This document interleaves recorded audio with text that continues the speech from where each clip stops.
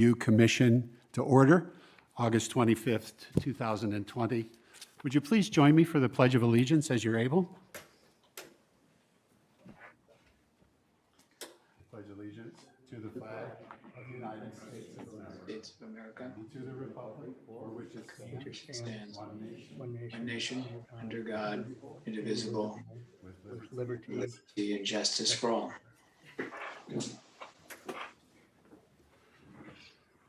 Thank you. Roll call, please. Commissioner Johns?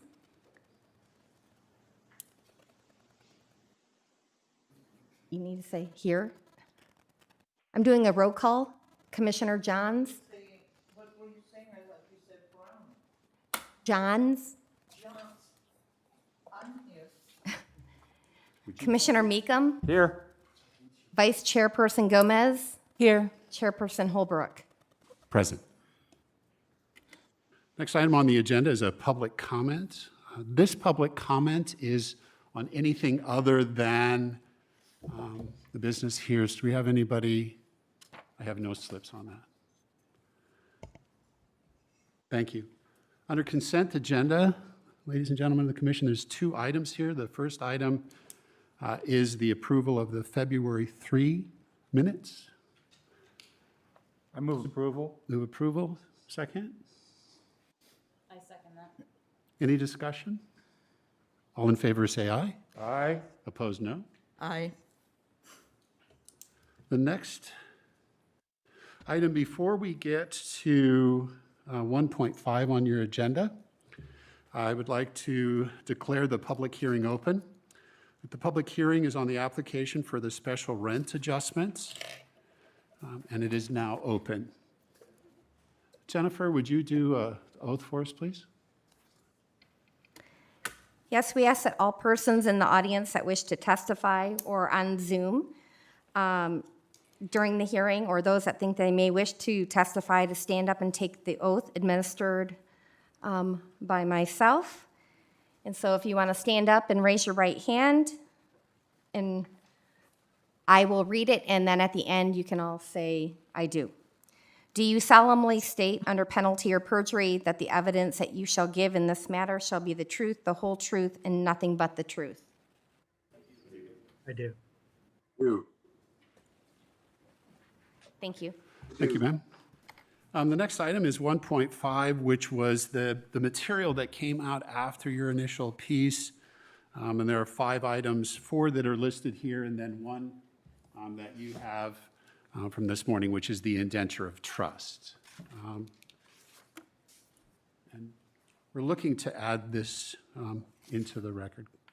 Well, actually, I think my attorney, Don Lincoln, would like to do a staff presentation. Okay.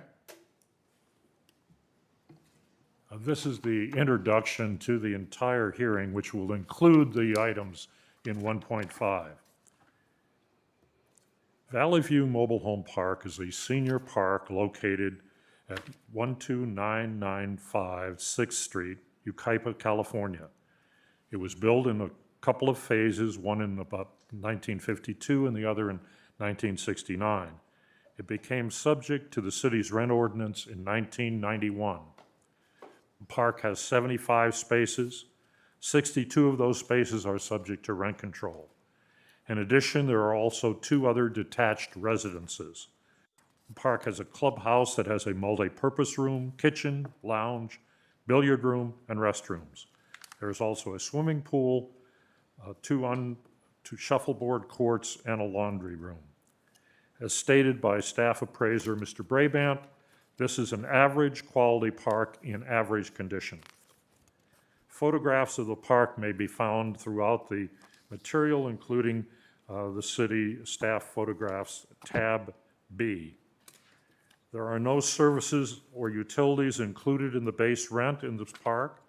Separately billed utilities and/or services include water, trash, gas, electric, sewer, and city paramedic taxes.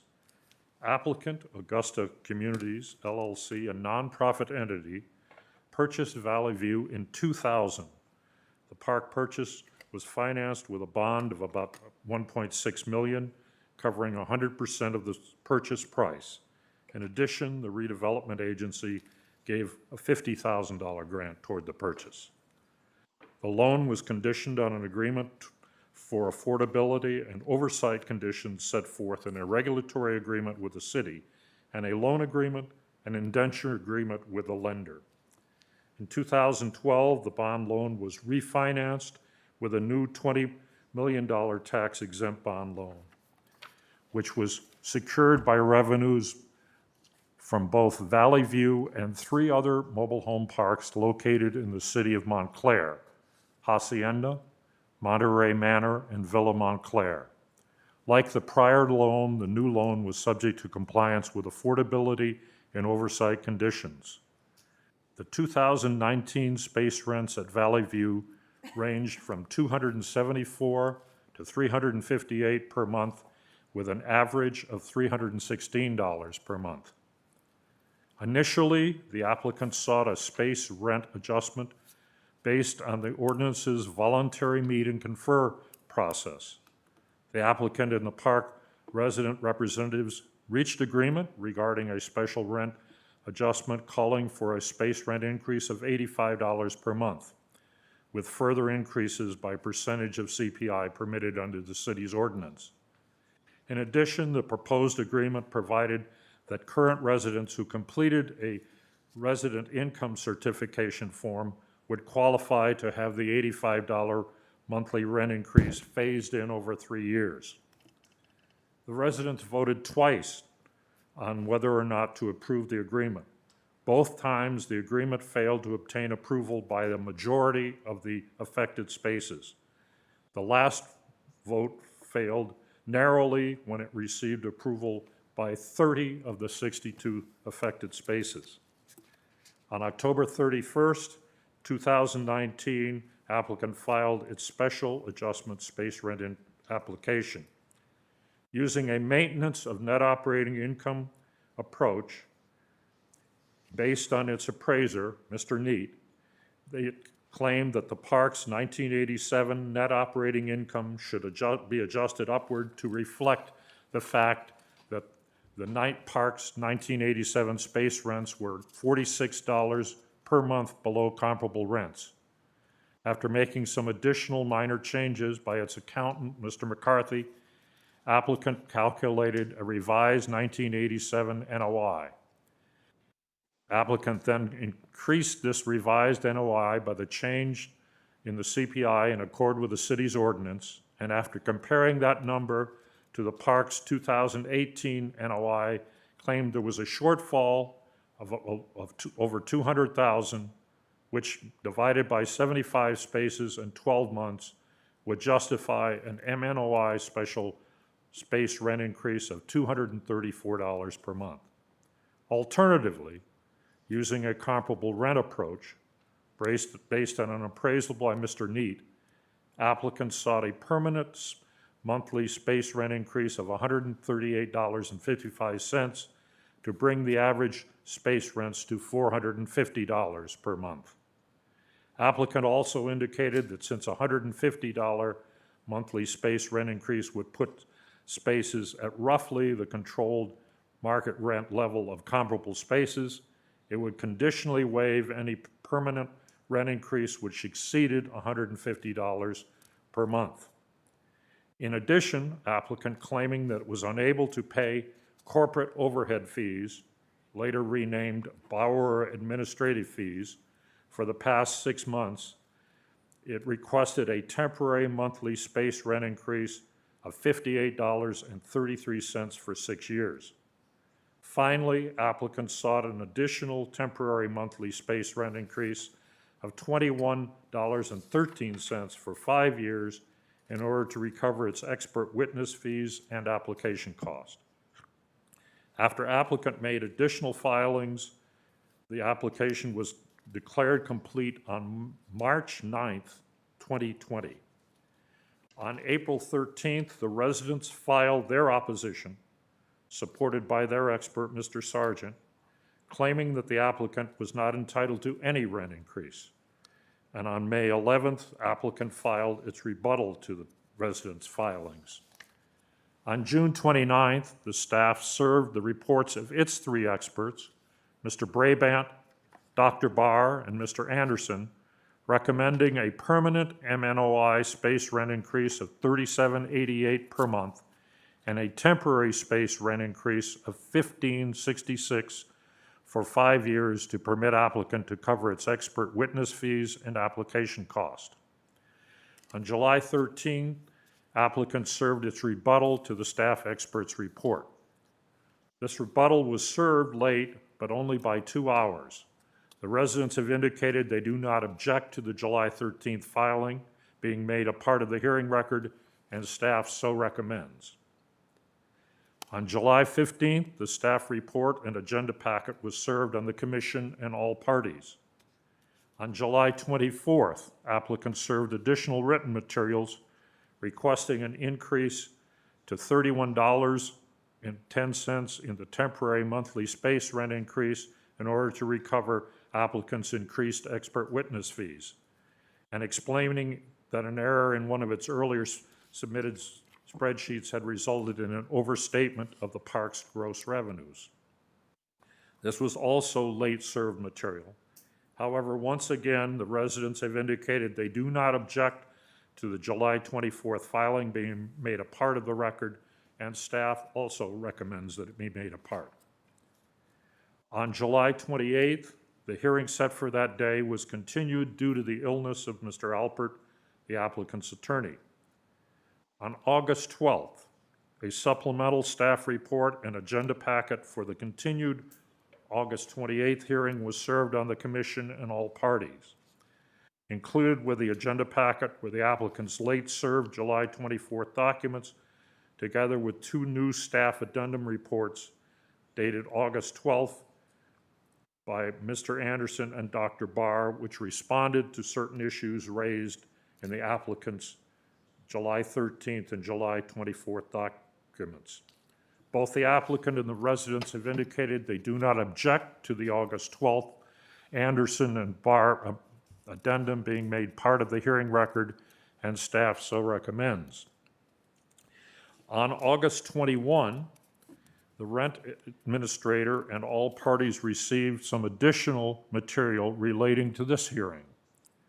Additional written materials relating included from the staff included Yucaipa City Council Resolution 2032, May 22nd, 2000 agenda report for the redevelopment agency, Dr. Barr's second addendum, and Mr. Anderson or Urban Futures Incorporated's second addendum, responding to additional filings.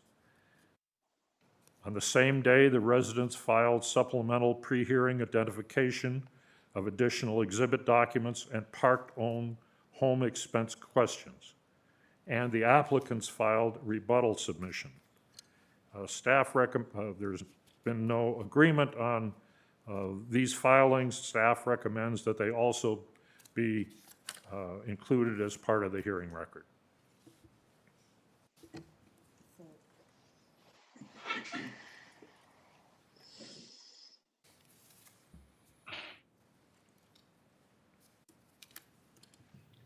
Am I at the right spot here to Yeah. speak? Good morning, Commissioners. I left my glasses behind. I don't wear them while I'm wearing the mask because my glasses steam up. But thank you for continuing this hearing for me. I was concerned that under the circumstances, I might have COVID. And I want to thank the resident's attorney, who was extremely professional about the whole thing and has been throughout. But before I do my opening statement, I have some procedural requests and comments to make. We have about 5 witnesses in my opening statement. We've worked on keeping it as brief as possible, given all the complexities. You just heard Mr. Lincoln talk about all the filings, and if you've looked at the record, you know how complex this is. I don't think we can present our side of the case, our opening case, in 30 minutes. In 45 minutes, we should be able to do that, and we have no objection to the residents having that 45 minutes. Now, part of the record that Mr. Lincoln talked about coming in just a few days ago are some rebuttal documents from the residents. And those rebuttal documents consist of certain minutes of meetings. They have every quarter, they have a resident meeting where they discuss certain things and they pass out financial records. And some pieces of that have been submitted by the resident's attorney. Now, I don't think that is really relevant to what we're doing here today, but if we're going to allow that material into the record, we have our own minutes that show, and other records that show different information. Basically, they say we didn't disclose these borrower administrative fees to the residents. We have minutes and we have testimony to contradict that. I don't think any of it is really relevant. But the point is, if their records are going to come in, our records on that issue have to come in, and we'll even require another 10 minutes to present rebuttal testimony on that particular issue, so you can go over and hear what was actually said at these resident meetings over time. With that said, I would just request that you rule on my request for 45 minutes for our opening statement, and also rule on the issue of the rebuttal documents as to whether they'll come in, and if they are going to come in on our request for another 10 minutes. Now, I'm sure resident's attorney would like to be heard on these issues, correct?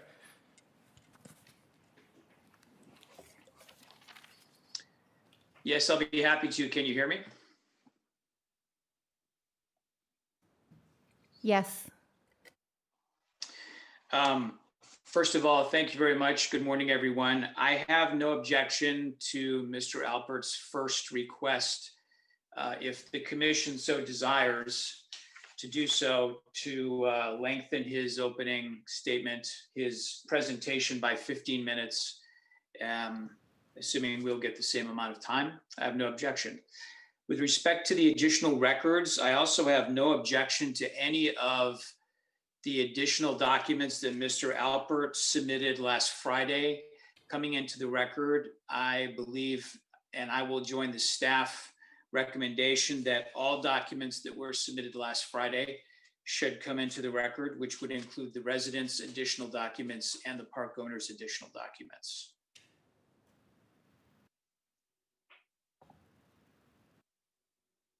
Do we need a motion on that? Well, it would be the documents listed in 1.5 of the staff report, in addition to these that I'll hand out to you. Well, we need two motions, is that correct? You could motion on all documents listed in 1.5 and the additional documents handed out at the hearing today. So moved.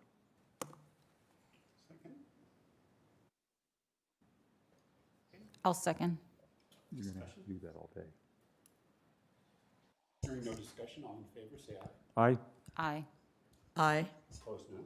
I would move that they be allowed an extra 15 minutes for initial presentation.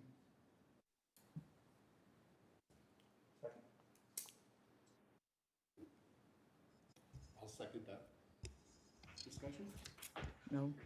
Bill, can I make sure that your motion is that both sides receive? Absolutely. Well, all sides, right? All parties receive the 45. Correct. Yes. Any additional discussion? All in favor, say aye. Aye. Aye. Thank you, ma'am.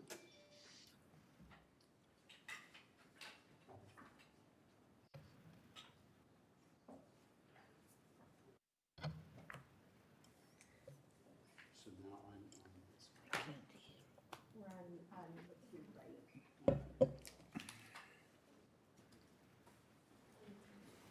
Thank you.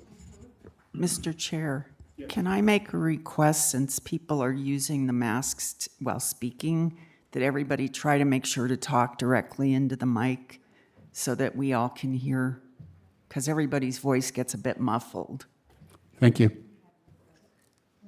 Greg, how are we doing on the technical side? You can hear us. We're all handsome and beautiful and all that stuff. Yeah, all right. Ladies and gentlemen, I'm on item 2, which is the public hearing. So the public hearing on this application, and the purpose of this hearing today is to consider the application for the special rent adjustment for Valley View Mobile Home Park. The applicant is Augusta Community, the owner of Valley View. And during the public hearing, the commission will hear testimony from representatives from Valley View Mobile Home Park, which is the applicant, in support of their application, and also testimony from all other interested persons in support of and in opposition to the applicant. I'd like to introduce the parties, some of them that you have already met. For the applicant is Valley View Mobile Home Park, is represented by Mr. Mark Alpert. Good morning. And again, you have other individuals that will come forward. The park representative is Mr. Bruce Stanton. And my understanding, Bruce is being digitally here. Good morning, Bruce. Good morning. Thank you. The Mobile Home Rent Review Commission will be advised by Ms. Amy Grayson, who is the Assistant City Attorney. The city staff is represented by Rent Administrator Jennifer Crawford and Don Lincoln. Members of the commission, I'd ask that if you would disclose if you have visited Valley View Mobile Home Park and or the parks represented in 2 appraisal reports and reviewed the pertinent materials prior to the hearing. Ms. Johns? Would you repeat that, Paul? Yeah, the question is really, have you visited Valley View Mobile Home Park and or the parks represented in the 2 appraisal reports, and have you reviewed the pertinent information? So it's really a 2-part question. Ms. Johns? I'm so sorry, but I cannot hear you. So the question, ma'am, is have you visited Valley View or the other parks represented? Number 1. Number 2, did you read all of this material? Yes, I read it, and I visited the park several times because I deliver food baskets there. Okay, thank you. Yes and yes. I have not visited the mobile home park or the parks represented in the 2 appraisal reports, but I have read all of the materials. Okay. I have not visited the parks, but I have gone through, and so I'm excited about asking some questions about this light reading that you've provided for us. Next item, that this hearing will be conducted in accordance with the Mobile Home Rent Review Stabilization Ordinance, Administrative Rules, and Hearing Rules and Procedures. I asked, and you've already administered the oath.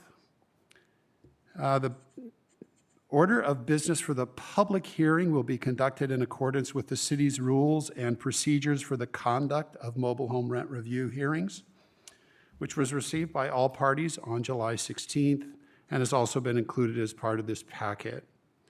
There are times associated with this. The times have been modified with that previous motion. Other than that, all times would be as listed in that piece. And so we will now commence with the public hearing. I would like to emphasize that during the public hearing, all persons presenting public testimony to the commission must direct their questions and comments on this matter to the commission, with no direct dialogue between the speaker and the applicant or any other member of the audience unless authorized to do so by the chair. If a representative is questioning a witness during direct examination, cross-examination, or rebuttal, you may then speak directly to that witness. If you wish to present public comment to the commission, please fill out a speaker card and hand it to city staff.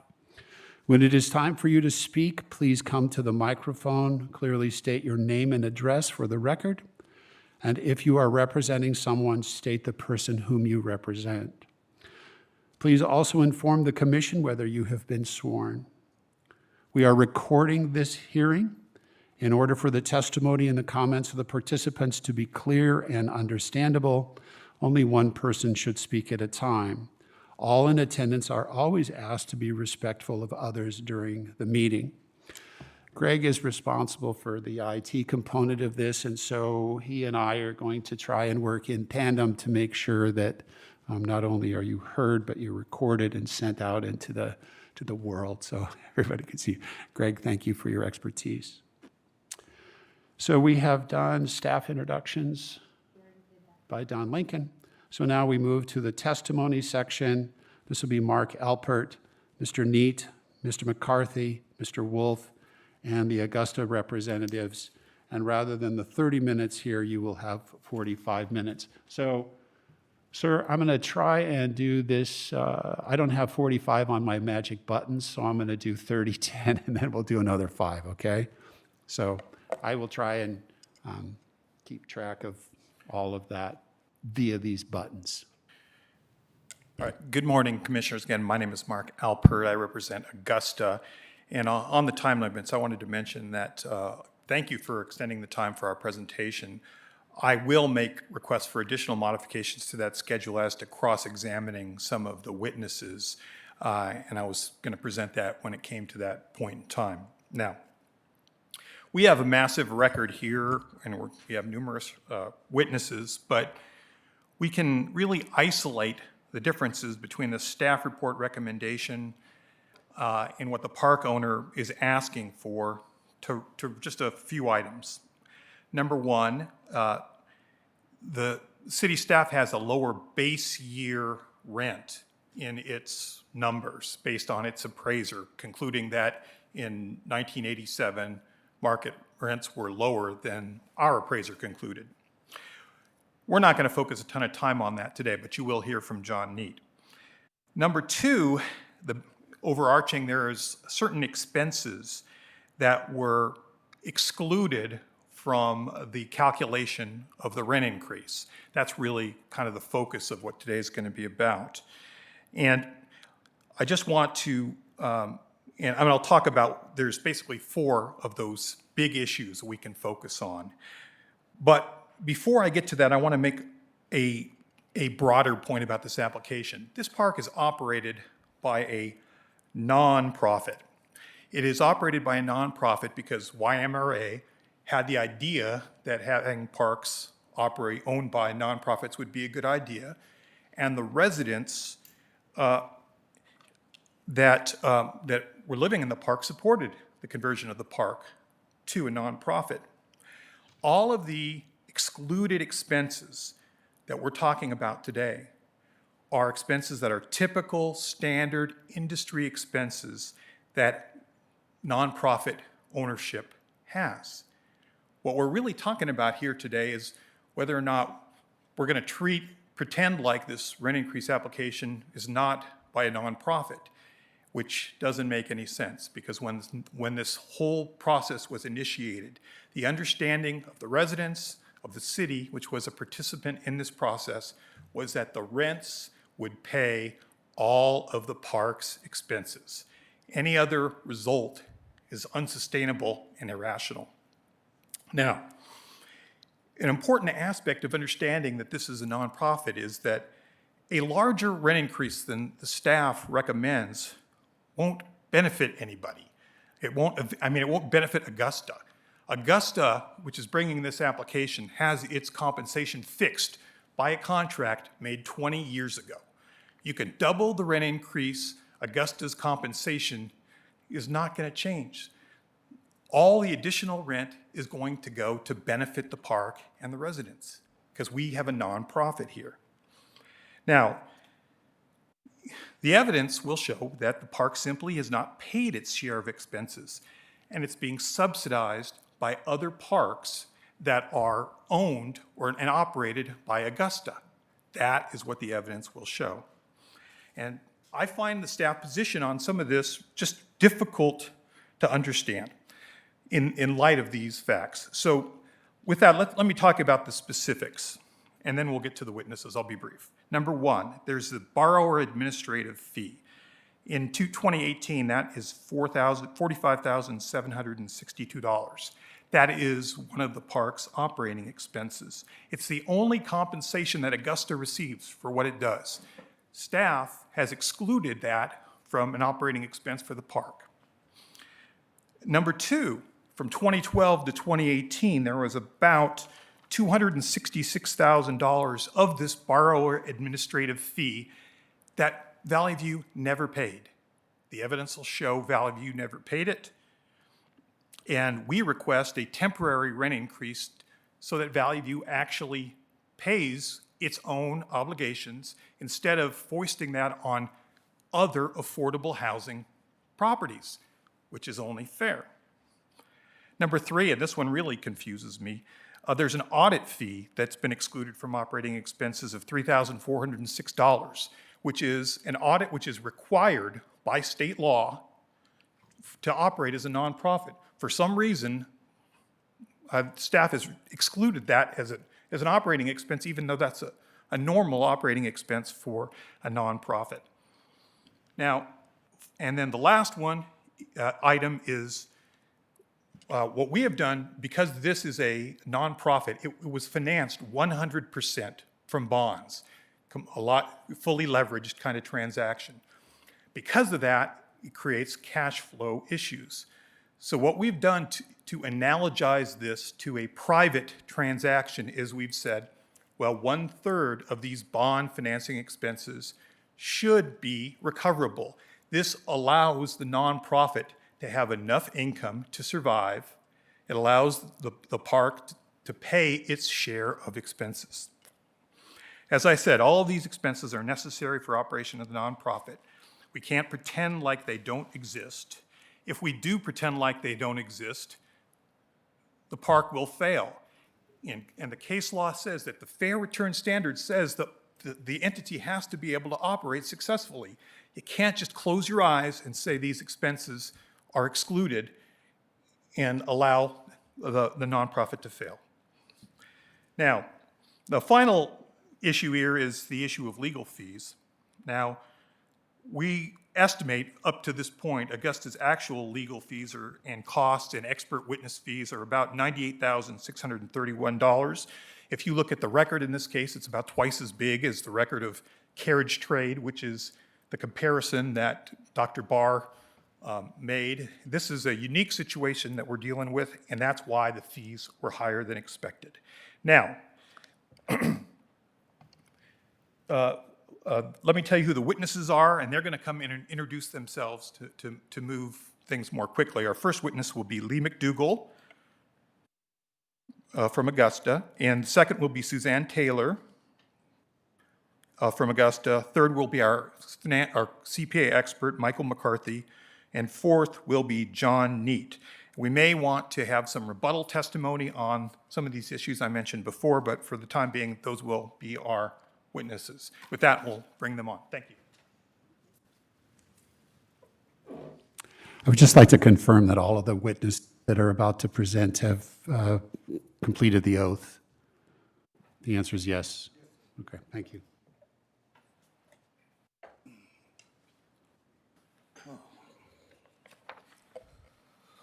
Well, good morning. It's a pleasure to be here. And also, good morning to Mr. Lincoln. He may not remember this, but we worked together about 30 years ago. I am Lee McDougal. I'm the president of Augusta Communities. I also serve as president of Housing Partners, Inc., a nonprofit that develops affordable housing throughout San Bernardino County, including Horizons at Yucaipa, which is a 50-unit senior housing project on 3rd Street, just a few blocks from here. I am an elected governing board member of Chaffee Community College, and I served as city manager for the city of Montclair for 18 years. Since my retirement in 2010, I served as interim city manager on 2 separate occasions for the city of Riverside. In the year 2000, Augusta purchased Valley View from a for-profit owner using bonds issued by the city of Yucaipa. By 2011, rents no longer covered the expenses of the park, and it was abundantly clear the city's bonds were at risk of default. This was a problem because the park could not be refinanced without raising rents, which everyone was trying to avoid. After a public hearing process, the city agreed to the redemption of its bonds and approved a financing structure that placed Valley View in a bond pool with other rent-restricted communities located outside Yucaipa, and those rent communities are located in the city of Montclair. This structure reduced Valley View's expenses and funded much-needed park improvements without a rent increase.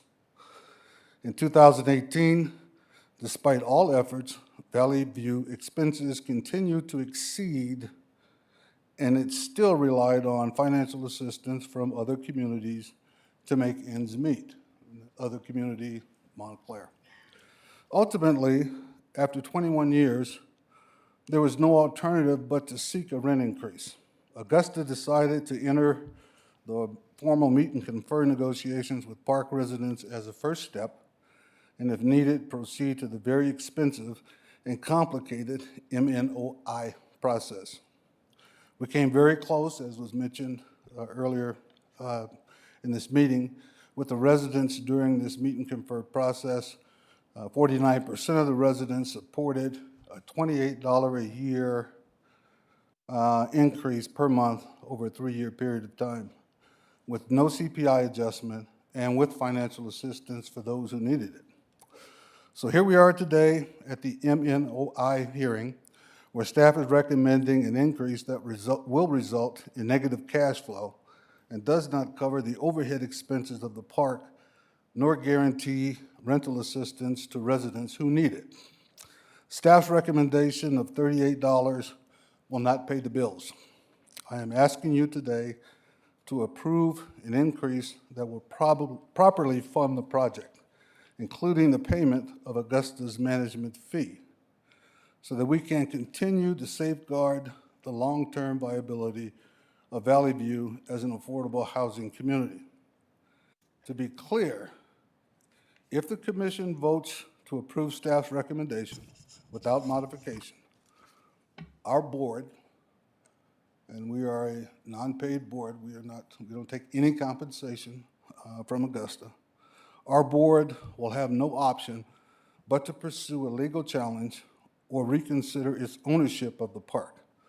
No one wants to go down that road, but we cannot continue to operate a park that is financially unsustainable.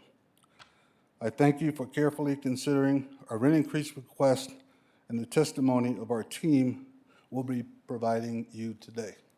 Thank you very much.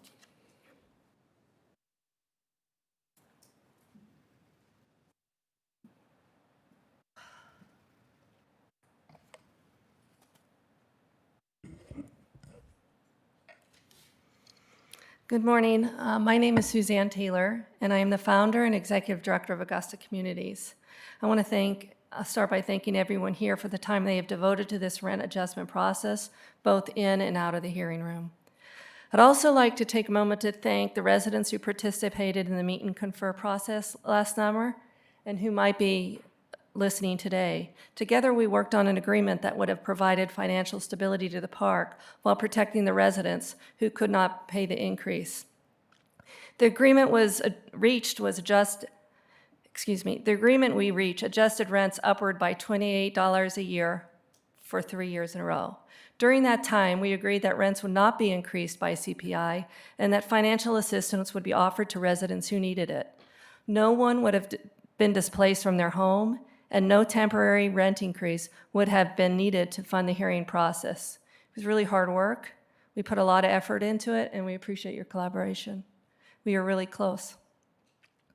Augusta Communities is organized as a qualified tax-exempt 501c3 nonprofit public benefit corporation. In order for an affordable housing project like Valley View to be eligible for low-cost tax-exempt financing, it must be owned by this type of organization. Tax-exempt nonprofits must comply with a variety of federal, state, and local reporting, not required of for-profit organization. There's a lot to do and a lot to manage. Examples include financial audits, Board of Equalization reports, property tax exemptions, annual disclosures, rating reports, and a multitude of financial and affordability documents prepared for the oversight agent, trustee, bond issuer, and local jurisdictions such as the City of Yucaipa. Augusta's professional staff also spends significant time overseeing third-party property management and managing capital improvement projects, such as the replacement of the park's 50 to 60-year-old gas and electric utility systems and the installation of software systems that permit residents to safely pay their rent online. Our professional staff also develops and implements resident service and assistance programs, which have been particularly helpful to residents over the past several months. Nonprofit housing organizations like Augusta fund their ongoing management activities through fees paid by properties they own. The nonprofits that own Yucaipa's Grandview, El Dorado East, and Rancho del Sol charge a management fee their services like we do. Only their fees are actually higher than ours, and as a side, their rents are also higher than ours. I understand that the residents are putting into evidence some meeting minutes that do not show all the level of park expenses. That was discussed earlier in your submissions that you accepted today. Most of the financial reports presented by the property management company, whose representative is here today for any questions, were park level budget variances reports like the ones the residents submitted. However, at times, more in-depth discussions of the park financial position were presented, and financial exhibits did include these expenses, all expenses. We have provided examples of those today. Please see pages 1070, 1071, 1072, 1080. Those are the Bates pages, and they're in your packet from today. The fact that park grants were not high enough to pay for park expenses, save for improvements and emergencies, or pay the nonprofit, came up over and over and over again in resident meetings. We have provided some of those samples today also. Some of these meetings were better attended than the others. And again, Mr. Davis from our property management is available today to speak to that if you have any questions. The park's inability to pay all of the expenses was also discussed with city staff on occasions and in presentations to the commission and council. For anyone to suggest that unpaid management fees or unpaid expenses, such as the audit fee, were a surprise to the community is contrary to the record. Regarding the $266,000 in outstanding management fees that Mr. Anderson presented as part of the UFI report, he prepared a cash flow model based on information presented in the MNOI application. Mr. Anderson's 2003 to 2019 model shows that the park purportedly could have paid all but $4,526 of the $266,000 in outstanding management fees during those years. However, the model is inaccurate because it failed to include payments of $254,217 of various financial obligations related to the purchase and installation of rental homes. The annual payments on these loans are $22,424. These have not been discussed earlier because the MNO model does not recognize unregulated spaces in its calculations. What Mr. Anderson's model does not show is the park has only $30,000 in savings reserve, an amount entirely too low for a private neighborhood of 77 homes.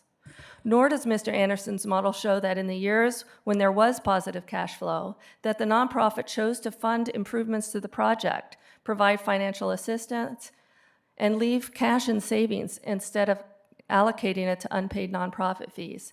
By investing in rental homes, we minimized the negative cash flow, but there was still not enough expenses to pay for the project. That rental program is also discussed in those exhibits from today. We thought we were doing the right thing by deferring our fee those years, but now it seems our organization is being penalized for paying other bills first. I understand some of the requests regarding the payment of back nonprofit management fees is confusing and kind of hard to swallow. No nonprofit can provide service to the community. Oh, excuse me, I skipped an important paragraph. I understand some of the requests regarding the payment of back nonprofit management fees is confusing and kind of hard to swallow. It's a big number. What is hard for us to swallow, however, is that asking to be paid for our services is somehow malevolent. No nonprofit can provide services to the community without proper funding. Our nonprofit is no different. While our board members are volunteers, our professional staff are paid, and we have overhead typical to other similar organizations. I just really don't understand why the city is opposing the inclusion of our nonprofit fees. The city supported the same structure in our initial financing when it was the issuer, and it also supported other lower-income projects in the city that charge similar fees for their services. These projects are all successful. Why the fees for our services are now not recognized as a project expense is unknown, and I simply don't understand it. Even if you don't agree with approving an increase related to past borrow management fees, I ask the Commission to support our work by amending staff's recommendation and recognize the nonprofit management fee and the prorated cost of the audit as a legitimate expense of the park under the M&OI analysis moving forward. As noted earlier, our fee is neither unusual high nor atypical to other nonprofits, and it is necessary and reasonable in relation to our role. And the audit must be prepared pursuant to California law. I also ask the Commission to protect the park's limited savings account by amending staff's recommendation and reimburse the nonprofit for the total cost of the legal and professional services as permitted by the ordinance, not just a partial amount recommended by the city. If the park has to draw from savings to pay outstanding legal fees related to this application that are unilaterally considered unreasonable by the city, the park savings will be drained and there'll be no money left for park emergencies. As of May 31st, 2020, Augusta has paid $80,949.34 in legal fees related to the preparation of the application and hearing. Augusta has an outstanding imbalance in the amount of $7,987.50 for legal fees for the month of June, in addition to an unknown amount related to the preparation and attendance of this hearing. These fees are reasonable, as described in Section 6.004 of the ordinance, and should be recognized as such. It's a large stack of material to have to put together.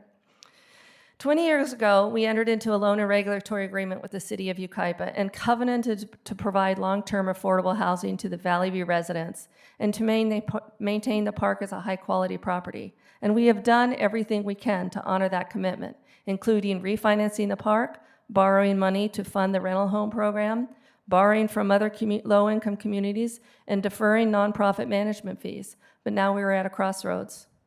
We must raise rents so the parks can pay its bills and plan for the future. We understand that rent increases are difficult for lower-income residents and, as demonstrated during our meet and confer process, are willing to provide financial assistance to residents who cannot afford the increase, provided we have the adequate resources. We want the community to be a great place to live for many years for all residents. Because the park has not had the budget to pay all its expenses, other lower-income communities have stepped to help. I think you would agree that the park should be self-supporting and not rely on rents from other lower-income communities to pay its bills, especially in times like these. Rents in Valley View should be high enough to pay all park expenses, provide for savings, future park improvements, and emergencies, and provide financial assistance to those people who need help. That is what you do in your homes and in your businesses, and that's what we do in our other communities. And that is what we have strived for in this community as well. In summary, I ask you to amend the staff recommendation that the nonprofit fee and the prorated audit expense are considered a valid expense of the park moving forward, and that legal fees we have incurred related to this complicated and exhaustive review are fully reimbursed. Without a rent increase that properly funds the park, the long-term financial viability of the community is really at risk. If the park cannot pay its bills in the near future, the property may need to be pulled from the pooled financing and sold or transferred to a new entity. That is not what our goal is. Our goal is to maintain the property and provide affordable quality living for all the residents. Thank you for your serious consideration of our proposed amendments, and thank you for your time today.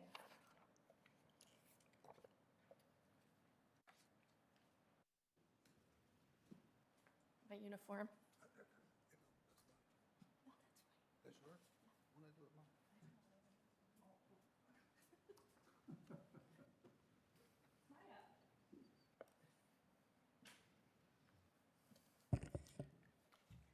Good morning. My name is Michael McCarthy. I'm a certified public accountant in the state of California.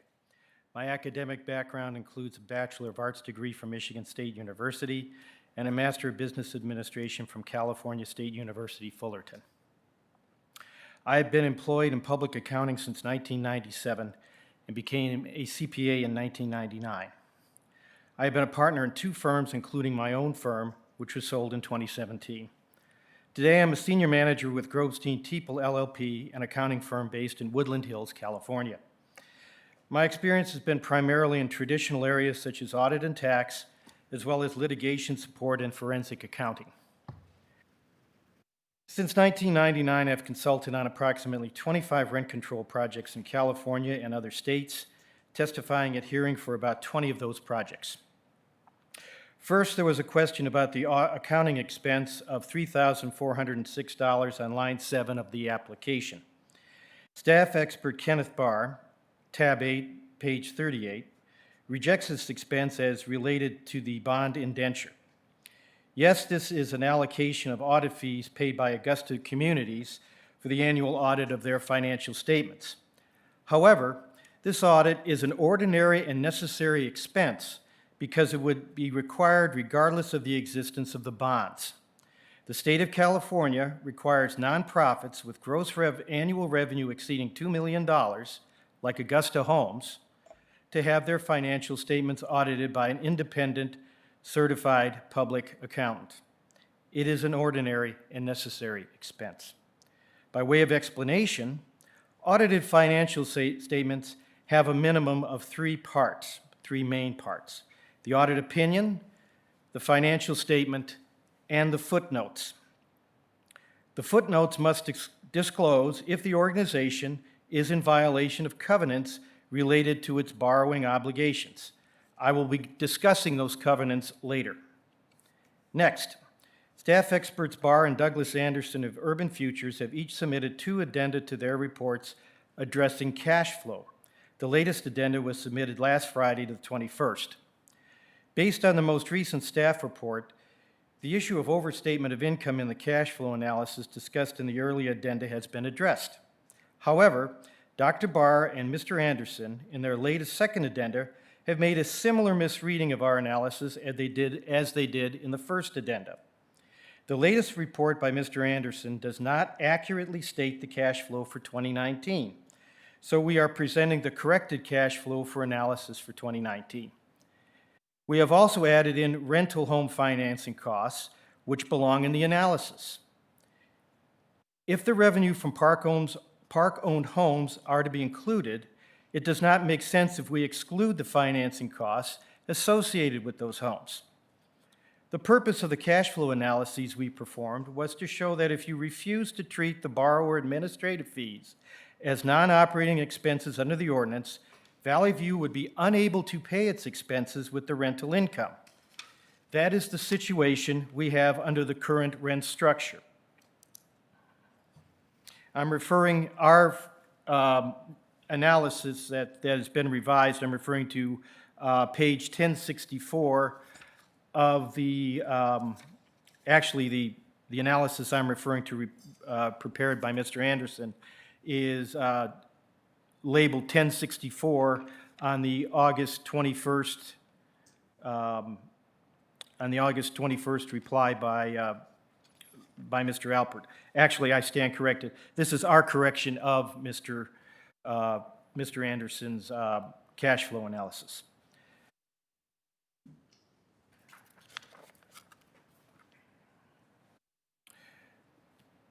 So Valley View would be unable to pay its expenses with the rental income.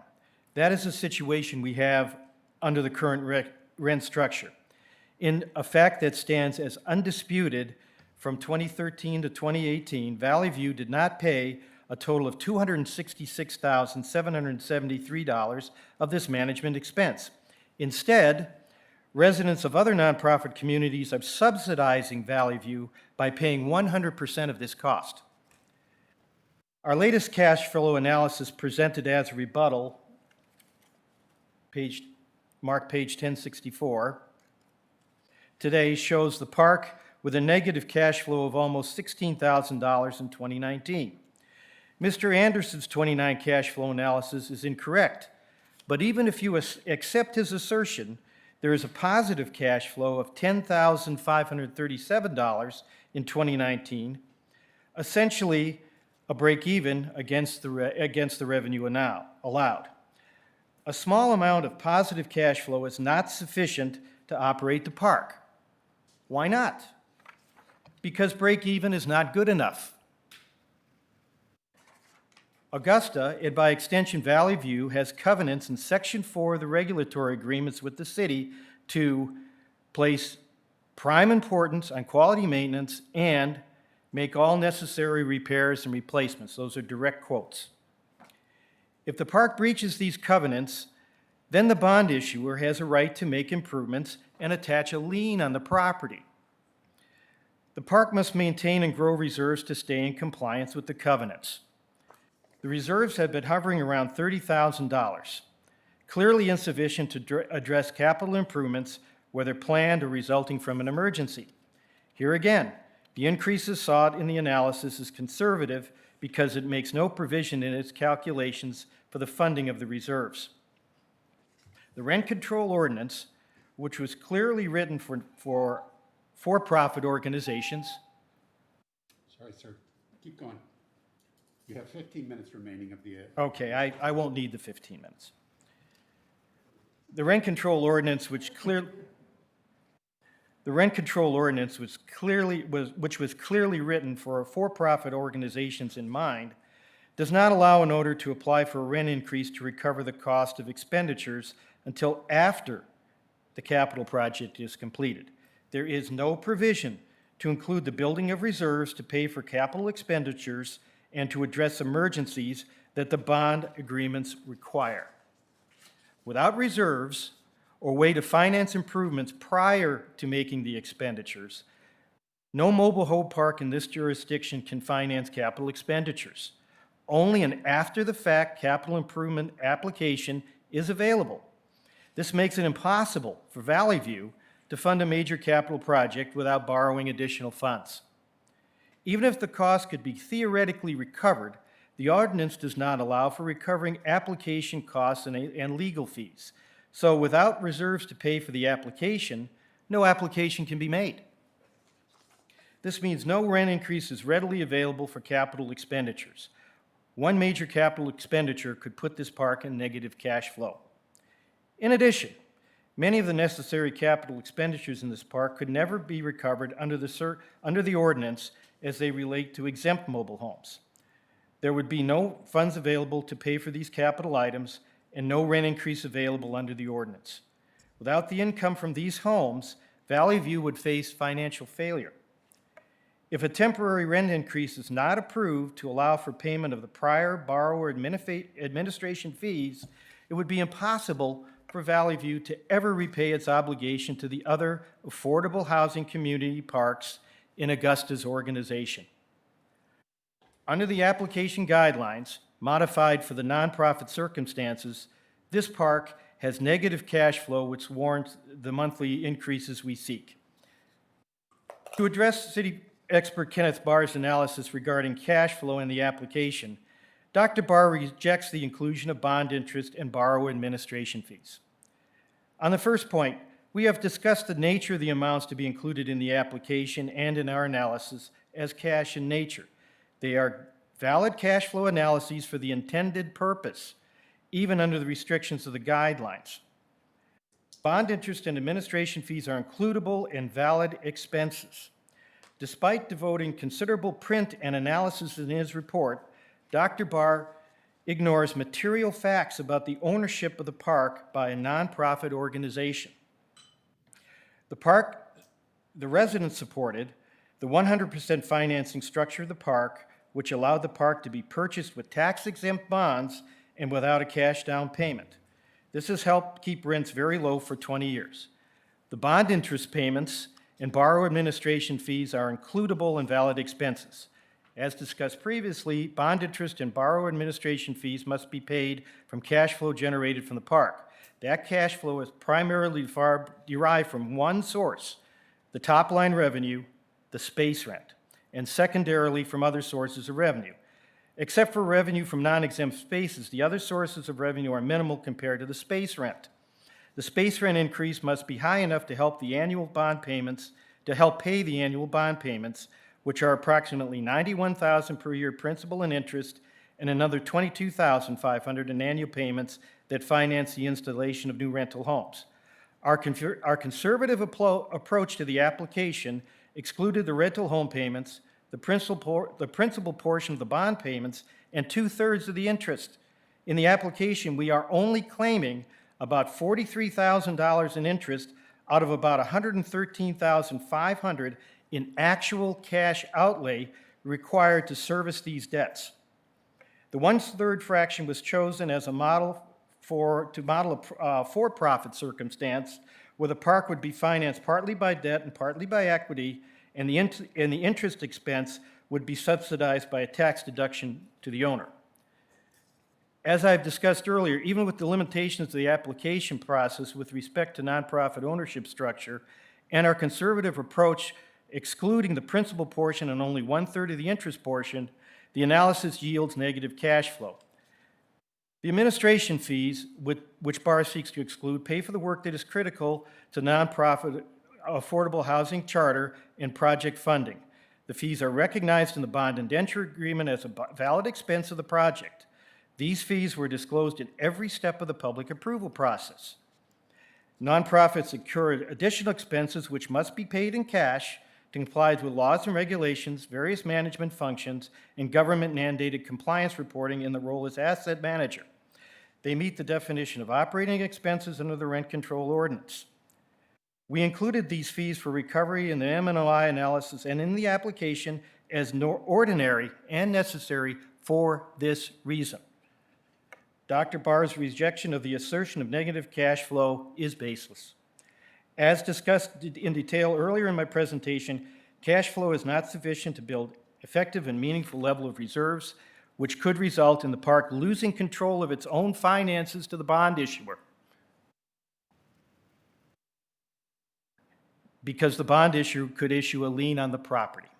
Finally, and briefly, I need to address Dr. Barr's discussion regarding professional fees on page 49 and 50 of his August 12, 2020 addendum. One of the cases cited for comparison of accountants' fees is Carriage Trade in 2017, which is my previous case in this jurisdiction. Dr. Barr's comparison is invalid. Compared to Carriage Trade, which is a for-profit park financed in a traditional manner, the nonprofit nature of this park broke new ground for the professionals involved: council, staff, park management, and experts on both sides. As an expert, the Carriage Trade's application was much more straightforward. This application was not straightforward, as indicated by the sheer size of the 1,600+ pages of the commission packet and subsequent addenda by staff experts. This required additional understanding of the circumstances and discussion with counsel and my client. Also, and the time involved should not be dismissed, the requests for response from the staff have been numerous and detailed over a period of nearly a year. Truly unique in my experience. In conclusion, an increase is necessary, not only to cover the negative cash flow, but to provide for additional funds for required reserves. Thank you.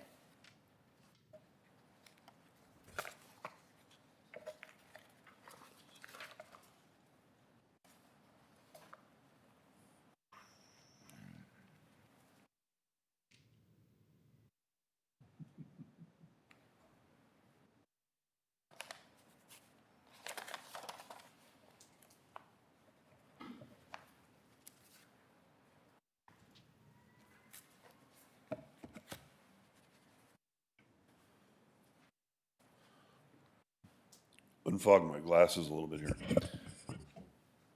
Good morning. My name is John Neet. I am a state certified general real estate appraiser in the state of California, as well as 8 other states, and I am the holder of the MAI designation granted by the Appraisal Institute. I have been appraising mobile home parks primarily for financial institutions and other matters for the last 20 years. It has been my exclusive practice. My office does not appraise anything else. So we have a wide background in understanding the operation and especially the rents. My task in this was to provide you with 3 components or three opinions to work with. The first was what was the market rents in the base year And the way that that is done is by looking back at the case that set that, that set that requirement up. And in that case, what it calls for is for the park to review market rents at the time that the ordinance went into effect, and to develop an opinion as to the market rents at that time relative to what they actually were. In this case, I presented a written report to you, and I don't want to go too deep into it because of the time constraints. I understand you've all read the report, so if you haven't, we do have any questions, I can be prepared to answer those. Based on the research and analysis I did at the time, comparing the subject property to comparable mobile home parks in Yucaipa, we determined that the market rental rate of prevailing rent at that time was $190 a month. Now, this is a little bit more than Mr. Brabant, the city's expert, has opined about. And the reason for that really lies in two areas. First area is that Mr. Brabant relies on a concept called average rents. Disregard that. You have 5 minutes remaining. Thank you. Relies on a concept called average rents, which is not a defined concept. It's not defined in appraisal literature or anywhere else. But it's my understanding that ordinances can require that for later, but it does not comply, at least in my understanding, with the dictates of the Vega v. West Hollywood decision. That's one reason. The second reason is that Mr. Brabant also relied on data from parks that were simply not comparable to the subject property. In his estimate, he relied, and he states this very, very clearly in his report on several occasions, the main thing that he relied on was the amenities in each one of the parks that he considered as comparables and how that related to the subject. Yet one of the things he really ignored was space size. And I would posit that it's much more important if you are a incoming homeowner looking to pay rent to rent a space from a mobile home park. You're looking at what kind of a house can I accommodate on this site. And if you're looking at as a comparable, only being able to accommodate single wide sites, which would be 600 to 800 square foot homes, then you're not going to be interested if you need a 3-bedroom, 2-bath, 1,200 square foot home. So in some of the data that he uses fails on comparability in terms of coming to that conclusion. So that's why I'd like you to take a look at that information before concluding that the city's opinion of market rent, or average rent as he calls it, which is also not correct in the base year, is incorrect. The second item that we provided for you is what we call controlled market rent. It is somewhat equivalent to what Mr. Brabant calls average rent. Again, neither one of these terms is defined in appraisal literature, but appraisal literature does not cover the scope really of mobile home park rent control because it's such a small little narrow part of an entire appraisal practice. In this case, what we did was I compared the subject property to the current rent control, the current rents that were being charged in comparable parks under the rent control ordinance. Now, I used all of the rents that were charged, exempt and non-exempt, because that's been the practice of both the city's expert and myself, and as far as I know, other experts over the past number of years. We're trying to be consistent with the past practice there. Now, based on that comparison with the other parks that are considered to be comparable to the subject, concluded that a current market rent of $450 was the recommended rent. The third item that we did, and I know this is something that is not well understood amongst some folks, and that is, what is the current market rent? In other words, what is the rent based upon market transactions made by real park owners, real tenants who are coming into a park and negotiating the rent that's to be paid? Obviously, that relies upon market rental transactions, which are not available in the city of Yucaipa because of the rent control ordinance. I'm not sure what. You have 3 more minutes. Okay. 2 minutes, actually. Okay. All right. I'm not a good timekeeper, obviously. All right. And the reason for that is simple. part of one of the statements in your broad statements of purpose in your ordinance, as well as in the hearing rules and everything, is that the purpose of this ordinance is to prevent excessive rents. Okay. Now, what you need to know in order to reach your decision is that no matter what you conclude, you don't want to conclude a rent that is excess or excessive. There's plenty of definitional research that shows that the term excess rents means above market rents. So, in other words, the only reason you would want to know that information was to know that your decision does not provide something that promotes excessive rents in order to be in compliance with the spirit of your ordinance. So what I concluded based upon my review, primarily of parks located outside of the city, not subject to the Yucaipa rent control ordinance, is that the market rent for those was $500 a month. So as long as you don't exceed that level, you're not promoting excessive rents. The one other item I wanted to bring up, because I heard some of the discussion here before regarding nonprofit costs and everything. I have wide experience in working with all of the nonprofit 501c3 corporations that own mobile home parks throughout the state of California. I have prepared appraisals for just about every bond issue that has been issued, and so I have reviewed many, many operating expenses. It is normal and typical for a 501c3 nonprofit to charge or to have to be compensated for their additional work in addition to the facilities management of making sure the lawn's paid, lawn's mowed, and the insurance bills are paid. The nonprofit also has to comply with providing all of these audited financial reports. They have all of these additional expenses, responsibilities, determining how many of the tenants are eligible for reductions, dealing with care, all of the different things that go into that. Typically, the annual charge, the annual payment to a nonprofit for the management of the parks that are under their operation is $200, give or take, per space per year. So I just want you to have that information. Thank you. Now is the time for cross-examination of the applicant and witnesses by the opposing party and city staff. Excuse me, can I be heard? I would just ask for, we mentioned that if there was a rebuttal testimony needed, which we wanted 10 more minutes, but I'd request 5 minutes just to make one closing point for opening, if the commission would hear me on that. Make a motion, because then the other side would as well be granted 5 minutes. Okay. All in favor, say aye. Aye. Opposed, no. Sir, you have 5 minutes. Thank you.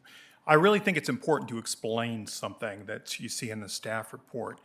You hear the comments in the staff report and Dr. Barr's report when we complain about these legitimate ordinary expenses being excluded.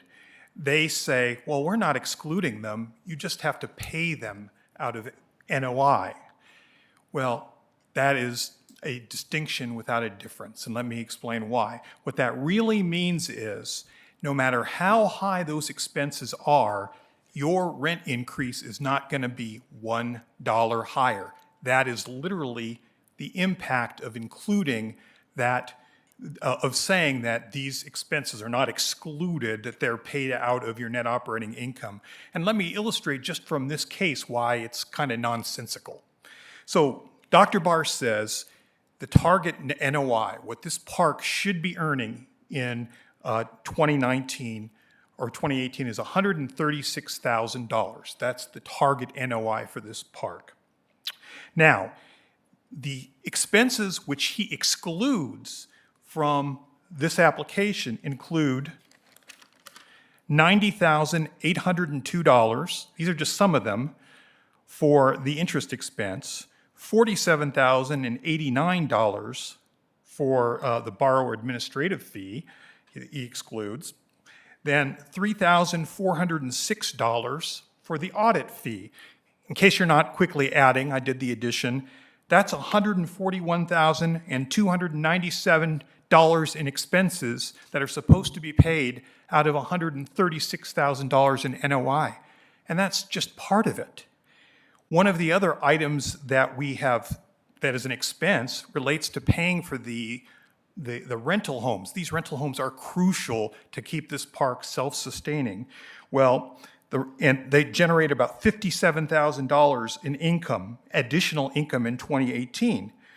But that doesn't count about $22,000 in expenses associated with paying for these rental homes and the financing expenses and other related expenses in 2018. So when the city says, don't worry about it, we're not excluding these expenses, we're just saying it's got to be paid out of net operating income. Keep in mind that their methodology does not matter whether or not there's enough net operating income to pay these expenses. And there isn't. So for all practical purposes, when the city excludes these expenses from normal operating expenses, which they are saying the park cannot get a rent increase. And the result is the irrational result of the park operating in negative cash flow. Thank you for the additional time. I would just like to request all the commissioners, I request that either you speak directly into the mic or take your mask off when you're speaking. It's very difficult for the audio to pick up and the YouTube channel to pick up. Thank you. Next item is a cross-examination of the applicant. The applicant witnesses by opposing party and city staff. I would simply ask again that any of the people that are doing digitally, that Greg is very clear on who you are. Thank you.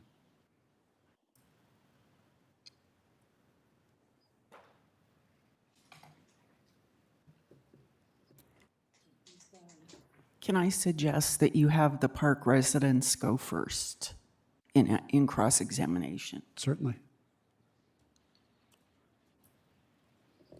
This is Bruce Stanton. I'm happy to do that. I'm prepared. Go ahead. Okay, as I understand it, I get 10 minutes per witness. So I'd like to, let's go in sort of reverse order. If you could have Mr. Neet come back to the podium or wherever he is so I can cross-examine him.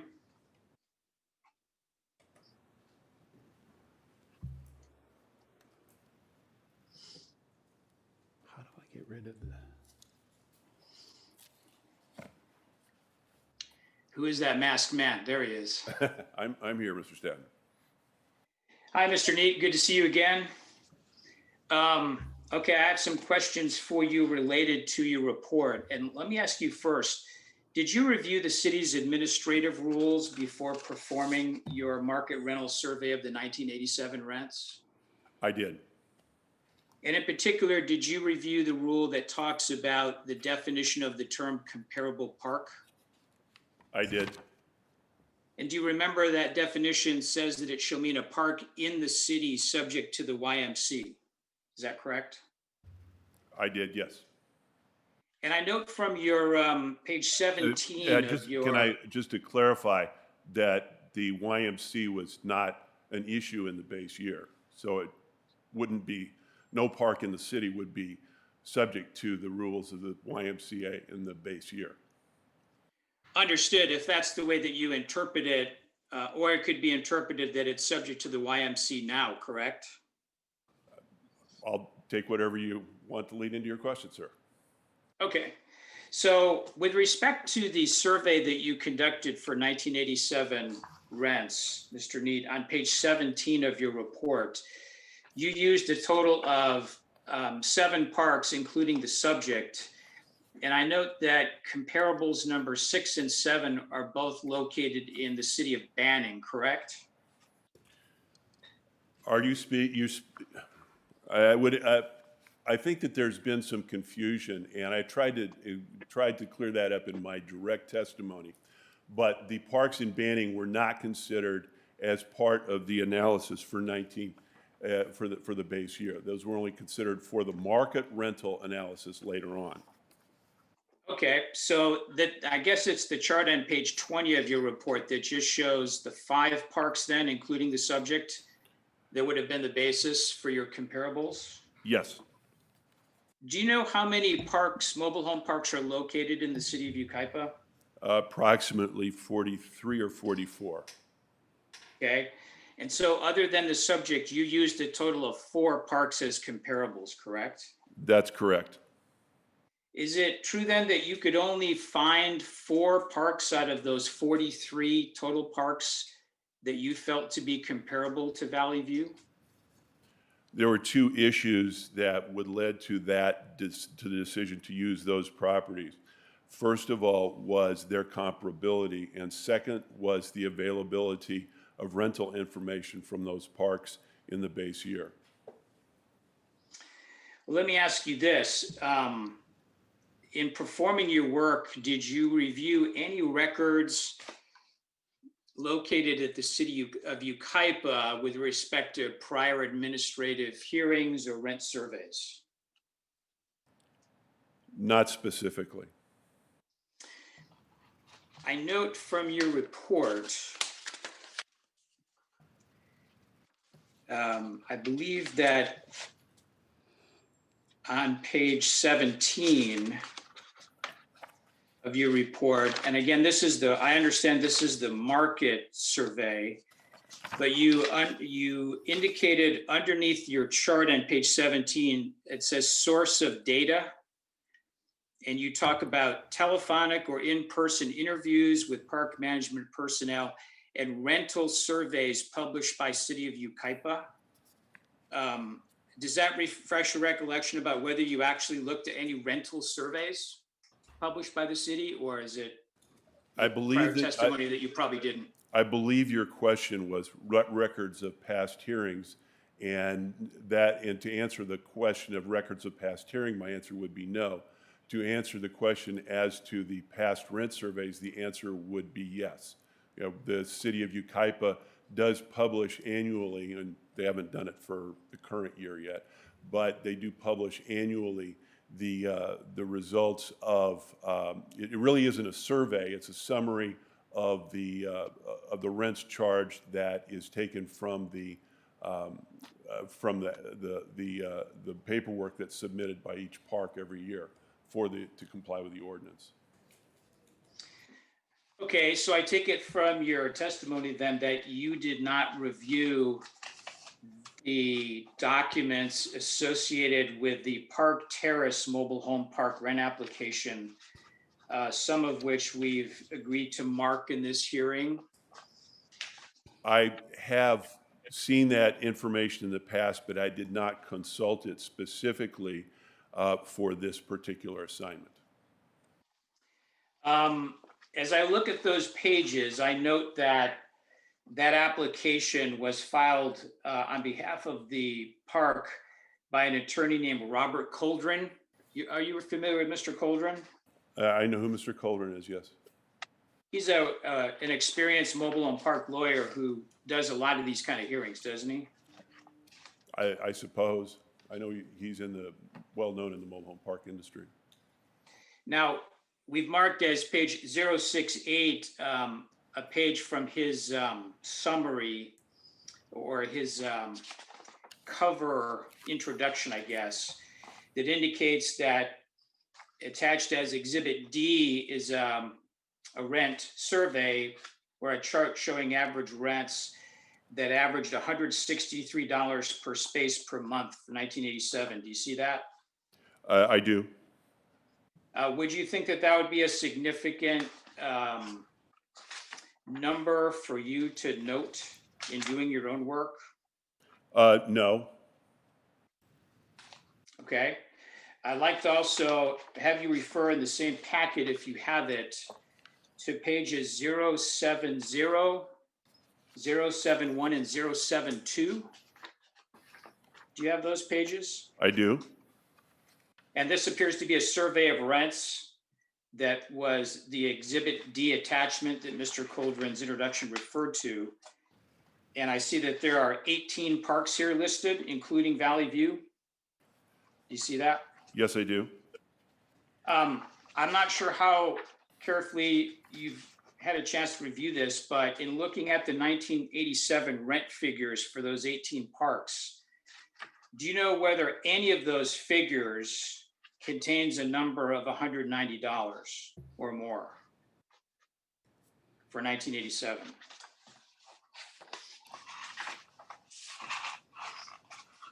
Well, looking at the reports on these particular properties that were included in that analysis, no, none of them do. Okay, so does that surprise you that none of the parks that this survey lists in this 1994 application with respect to 1987 rent, none of them, not even one of them, has a number that matches the adjusted rent total that you concluded of $190? No, that doesn't surprise me at all. Okay.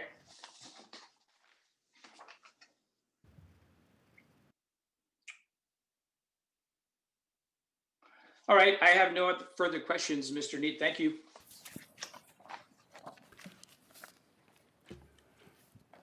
And if I could, I have some questions next for Mr. McCarthy, if he could return. Jennifer, I have a question of clarification. On my notes, it has 10 minutes each allotted. Is that, with this individual, he would get 40 minutes total, or 10 minutes for his entire presentation? The next item down lists 10 minutes per commissioner.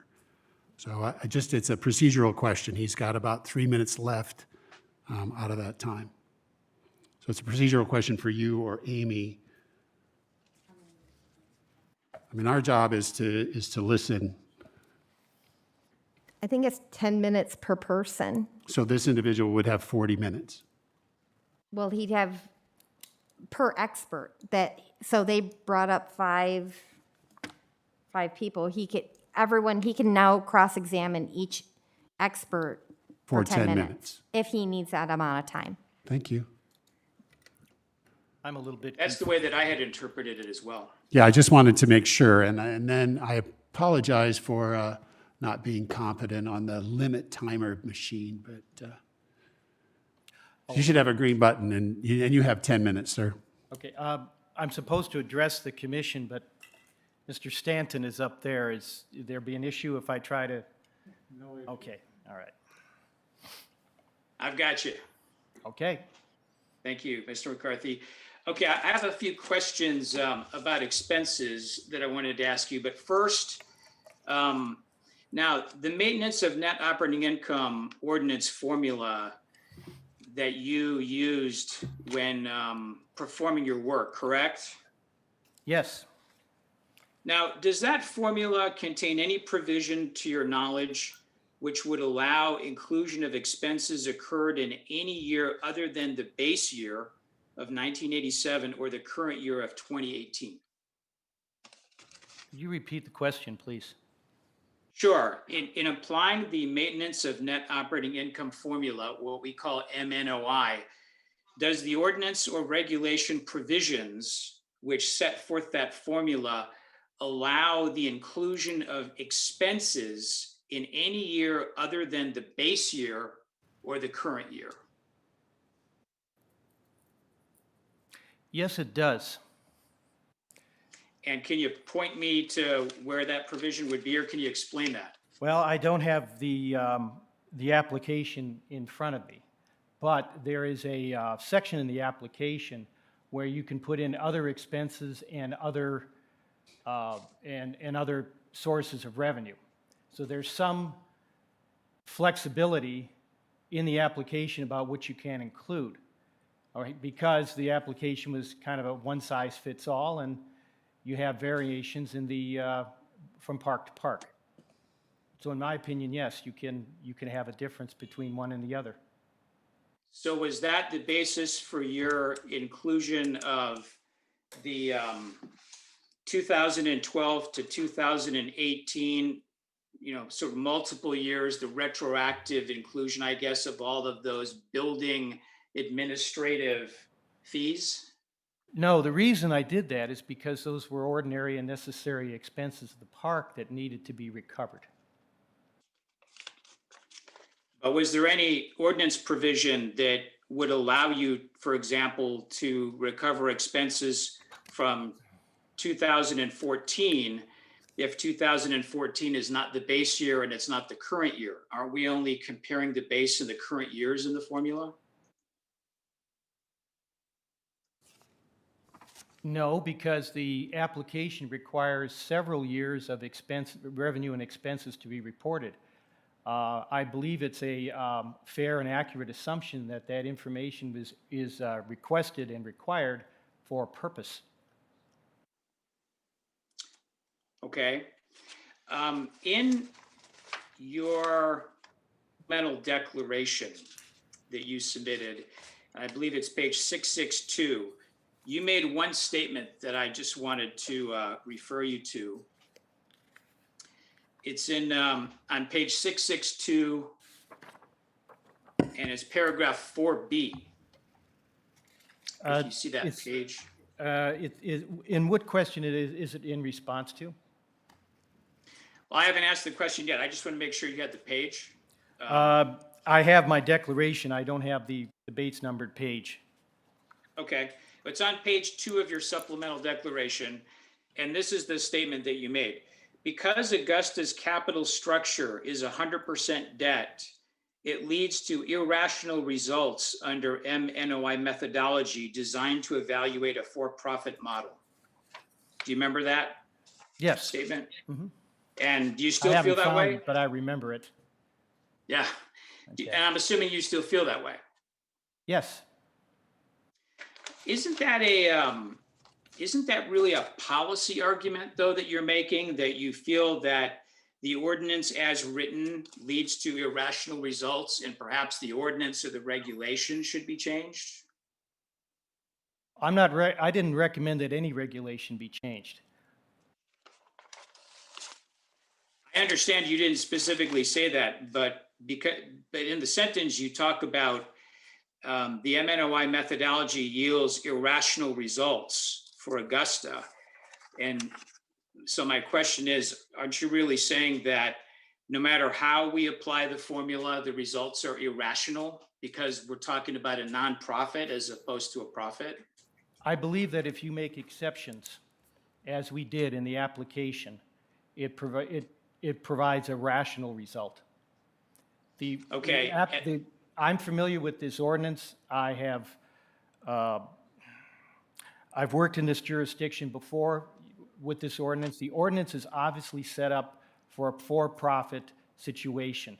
That's why there's an exclusion, for instance, for interest. You know, with a for-profit situation, you have the owner has a choice as to the capital structure, and they can finance partly by debt, partly by equity. In this case, there's really no choice. The owner of the park, the not-for-profit organization, only has one outlet, and that is that's bonds. And the bonds, and I believe that the bonds, at least a portion of those bonds, have to be included in the expenses in order to get a rational result. That's why I included, under a formula, I included part of the interest for these bonds in the application. But in fact, the ordinance and the rules state that no debt service is allowable in the calculation, correct? The rules do say that, yes, sir. So when you talk about making exceptions, what you're saying is you believe that because of the nonprofit structure as you've described it today, we have to make exceptions to the rules or the ordinance as written, right? Yes, I do, sir. Okay. Let me quickly move to the issue of some of the park-owned home expenses, because I just want to make sure that I understand, how you did this calculation. To aid us, I submitted a cover page we marked it as page 065. I don't know if you have that handy there. And I wanted to supply this in advance so that it could go quicker today as we look at these expenses. Let me know if you found page 064 and 065 is my pleading pages.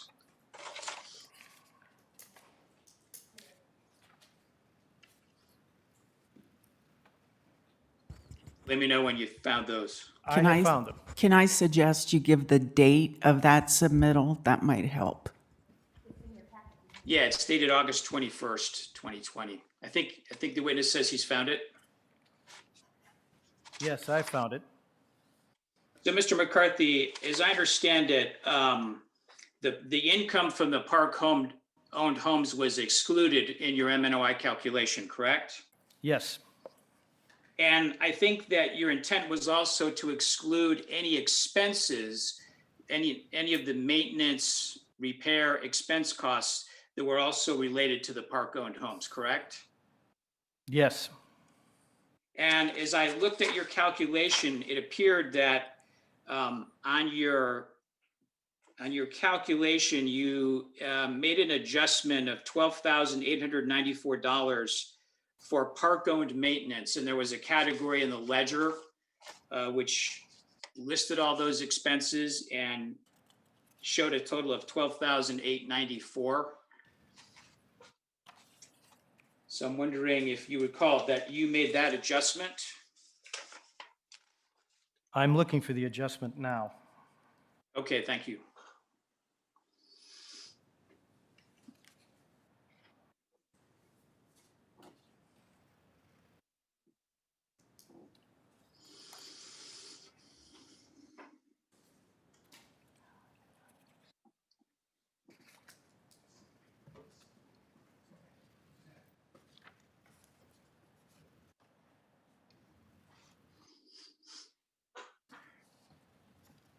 Just a second. Cool.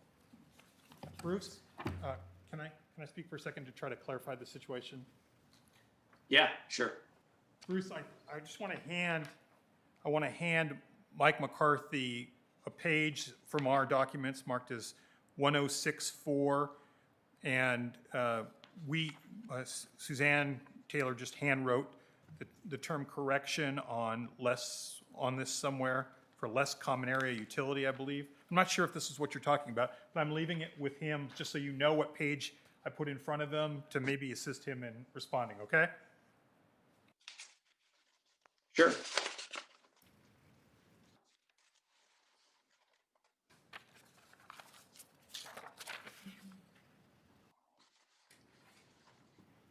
So I'm just trying to just refresh my question, Mr. McCarthy. I'm just trying to confirm what was the total adjustment that you made in terms of subtracting park-owned home expenses from your calculation? Was it that $12,894 number, or was it a different number? I'm trying to find the number now. Sure. Let Mr. Stanton understand that the 10 minutes for this individual has expired. Could I come back to this question and respond? Yeah, I mean, I would, could I have the 3 minutes I didn't use for the first witness, since it's taken some time to find things for us here? I would appreciate that. Oh, I found it. Okay. So what was the number that you, if I could just have a few minutes to wrap this up, what was the number then that you adjusted off for park-owned home expenses? The park-owned maintenance number I adjusted was $12,894. Okay, that's what I had thought. So looking at my page 065 that we pulled out a moment ago, I've listed some expenses that pertain to park-owned homes that track to the space numbers that are shown on what I marked as page 088, which was part of the application at page 10, I think, of their, or page 12 of the numbered application. It lists the park-owned homes. There are, I think, 10 or 11 of them. If any of these expenses were not included in that number of $12,894, would you agree that these would also need to be adjusted off? I'm not asking you to agree to any specific one at the moment, but I'm just saying in concept, would you agree these should be additional adjustments? I can't agree because I don't know if these expenses were included in this $12,000 number or not. Okay, but if we assumed for sake of argument that they were not, because we don't have time to go through them apparently, would you say that these may also need to be adjusted off? That's hard to say. I noticed that some of these expenses are quite high, and they may have been capitalized and not included in general ledger number 5160. Whether they were capitalized or not, I mean, what difference would that make in terms of whether or not there are expenses that relate to park-owned homes that would have to be adjusted off as you did with the other expenses? What would the Well, distinction be? capitalization makes a big difference. If something is capitalized, it means it's not expensed. What happens is that if it's capitalized, it's put onto the balance sheet as an asset, and then that asset is depreciated over a given amount of time over the life of the asset. And it's taken as, the cost is taken actually as depreciation over time, which, by the way, is not allowable under the ordinance.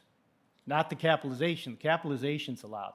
Taking the depreciation is not allowed. Legal fees incurred to evict a tenant from a park-owned home would not typically be capitalized, would they? That would be an expense. Okay. And what about landscaping related costs related to park-owned homes? Would those be capitalized? That would depend. For example, if you had $2,650 for tree maintenance and part of that was for park-owned homes, would that typically be capitalized? Like I said, that depends. It might, the 20, that you're talking about the 2650 there for green irrigation?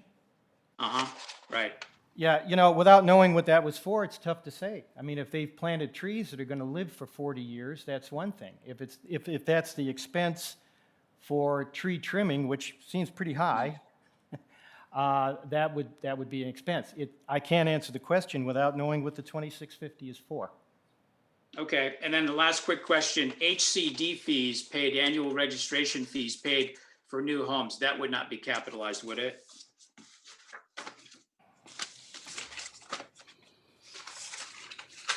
Normally, dues and subscriptions are an expense. Okay, I think my time is up. Thank you very much.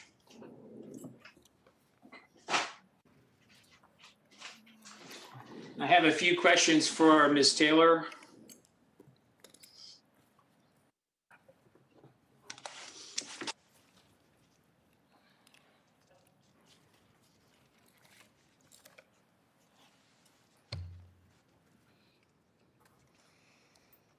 Hello, Mr. Stanton. Hi, Ms. Taylor. Nice to meet you. Nice to meet you. I just have some questions I want to try to see if we can maybe clarify a few things. I'd like to know more about these nonprofit borrower administration fees.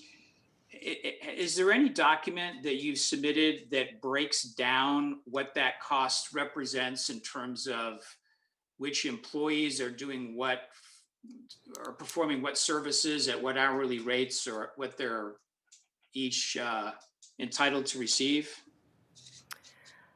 No, those borrow administrative fees were established in 2000, and they just increase with a percentage of CPI. Is there anything, I mean, is it like a lump number that then is sort of attributed to it, or is it broken down into subcategories of any kind? No, I'd have to think back in 2000.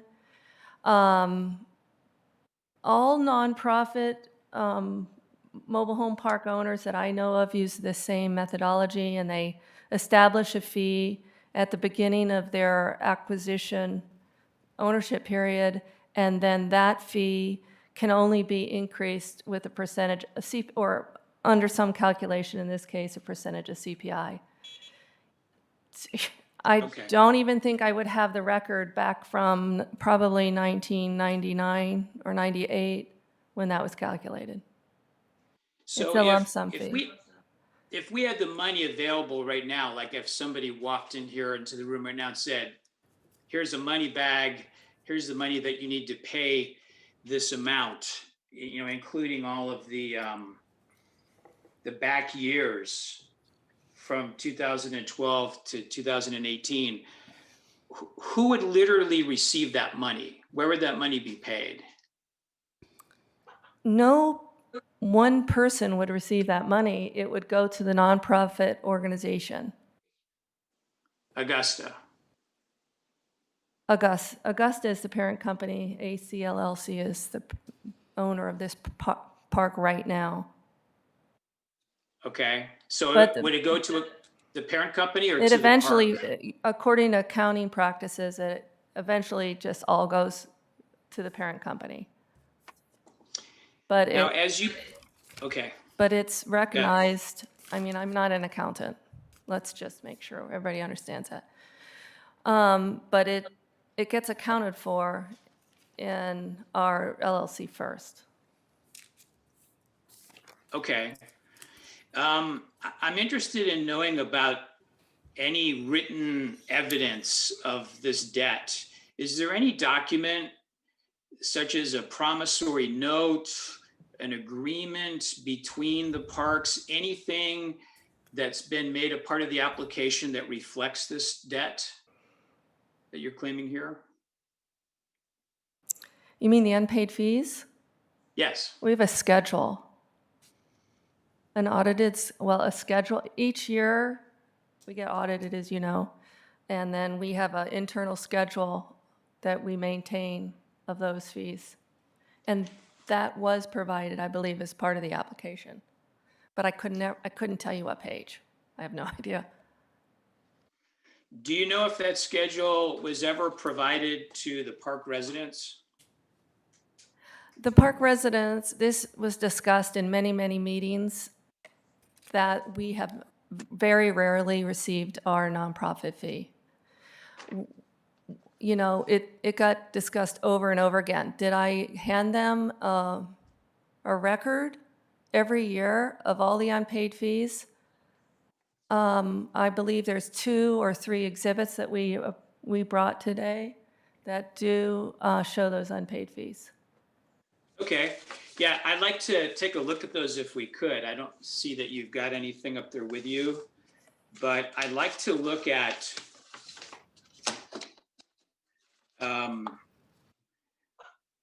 part of what your attorney provided last Friday, specifically looking at pages 1065 to 1074. Let me know if you have those. Yes. So 1065, the cover page refers to a meeting of residents on February 18th, 2014, correct? Yes. And I was looking through the actual minutes themselves to see if I could find any reference to the subject of this fee. And I found at the top of page 2, the last sentence of the top paragraph, it says, "The second loan is an unpaid obligation related to Augusta's administration and asset management services." That sentence is referring to these administrative fees we've been talking about, right? Could you point out what page 2, paragraph what? Yeah, it'd be on page 1066, which is page 2 of the minutes, and it's the top paragraph, the last sentence of the top paragraph that begins with the words "the second loan."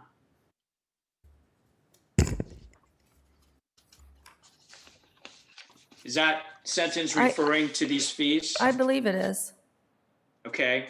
I don't And I don't know 100% sure the context of that remark from 2014, but it appears that way. Okay. On page 1069, which just follows the minutes, there's what appears to be an agenda. Yes. And I've seen a couple of different agendas. Did you make the agenda available to the residents before the meeting, or was it just handed out at the meeting? Our practice over the years has been to make the agenda available by bringing it to each person's home and putting it in their tube or attaching it to their door and putting it on the bulletin board of the clubhouse.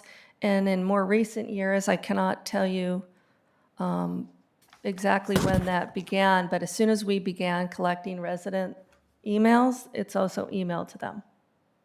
Okay. And I note on this agenda that the administrative fee is not listed as a separate agenda item for this meeting. Do you remember if you ever listed it on any agenda as an item because you thought it was critically important to talk about with them?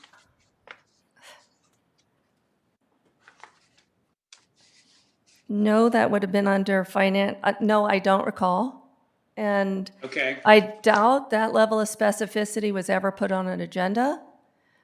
But I can Okay. tell you that financials were discussed every opportunity we had.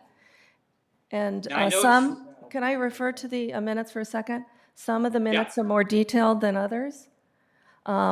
Sometimes there was more discussion than others. Sometimes there was more people in the meeting than other meetings. And so it depended on what was occurring at the meeting as to the specificity of the information and the questions about that financial statement. And who prepares the minutes?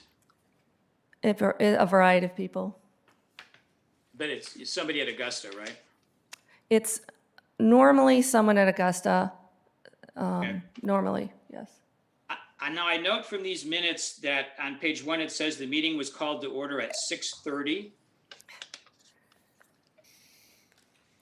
Oh, I'm sorry. I'm trying to imagine in my head. Okay. Oh, yeah, if you look at page 1, it looks like it indicates you called the meeting to order at 6:30. Okay. And then on the Oh, last yes, I page, see. it says the meeting was adjourned at 6:50 on the 4th page. So it looks like this was a 20-minute meeting. I guess so. Were these meetings, you attended these meetings usually, didn't you? Not always. For those that you did attend, were they typically this short, 20 minutes? Oh, they could go from no resident appearing at the, attending the meetings to many residents attending the meetings. So sometimes they're short and sometimes they're long. My last question in my 30 seconds remaining, the pages just after these minutes that are marked 1070 and 1071, 72, and 73 are charts, financial charts. Yes. I note that the date on these charts is February 24th of 2014, which is about a week after the meeting minutes of that meeting. Were these charts provided at a different meeting? Or do you know which meeting they were provided? I imagine that was probably a footer error when you printed it, that it came out printed, I imagine. Because it looks like it's in the footer. Do you know if these pages were attached because it's believed that these pages were handed out then at that February 18th meeting? Yes, they were in our meeting records together. Despite the fact that the dates, well, Yeah, I imagine that this was a footer that was put in, that Okay. they were printed. I think my time is up. Thank you. But may I say something about this attachment that you placed on page 1070? It's up to the commission, sure. My time's up. Okay. Go ahead. Okay. You asked if we ever talked about loan payments, and you referred to, I think, the first paragraph of the first page. It is specified in attachment 2, by the way. Unpaid fees due to other parks, loan payments and related expenses, also on page 1071. Also on page 1072. So that's just a little bit I more do note comprehensive that. an answer than that one paragraph. Well, I do note that, but it appears that there wouldn't have been much time to talk about it at a 20-minute meeting, I guess, Well, is my thought. you know, sometimes the conversation was limited because no one wanted to engage in that conversation. But I can't say that. I do remember this meeting, by the way, because I remember the question related to the bond payment. So it was probably a Okay, lot thank of you. conversation about that. Ladies and gentlemen, understand our position from the commission is to be inclusive and to hear as much as we could possibly hear, sorry. number one. But number two, to be fair, that everybody gets exactly the same amount of time. So just understand that as we make those decisions to go forward, a couple of seconds here and a couple of seconds here and a couple of seconds there, that again, it's across the board equality. Thank you, Commissioner. I appreciate that. No, you're And welcome. thank you, Mr. Stanton. I hope I answered your questions accurately.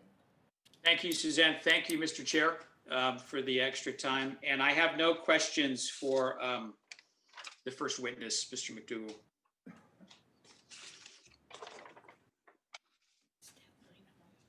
So we are now to city staff. Ladies and gentlemen, just a question, a procedural question. If you wanted to get through the city staff and then the questions by the commissioner and then go take a lunch, that would be an appropriate time for lunch. That would be fine with me, but I would request 5 minutes for a bathroom break right now, if that's gonna. Yeah, see you in 5 minutes. I'm not going to hit my machine though, because I'm struggling. So I'll see you. Go 6, you mean? Yeah, you could go 6. So big hand on the 12. That's how school teachers do it.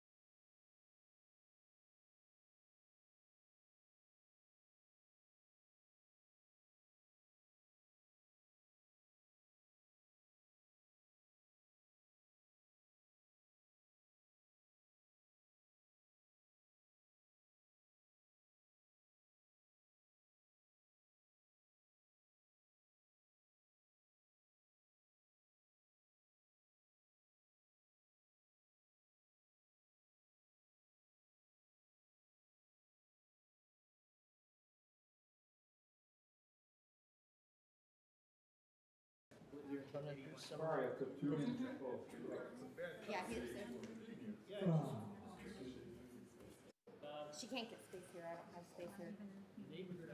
Let's go back and get started, do the cross-examination from the city staff. Yes, Mr. McCarthy? Well, then I have to provide the residents, it's just easier. So who's McCarthy? And can we ask each one of you as you speak, get as close to the microphone as you can so that our tech guys make sure we capture everything that you say. Thank you. Pardon me if I have, Mr. McCarthy?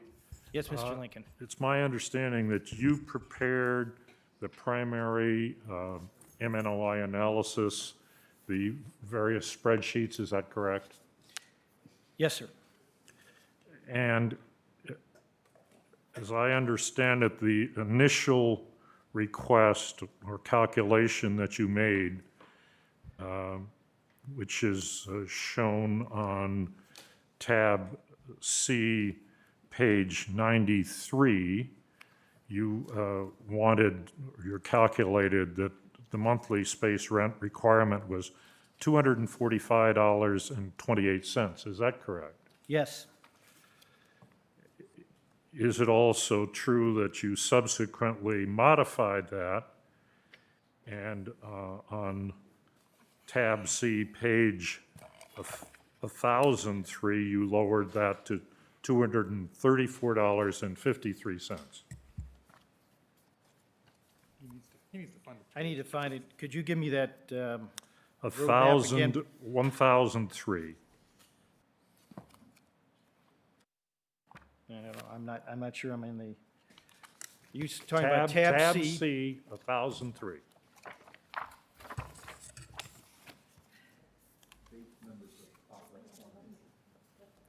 Second number numbers. Yeah.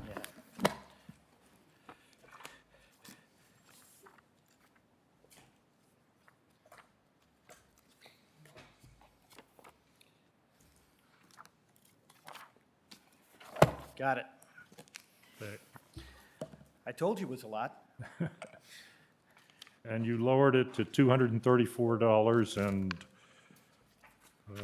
I think it's 53 cents, is that correct? Yes. And could you explain why you lowered that? I believe what I did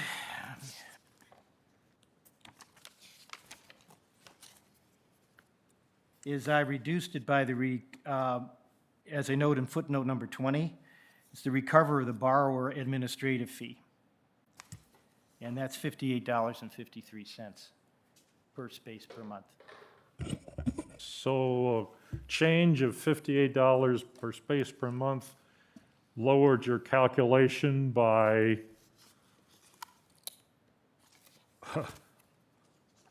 $10.76? Are you sure that's correct? I'd have to run the number just to make sure. I haven't done this for several months. But I wanted to make a recovery of the fee. I wanted to point that out as something that was separate.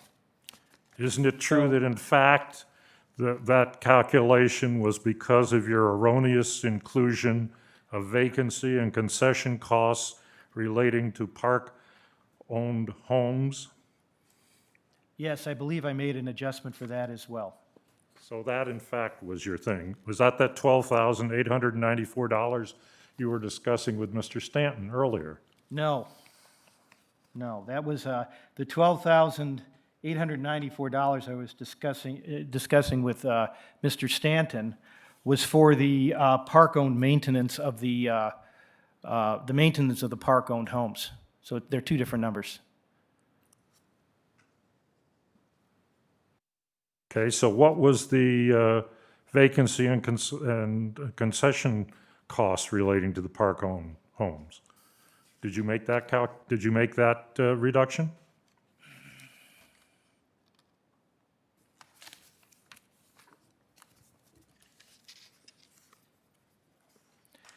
I believe I did, but I want to give you the correct number. And I find this all very confusing how this is laid out. But that's your calculation, isn't it, Mr.? Yes, but I'm trying to find it in this book.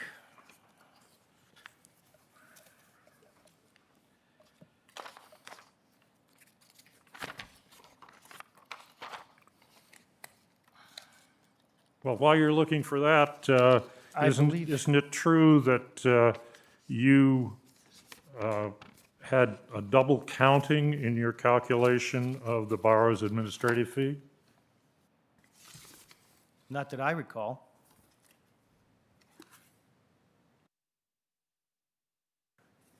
Did you ever modify your initial calculation and reduce it from your MNOI calculation? Yes, I did. And if I could explain, I was tasked with doing an analysis that was suitable for filling out the application. When I filled out the application, I did not see anything in the application that provided for any kind of a temporary increase.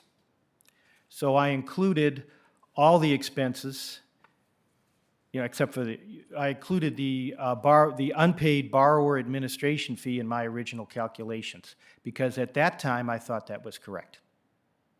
Okay, so you've reduced that, is that correct? I removed it. And what effect did that have on your $234? Say, I'd have to, the borrower administration fee is $58, as shown in, if you look on page 1003, and I'm reading it upside down here, but it's, there's a footnote, summary of adjustments, Yes. and if you look at footnote number 20,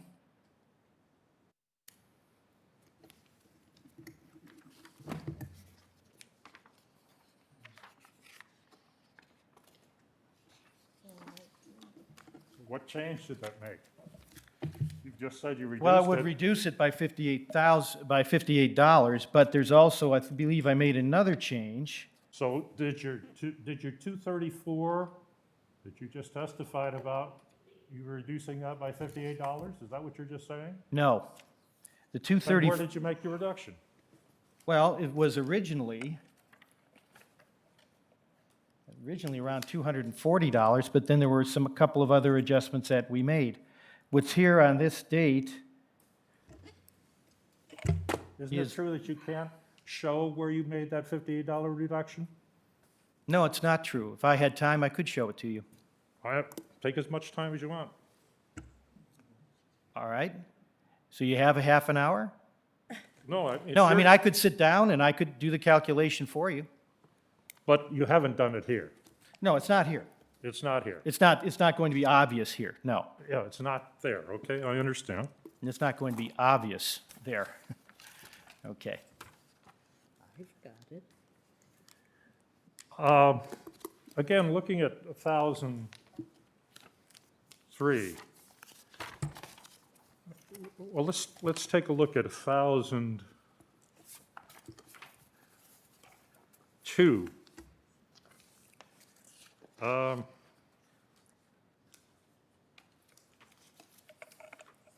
So if you would look at 1,002,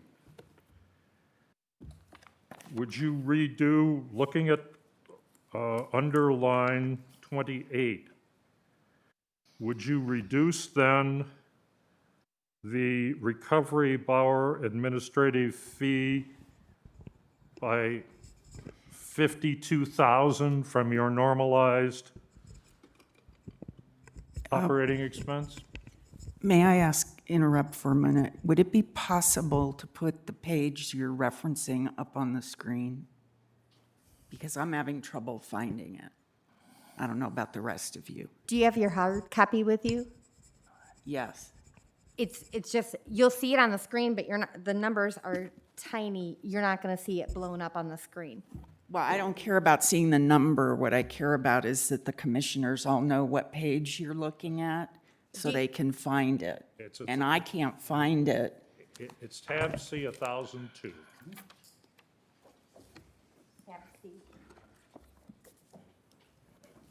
application. Keep going, Dan. I'll help. Hold on.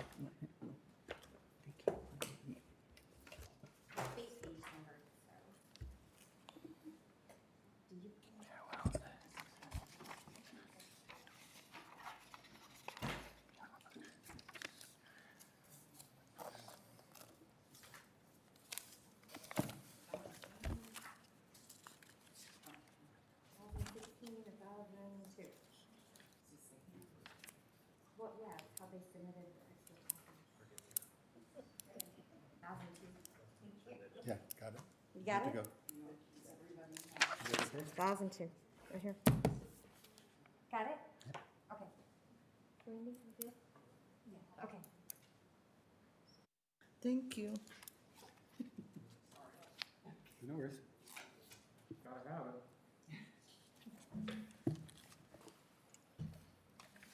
Oui.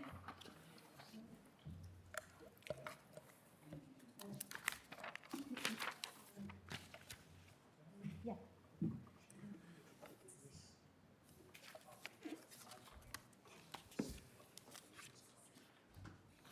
I have a countertop. You want me to go outside and get it?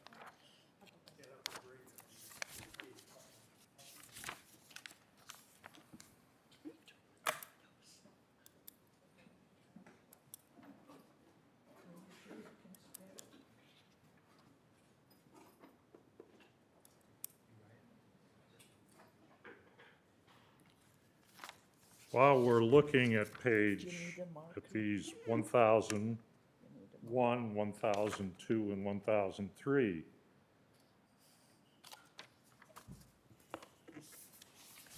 isn't it true that you overstated the rental income on those pages? I don't believe so. The rental income that we used, are you talking about gross income, line number 1?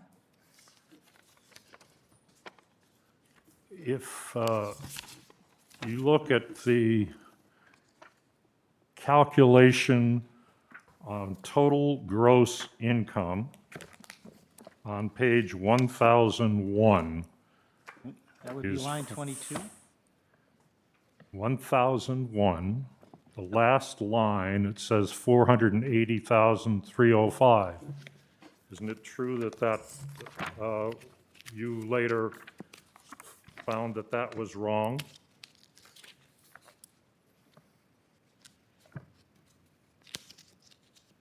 Oh, you're talking about 2018. No, well, yes, 2018, but all of those numbers of the total gross income line. Those numbers are amounts that we excluded from the application. Those are the amounts below line 22. They were not used in the application.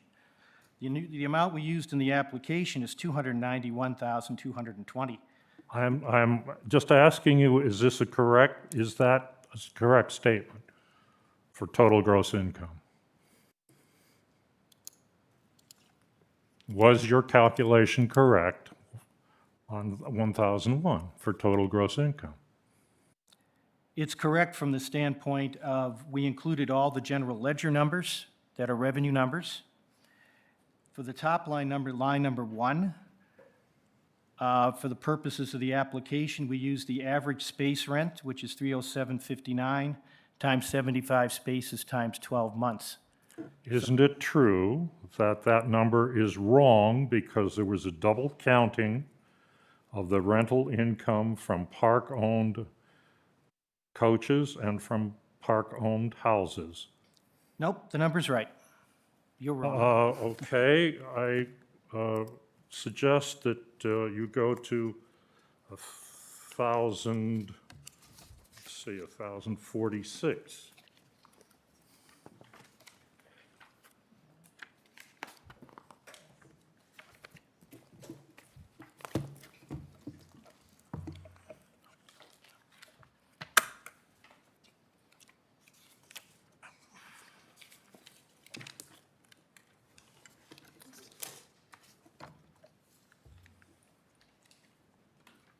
Isn't it true that you made calculations on 1,047 on unregulated space corrections?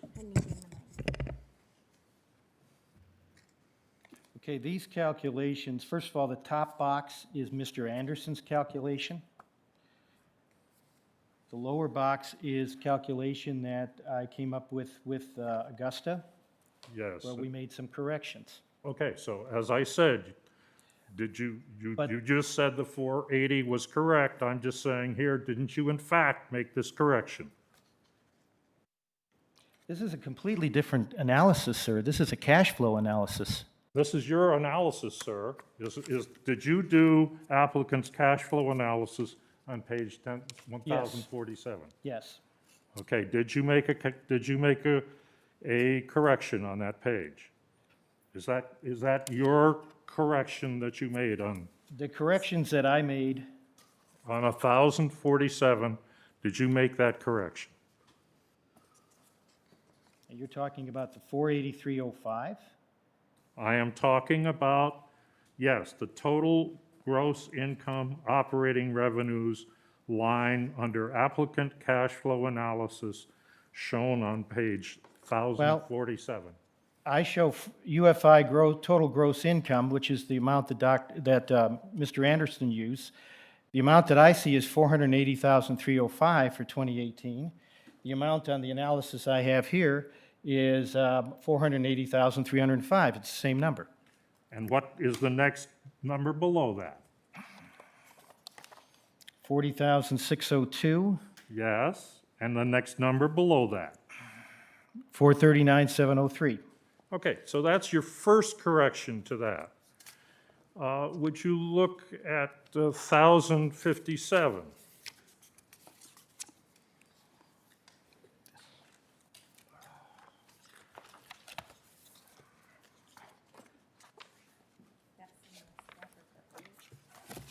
That's, I believe, attached to 1.5.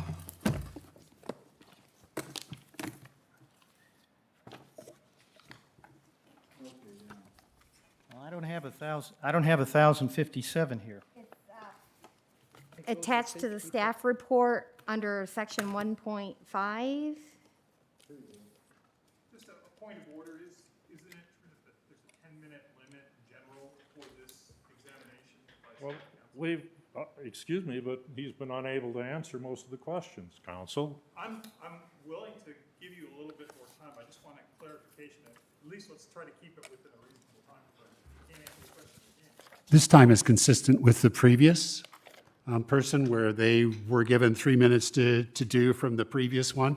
My job, as you have found out, is that everybody will be treated equally.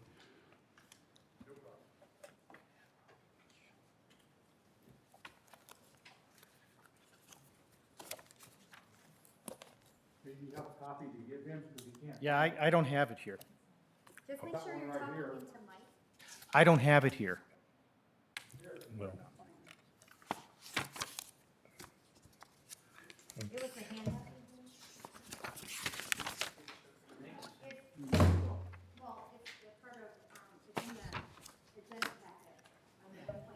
it's supplemental declaration of Michael McCarthy.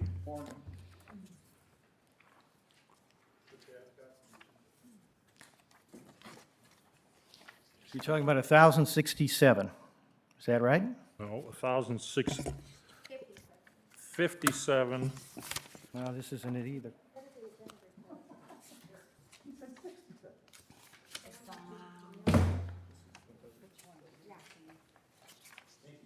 This one, John? The word. Looks like 2,057. Yeah, and then that just, I've got a copy of those materials. Is that your copy? He can use my copy if you want to give that back to her. Mr. Lincoln, just for your understanding, there's only a few more seconds available in this time frame with these people. Different context. Are we talking about my declaration here? Yeah, we're talking about this. This is you. No, I think we're talking about this page right here. Don, can you tell me which page you're talking about here? Okay, well, I'm eventually getting to, this was just to show that it was his, That's actually my declaration, it's a typo. About the fees. okay. If you want to question me, you can question me about it. Okay, but it was, I assume it was attached to it. It's- Yes. And I assume he did it. Oh, well, I'm not sure. No. Did you do 1,061? I don't, I'm asking you about page 1061. I worked on that with, okay. Yeah, I worked on that with okay. Augusta. And again, if you compare that with 1047, will you find that there are differences there again?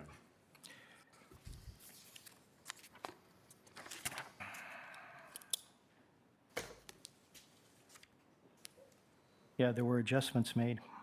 There were different adjustments. I guess, Once again, this was, again, different this adjustments. is a different issue. This was in response to something else. This is not part of the application. It's part of your testimony, isn't it true? Yes. But it's not part of the application, and it was done on a different, If I can just, well, all right. if I can just make a point, we've heard throughout that there was a huge $266,000 that was not paid for the administrative fee. What these show, and which there'll be additional testimony since my time is up here, is that that contrary to what has been said, there has been no document that shows that there was $266,000 that was owing. Contrary to those statements, none of these documents, and they've been changed many, many times throughout this testimony, support that. Thank you. I would object to those last comments. We can't hear you on that. And you have an opportunity under rebuttal to do this. You'll have an opportunity. I need to make an evidentiary objection to his statement. That's the point I want to make right now. Okay. Mr. Lincoln just offered a statement like as a witness. And that, he's here to ask questions. If he wants to be a witness, he could be sworn as a witness. So I'm moving to strike his comments, which are comments as a witness. Thank you. I apologize to the extent that that would be evidence from me. The evidence will show that. Thank you. My time is up, I guess, With this individual. with this individual. Mr. Neet, I only had one question for you, and perhaps it was a, He's got to come to the mic. We can't get it on record if you keep.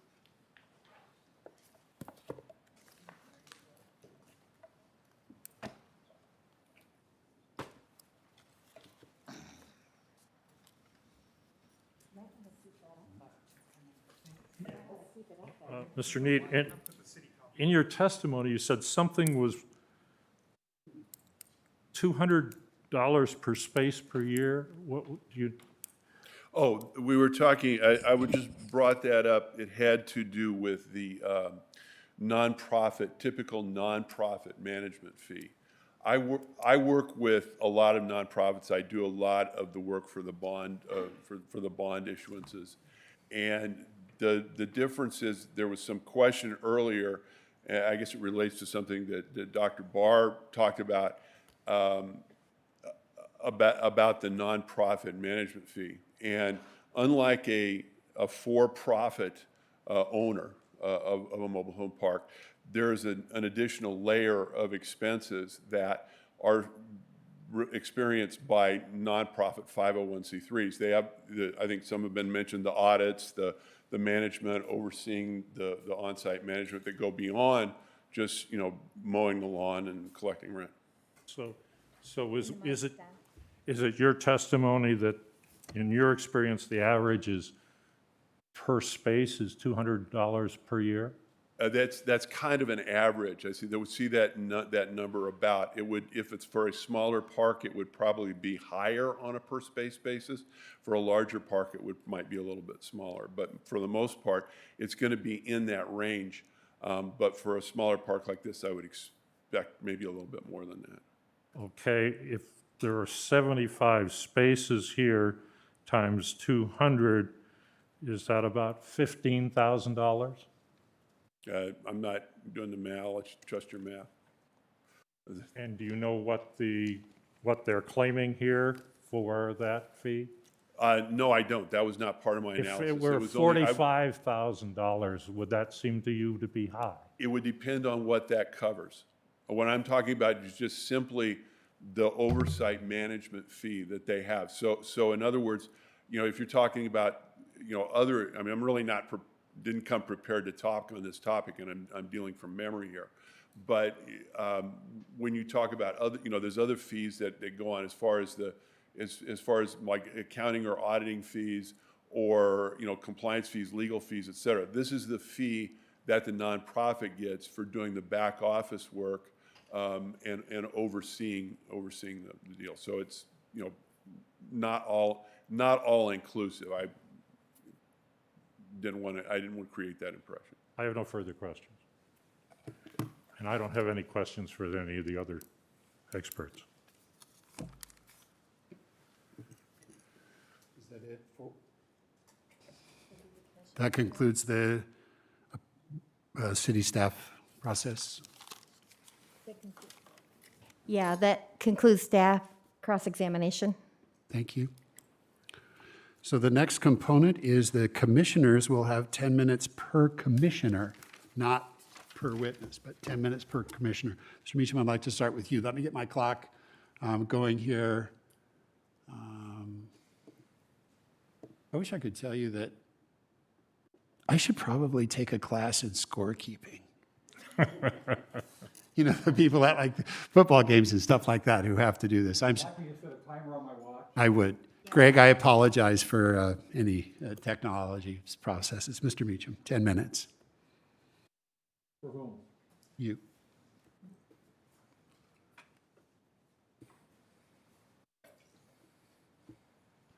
Well, dang it.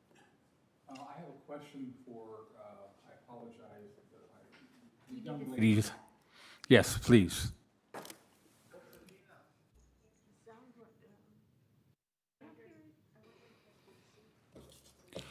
One of the things that's been most difficult to understand in this process, I think for all of us, is the administrative fee. Yeah. And I think it's important to understand that administrative fee is in addition to a normal off-site management fee. Yes. It appears that you're paying approximately a 5% off-site management fee. Is that correct?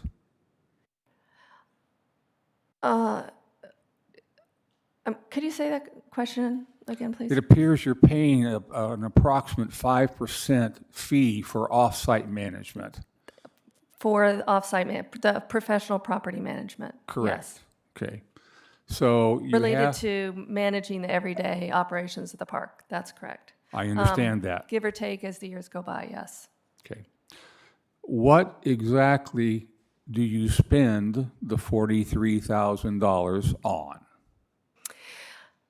We do a variety of compliance reporting and legal work and all kinds of things that I mentioned earlier in my testimony. So we have a staff that manages the compliance reporting, the financial statements. We manage the property managers. We manage a variety of professional service providers, legal, audit, contractors. We do construction management processes. We do behind the scenes office systems management. We work with residents groups. We work with local jurisdictions, we attend meetings, we advocate for the nonprofit affordable housing sector, all kinds of things that owners would do, and above and beyond because of the nonprofit work we do. We also, I think, did I say we provide resident services and financial assistance programs that get managed? I can't remember if I said that or not. You didn't. Thank you. How do you manage your assistance programs for people who are having financial difficulties? They vary from park to park, but primarily the general program we have right now, and it's evolved over time, and it does depend on the needs of that particular community, but someone applies for the program and they provide backup information about their income. And in many of the parks, for example, their increase that they would get that year is deferred. It just stays as a credit on their account and they don't have to pay it. So that let's say if the rents were $300 and the CPI was 1%, so it would be $3, right? Then it would be 0303. They would only pay the $300. Their rent would actually be 303, but they would be credited the $3. And that's the program we proposed for this park as well. You're not using it at this time? No, we have no funds to fund that program in this park right now. And that was part of the meet and confer conversation, that we wanted to make sure that we had adequate funds to help those people who needed it. So our parks average $316 in rent right now. And for those who could not afford an increase, the negotiated amount we talked about with the residents would have funded that assistance program. Would that have been funded through your administrative fee as a normal basis? No, the administrative fee is separate, but in the past, well, since our ownership, we haven't taken that fee, we've reinvested it in other programs. We used any cash flow from the park. Instead of paying our fee, we provided it to park for improvements and services. So you were going to use a different system, or you're going to use your gross income or your profit, if you want to call it that, your I can't call it profit. Yes, I understand. Your excess income. Yes. To fund that kind of a program? That Yes, would not have come out of the administrative fee? Yes, on the meet and confer negotiations, excess income was going to go to a savings account for emergencies and to fund resident assistance programs and to fund the nonprofit fee. Are you required by your lender to have emergency fees or to build up reserves so that you can, on regular schedules, maintain the property? Yes. Have you taken advantage of the Edison's takeover of utilities, or have you applied for it at all? Yes, we were one of the first applicants, and we were chosen after we provided them our nonprofit information. And so we were one of the first parks that were to convert. We actually converted Valley View, and we converted another park in Montclair. We're in the process of converting another one right now. So yes, we jumped right on that. Absolutely. So you no longer have utility expense other than for your basic needs of your communal areas? No, it goes a little bit beyond that. We have the communal areas, but we're also responsible for the system that's called beyond the meter. So the main line that you imagine would go through the middle of the street and connect to the meter, we're not responsible for that. But from the meter to the home, we're responsible for providing that service. So that portion, the beyond the meter portion, we're responsible for, as well as common area.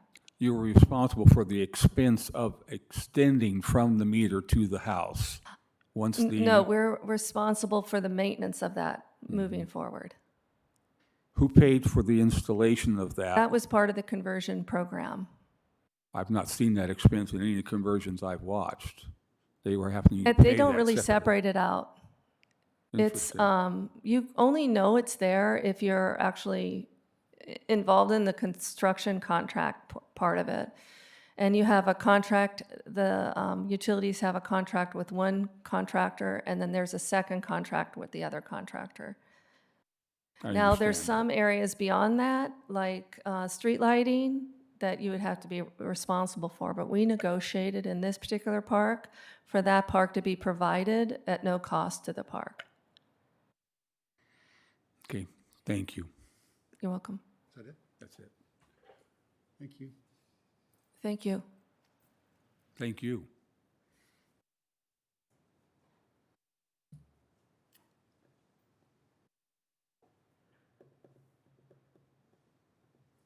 Eddie? Well, Commissioner Mecham, you actually asked the question regarding the administrative fees that they were asking for. That was pretty much covered for me, so at this time, I don't think I have any additional comment or question. You know, that makes it really tough for me when you only talk for a few seconds. I'm sorry. Ms. Johns. My question was answered too. So you Boy, have I'm no good. additional questions.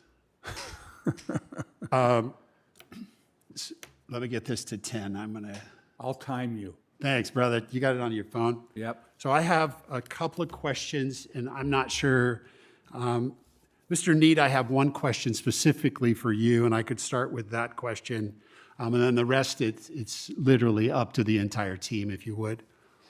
Mr. Neet, as you're walking to the podium, compare and contrast is a very common objective that we use in the world of education. So I'm interested in the methodology that you use for comparing and contrasting what is today a real world and what is history. And so the question as I go through all of this is, how are you not rewriting history? I'm not sure. That may be a philosophy question, but what I'm trying to understand is how that would apply to what we're doing. As far I'll as be very specific about it. You identified history as something that was unfunded or underfunded.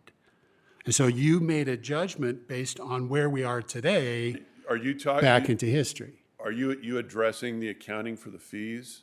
No, I'm saying the 1987 rate The adjustment. 1987 rent. Okay, so there, fortunately, in the case of this city, there are a number of sources of rental data from 1986, 1987. Mr. Stanton included those in his most recent Correct. deal. He addressed one of them when he was questioning me in the cross-examination, but there's additional data that's also attached to that. So we have in 1986, 87, we have a reasonable understanding of the rents that were being charged in a lot of the different parks. Not all of them. We have rents from outside of the city because those surveys were not done with the intent of, to my understanding anyway, anything having to do with rent control or impending rent control at the time. They were simply, somebody went out and surveyed parks and found out what they were charging for rent. And so that's the source of the data from that. Now, what we're doing in accordance with the Vega decision, Vega v. West Hollywood, is that we're taking that information and using that as the prevailing or market rents at the time. So when the ordinance went into effect, the intent of this, and I don't want to get into, Mr. Alpert can address the legal stuff more than I can because I'm not a lawyer. But my understanding is the intent of this is to provide some sort of a similar footing for everybody. So in other words, if the rent control ordinance went into effect and you weren't paying attention as a park owner and your rents were below what other parks were charging or below market rents, then you would be allowed to consider those in the MNOI analysis, that what the rents should have been. So if you had two parks that were similar, and one of them was charging 200 and one of them was charging 175, then you would take and bring the park, it's a little more complicated than that, but just for example, let's say that the consensus was that $200 was being charged, and one guy was charging $175, then you would, for the MNOI analysis, you would consider his base rental income at $200 rather than $175. Thank you. The next questions that I have literally could be from anybody on the team, whether it's numbers, law, or procedure. It really doesn't matter to me. My question as I went through this was, is it your opinion that the rate increase and the cost, including the preparation, are hinged? In the sense that, let's just say later on today that I say I would propose a rate increase, A, but not any of the rest of the stuff would be included. So is it your opinion that these two are hinged?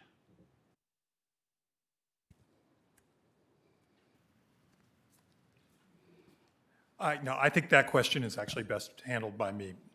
So essentially, they're really not hinged. You might have some caveats on it. So here's the bottom line. Can I interrupt? Sure. This is cross-examination, and you're giving an opinion, which you have every right to give.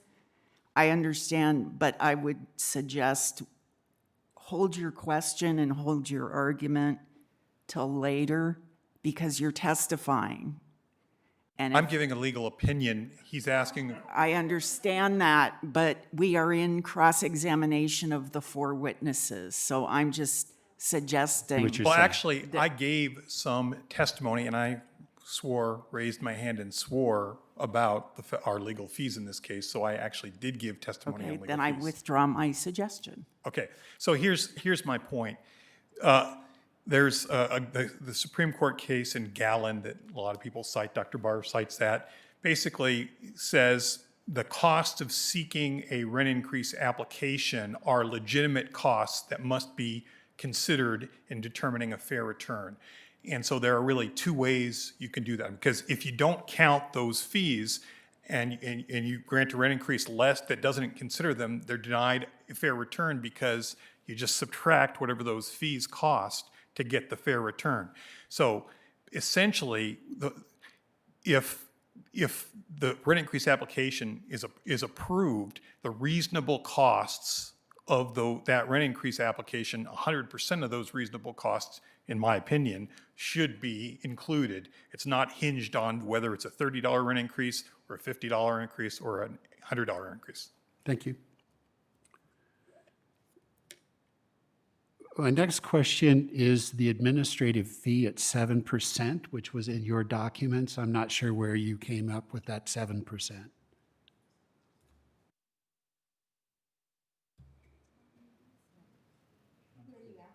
Anybody.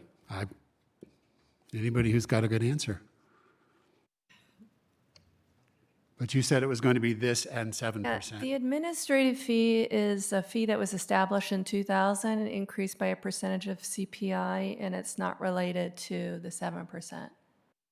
So I'm not quite sure Thank you. there. Okay. So yeah, I'll find it later and I'll ask Yeah, I very think it's specific question. another item probably. I can answer that later. Well, no, you said that if we were going to do this, then Yeah. we were going to have the 7% every year until it had been paid off. I could get the actual piece for you.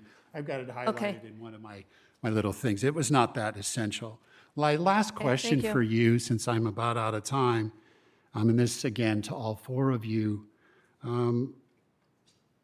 why now? Why not 20 years ago? Why the rent increase now when if management was doing what management needed to be doing, I would have a fair estimate as to what my costs were as I was going forward. So as I read this and I went through all of the pages of what you did from electric bills and gas bills and all the rest of this, this central question kept coming forward. Why now? Why didn't you know this 2 decades ago, 10 years ago, so on? Why didn't you know this sooner?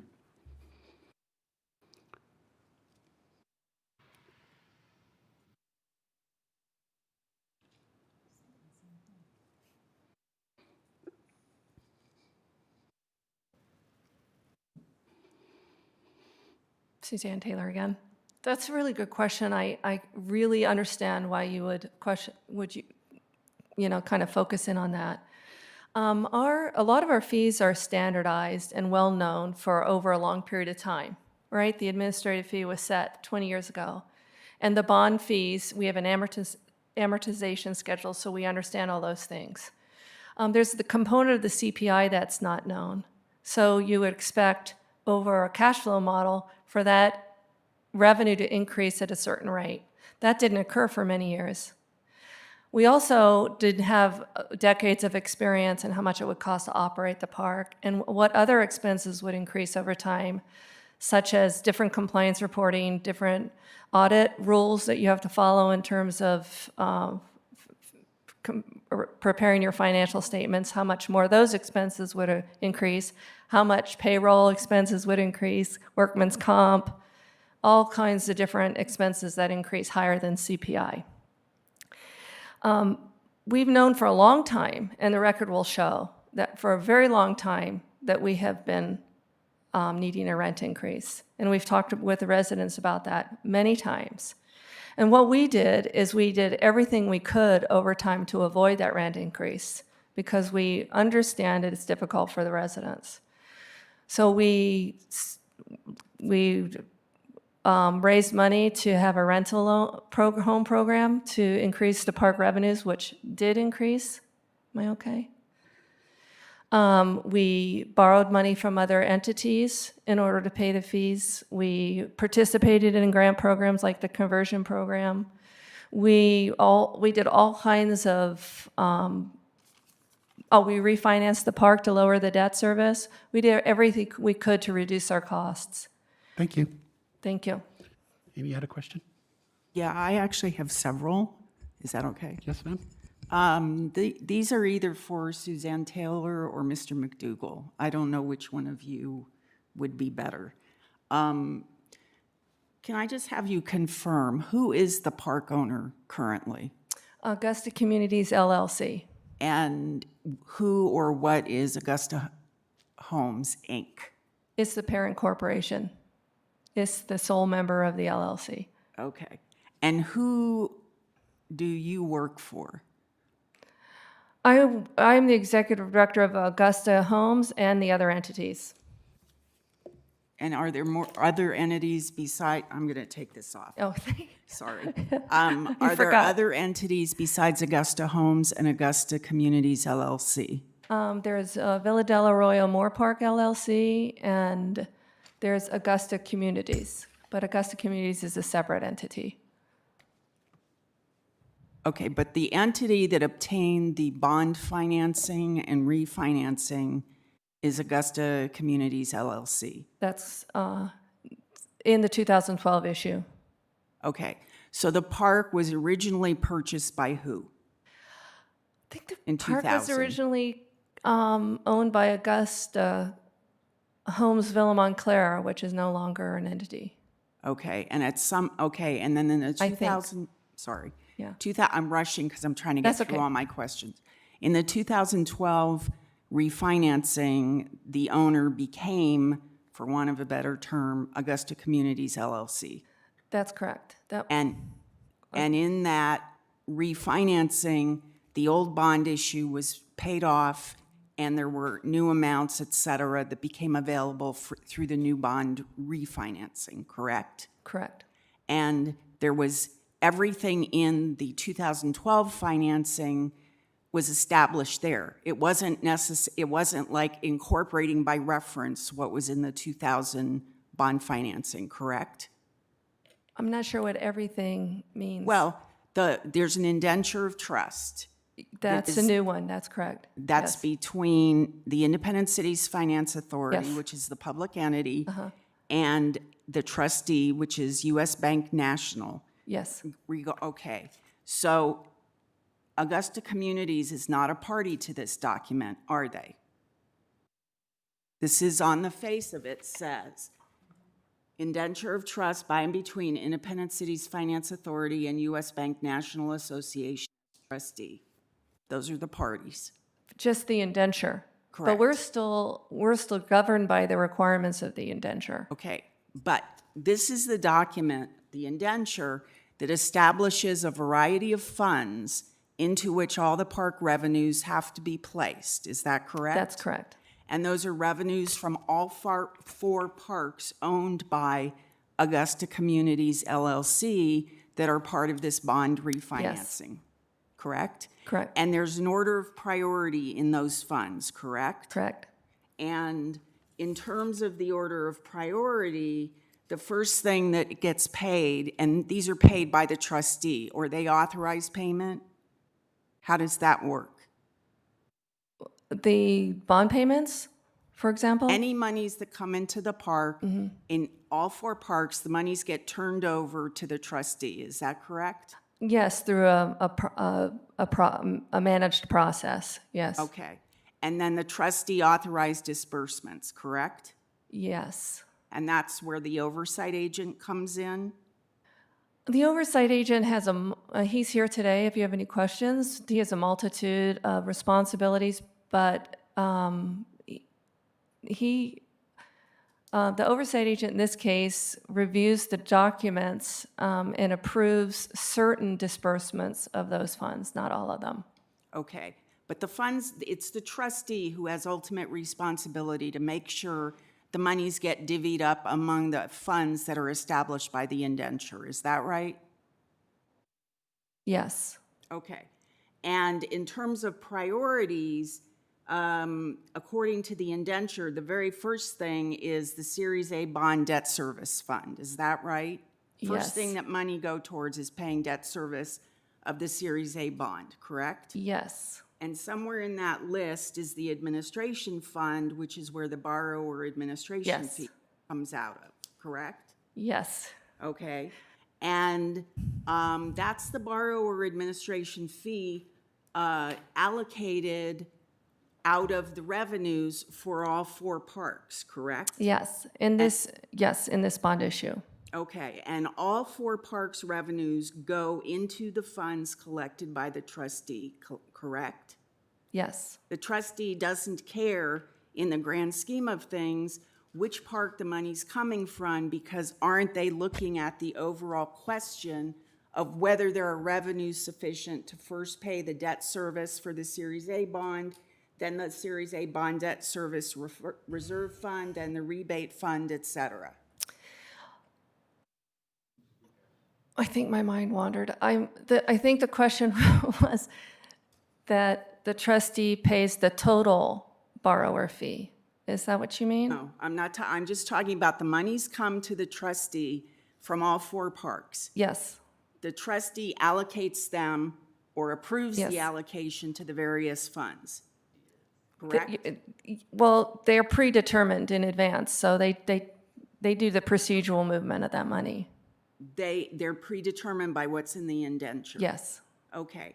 And isn't it correct that the allocation to the borrower administration fee fund, which is part of the administrative fund, is kind of low on the priority list? Yeah, it's correct. Okay.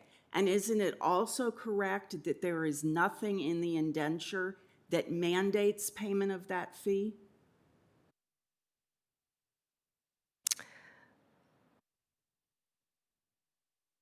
I guess I'm having trouble with the word mandate. I don't know what you mean by that. That means that I guess I would agree with that on, yes? Isn't it correct that the money doesn't get allocated into the administration fund, into the borrower administration fund portion of the, I'm looking at the terminology, I didn't write I this. haven't looked at it in a long time, so thank you for your help on this. There is an administration fund which includes a general account and a borrower administration fee account. And that follows 5 other funds Yes. in the Yes. order of priority. Yes. In the waterfall, the so to money, speak. Yes, so the money for the borrower administration fund doesn't get allocated into that fund technically or on paper if there's not enough money above. Right. Okay. And there's also a surplus fund, is that right? Yes. And the surplus fund, after the administration fund, there's a repair and replacement fund, which is where the capital improvements were, the money for that was set aside initially, and then there's a surplus fund, correct? Yes. And who gets the money from the surplus fund? We do a lot of analysis in our budget process and in the physical needs study and in our studies from time to time to decide which programs or what improvements to be funded with that surplus fund. Okay, does the surplus fund ever just get allocated to Augusta Communities LLC? The corporate, you mean? Some of it Park will. owner, the entity that the borrower. I see where you're going with this. Okay. Only for programs and program management and capital improvement or project management and that type of thing. Okay. So we have to use it for a charitable purpose. I believe if you read it further, it can be used for any charitable purpose of the nonprofit. Okay, but that's a surplus fund again for all four parks, correct? Yes, but that's the same language in the original 2000 bonds, and it's the same language that you'll find in almost all nonprofit bond issues like that. Okay. In terms of the amount of the borrower administration fund, who set up that amount? Who came up with the number that's the starting number that's in the 2012 refinancing? The starting number was oh gosh. God, what if I haven't looked at that exactly, but it would have been based on the original, I think it would have been based on the original fee from 1999 or 2000 when we were originally doing the study, and that number has increased with CPI, and it may have been adjusted by a small amount in 2012. I don't have that schedule in my back pocket to tell you, but I know we've provided it to the city from time to time, and I believe it was provided to Greg Franklin at one time. So I can't answer you dollar for dollar, but it wasn't, changed substantially over time. Can I ask two questions? Yes, ma'am. Okay. We'll give you one more minute because we gave everybody else that 1 minute. Okay. Have you provided any documents in all of these records that show where the monies that came in for the entity that owns all four parks allocated the funds to the monies received to the various funds required under the indenture for any of the years that are at issue, not the base year, but 2012 through 2018? We provide a financial audit for that entity, ACLLC, to the city every year, and we provide financial statements to the oversight agent, which also disperses those. So yes, we have. Okay, and is there I don't know, to answer your question specifically, I can't tell you if that was part of this particular package submittal or not, but they are submitted every year and have been for 20 years. And if Valley View didn't pay back or pay the $266,000 that I understand you contend is owed, can the other three parks sue Valley View?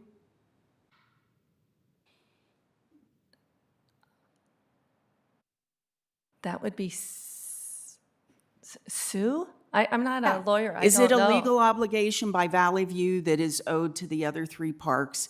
Can the other three parks It's sue an internal Valley View? calculation. And No, I'm asking you as your understanding. you're throwing me with the word sue. No, I don't think so, but I'm not a lawyer. And no, it's an internal calculation. So you'd be suing yourself? Yes. Okay, nothing. I don't think I can do that. Ladies and gentlemen, thank you. As promised, we're going to go to lunch. And two issues, resident opposition testimony will start at 1:45. We'll start out. And then to the commission members, I just want to remind you to talk about anything other than what we're talking about at this testimony today. So enjoy your lunch. Bon appetit.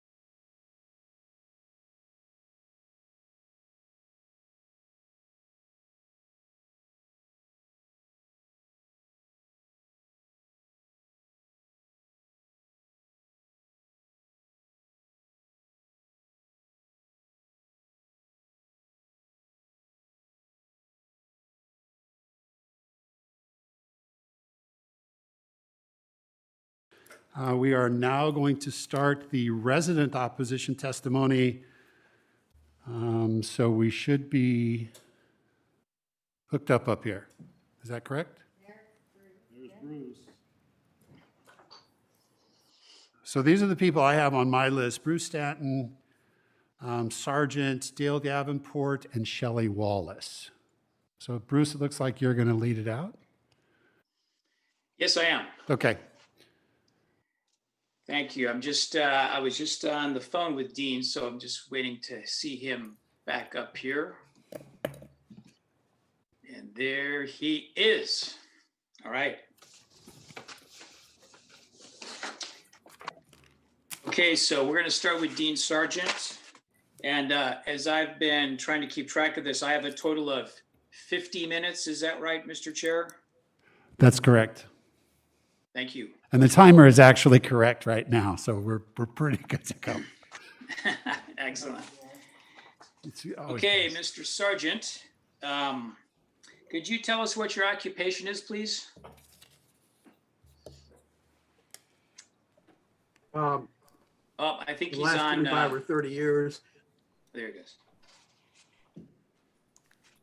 I took off mute. Can you hear me? Why don't you just answer that again, Dean? What's your occupation? For the last 25 or 30 years, I've specialized in helping resident groups who live in manufactured home parks buy their parks by organizing them and arranging the financing. Do you also have background in accounting? I'm sorry? Do you also have a background in accounting? That's correct. And what That's about correct. what about appraising? Well, I'm a California real estate broker, and we have appraisal courses, and I have reviewed probably a couple hundred appraisals in connection with evaluating parks and various other multifamily housing. So I'm not a trained appraiser, but I have professional courses in appraisal and in reviewing actual appraisals. And your resume or CV, as it were, you attach that to your report that you submitted as Exhibit 2. Is that correct? I believe that's correct. So that's got all your qualifications and experience listed there. So you were hired to perform a task in this case. Could you just briefly tell us what that was? Well, I was contacted last fall of 2019, by the resident group after the meet and confer. And they were upset and scared and not quite sure what to do. And they were looking for some explanation.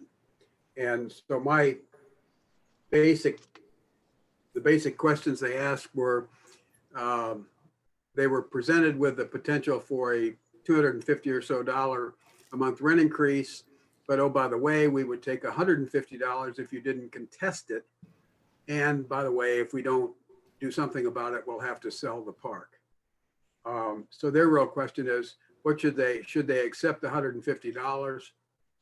And what do I think about the possibility of them selling the park? So those were the basic two issues I was dealing with.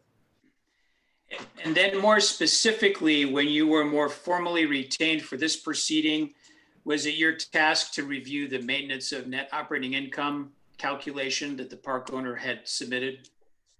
Well, I did that both after I was retained for this hearing, but I did it also as part of the review I did for the resident group, because they sent me information that they had gathered from Augusta Homes, mostly financial information and some other things, and a copy of this M&OI schedule that they had been furnished at the meet and confer. So I had already been through that schedule.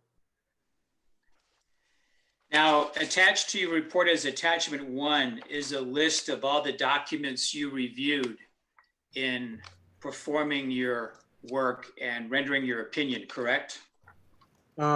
It's as complete as I could get it at the time, I think. And then there's been some subsequent documents after the report was submitted in April. You've reviewed the addendum reports and the subsequent documents as they've come out, right? That's correct. So tell me first, when you first reviewed the documents after the residents first contacted you, what kind of first impression did you have based on that Well, review? it was complex and confusing. I actually tried to figure out, basically my charge is to sort through all the complexities and convey to a bunch of relatively financially unsophisticated people what's going on. So I prepared a big old spreadsheet for 20 years of data. And I studied that spreadsheet. And my conclusion, I was perplexed, frankly, because Augusta Homes seemed to be doing fine with Valley View. And I couldn't understand why they were taking what they were taking. So I then went to their M&Y schedule, which you can't see, but that's it. And got out my magnifying glass, which is what old guys do when you got a schedule that's so small you can't read it. And I said, aha, I know what they're doing. They're pulling out certain kinds of income and they're sticking in other kinds of expenses. And as a result, instead of showing more money than they actually said was their target, they're showing less money, and that's their case. So I then went to the source documents. I'm an old CPA. I was a tax supervisor with KP, what was then Pete Marwick Mitchell. So I went to the Yucaipa Municipal Code or Ordinance, and then I went to the administrative rules. And under maintenance of net operating income section, subparagraph capital D, they have definitions. And remember, I'm doing this all before I've seen any of this stuff that was submitted. It says, for purposes of space rent adjustment proceedings, the following definitions shall be used. Not, gee, they're kind of going to be used, or you can use them if you want, but you can change them if you want. The definition is they shall be used. And the first one is net operating income. And net operating income means gross income less operating expenses, period. And then they define gross income. And it's got the usual stuff in it, but it also has subparagraph D, small d, all other income or consideration received or receivable for or in connection with the use, occupancy, or operation of the park. And that to me means if they made $100 selling pancakes on Saturday morning, Augusta Homes has to include that in gross income. And if they've got a line item, which they are excluding, which is the rental, the revenue from the park-owned homes, that's a material item. It's better than 20% of their total revenue. They've got to include that revenue in the computation of M&OI. The other operating expenses are pretty normal.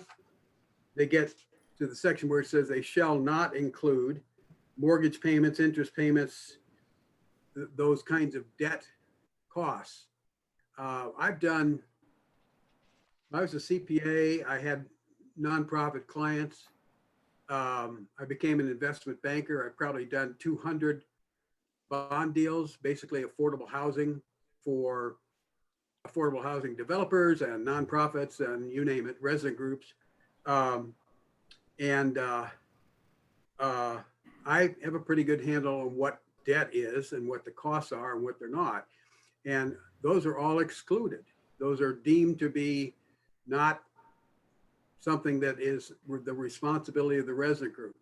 And the other category is included by omission, the administrative fees, the loans, all that other stuff. One, you don't know what's in there. Two, they're not operating expenses, so they're excluded. So my response to there's no M&OI case here. Okay, why don't we go through? You should not, well, let me get to the second half, which was the residents were concerned that the home or that the park could be sold to this increase. And I didn't have access to a lot of stuff, but I had access to some basic bond deal in 2012. And I've done a whole bunch of bond deals for nonprofits and all that kind of stuff. Tax exempt guy, I got a bunch of securities licenses. So my take on that was there's no chance they're going to sell that park. And the reasons are they're not going to get the collateral that they packaged and cross-collateralized with those 3 other parks released from the bond deal. I've tried to do tender offers to bondholders. It is obscenely expensive. You got every attorney in the free world who's got a fee in there someplace. You just can't do it. So it's not likely they'll ever get the collateral released. But if they did get the collateral released, my guess was that Valley View was 10 to 15% of the deal, which means they've got $2 to $3 million worth of new debt on the park. And no investor in his right mind is going to buy a low income, rent controlled park with $3 million worth of debt. So they can't do anything with it.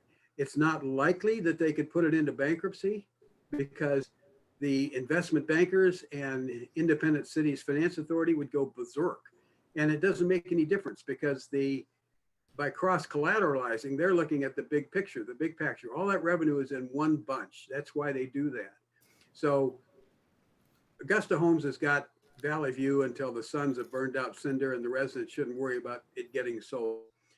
So that was my take, and that's what I advised them at the time. And then I took all that stuff, put it in my file and moved on to other stuff, and frankly was surprised when the application came out because I thought Augusta Homes knew they didn't have a case. So in your report, Mr. Sargent, you included a calculation table where you went through using, I think, the information that you already sort of waved at us there. You went through the MNOI calculation of the applicant and you created your own table, correct? I did. So let's talk about that, and let's talk about the components of the MNOI calculation. Let's start with the 1987 base year income. Now, the applicant used an adjusted number for that income of $190 per space. Did you accept that number when you did your calculation? Well, my initial reaction was, what took them so long? They've owned the park under those rules for 19 years, and now they're getting around to doing a base year adjustment for 2000 or for the year 2000. But basically, I, at that point, had determined that the base year was relatively irrelevant. It wouldn't make a difference in terms of where I thought they were in terms of not having an MNOI case. So I basically accepted because I didn't have any reason not to accept it. Right, so you used the 190 number, in other words, right? Right. And you've reviewed the report by Mr. Brabant that's been submitted in this matter, have you not? I have. And you saw that his conclusion was that the adjusted base year number is more appropriately $175. Did you note that? I did. And if in fact that lower number is used, then this would affect your calculation, correct? Well, my calculation was based upon taking the numbers and extracting them. It would affect their calculation to the benefit of the resident group. Right. Or it would adjust if you were to import the 175 adjusted base year income number into your calculation would be adjusted even further in the resident's favor, correct? That's correct. Okay. And for the base year expenses, you again accepted the applicant's expense numbers for the base year of 1987, correct? I did. I had nothing with which to refute those numbers. Okay. Now, have you reviewed the report that Dr. Barr submitted in this matter, his analysis? I did. you saw that he made some adjustments to the base year expenses, correct? I saw that, yes. And without going through them in any detail, do you have any opinion on those, or are you willing to just say, I agree with the concept, I don't really have an opinion otherwise on the computation of it? That's not a bad summary. I philosophically agree with what Dr. Barr is doing. I don't have the numbers or didn't recompute the numbers on my own, so I accept what he did. Okay, so now let's talk about the 2018 current year, and let's talk about income first. Now, you mentioned that in your calculation, you included the income attributable from the park-owned homes, correct? I did. And you noted that in his report, Dr. Barr excluded that income, right? I saw You noted that?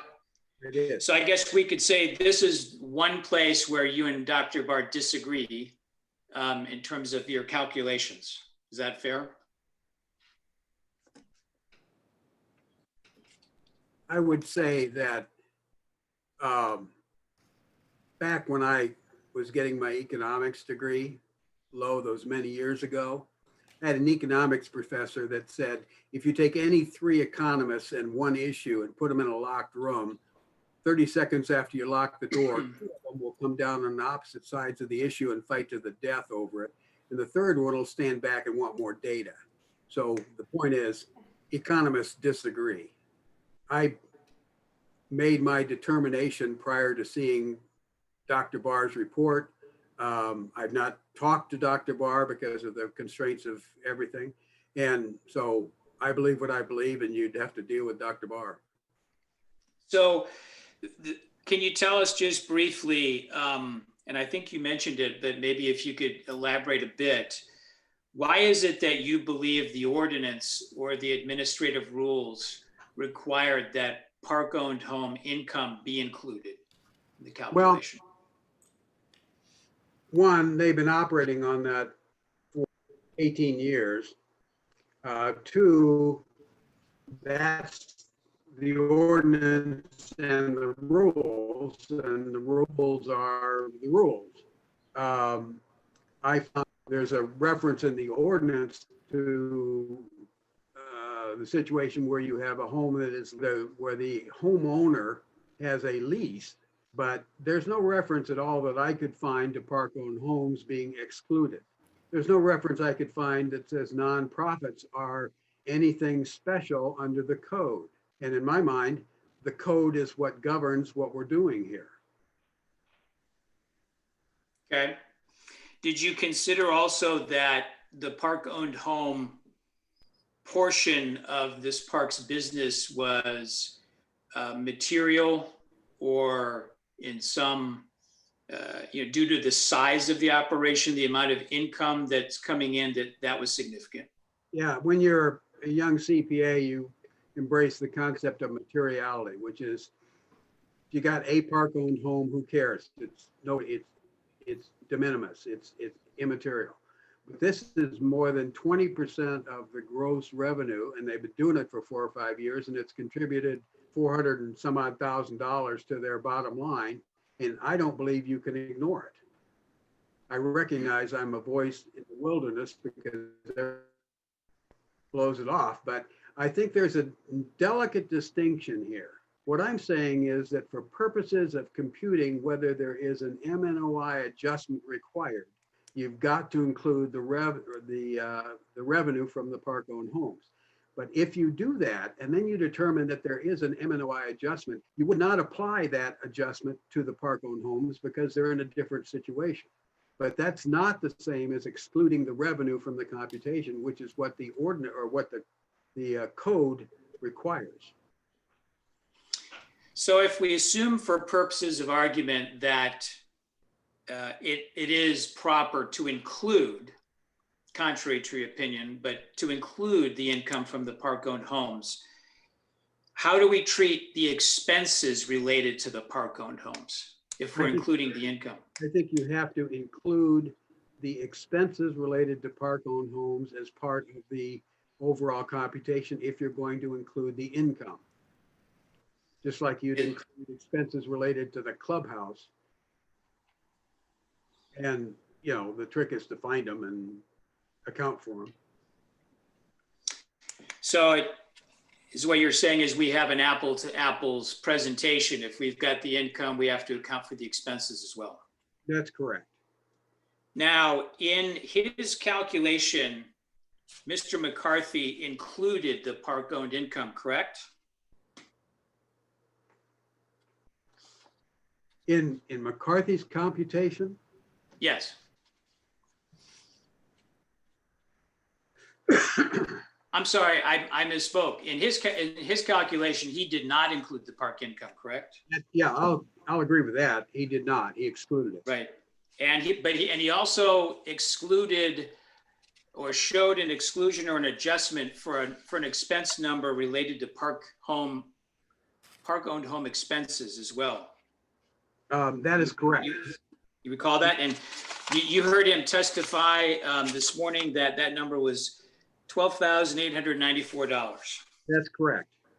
So you would agree that if that's the correct expense number, then in fact, that adjustment was proper by him?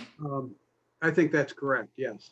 There is a minor issue. There's also the issue of, they have a line item called delinquencies in park-owned homes, and it's $14,800.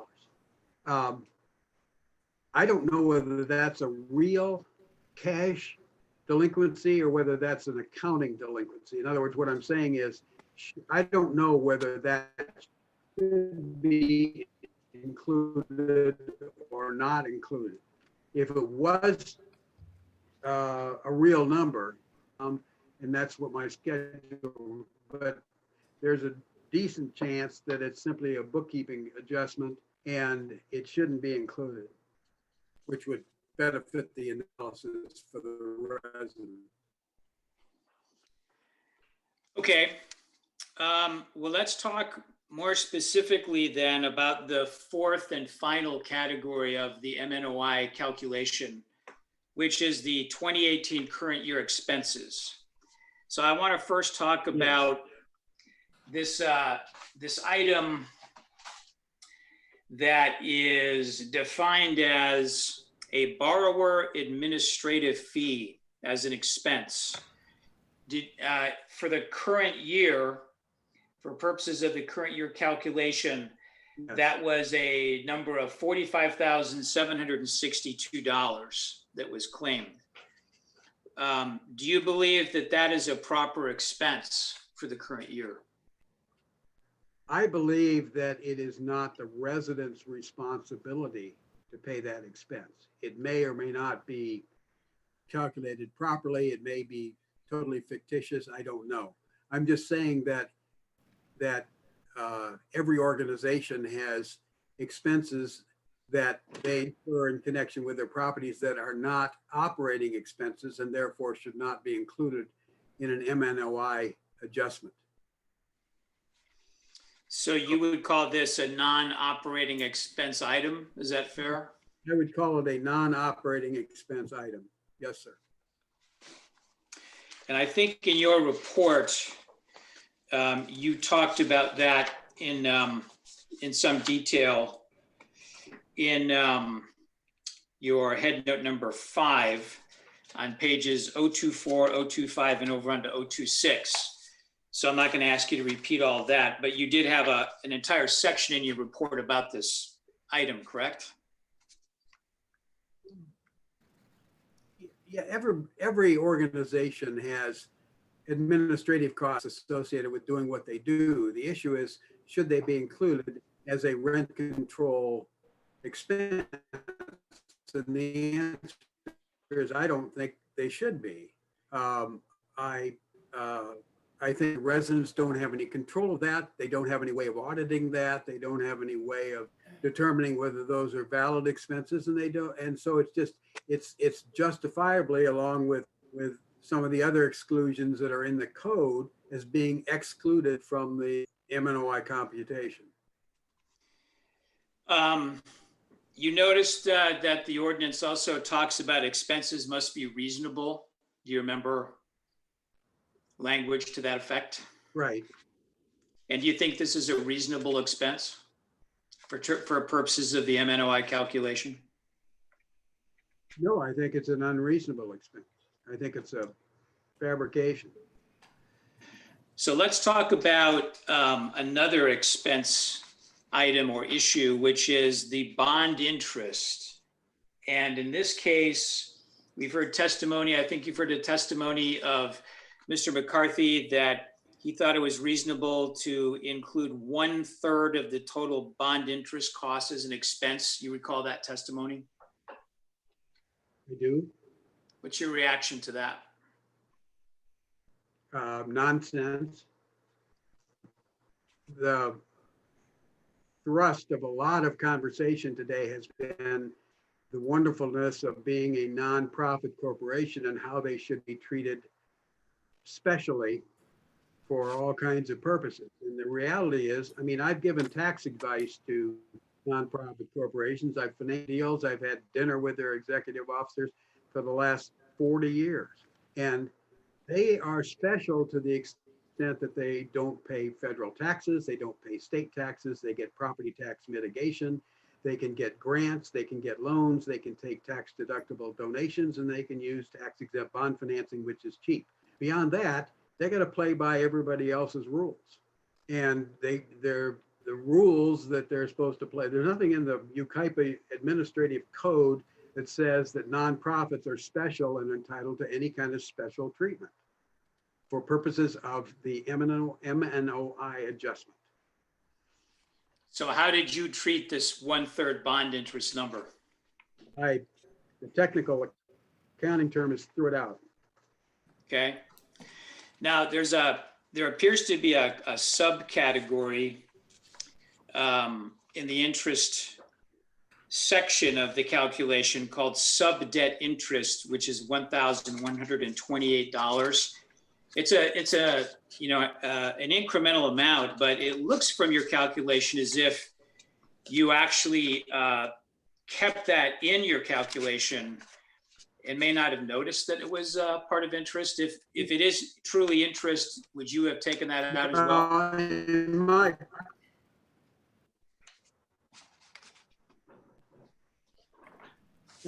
It's breaking up a little bit, but I'm looking at the schedule that I resident group, and I did in fact exclude that. The question I had was how do I say this?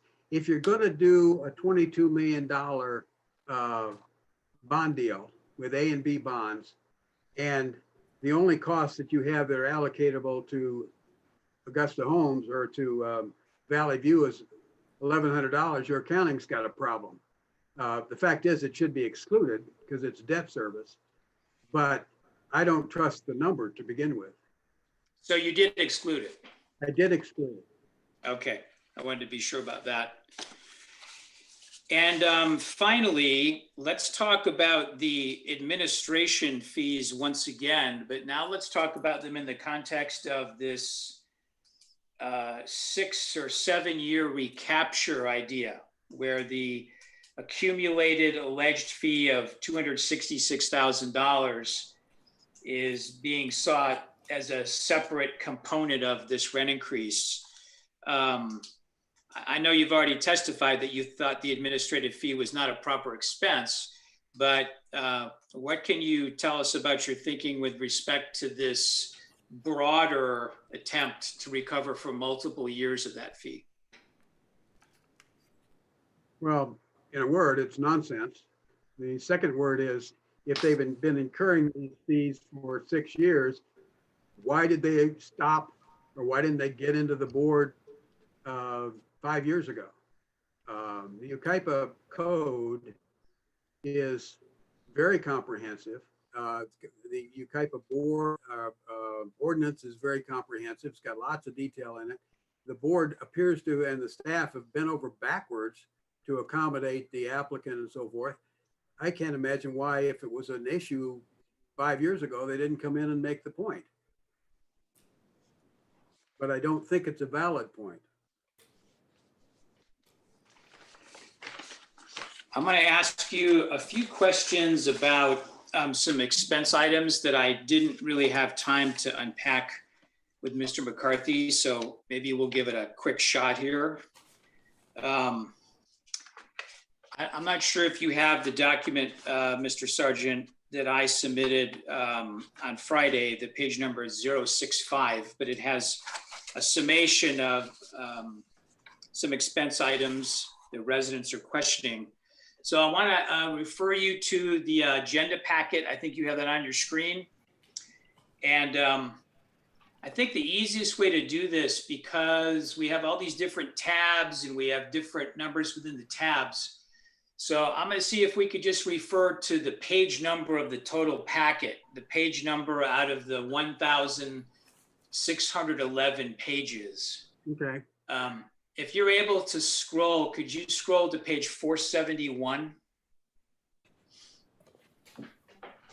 And then I'll identify it once we get it on screen here.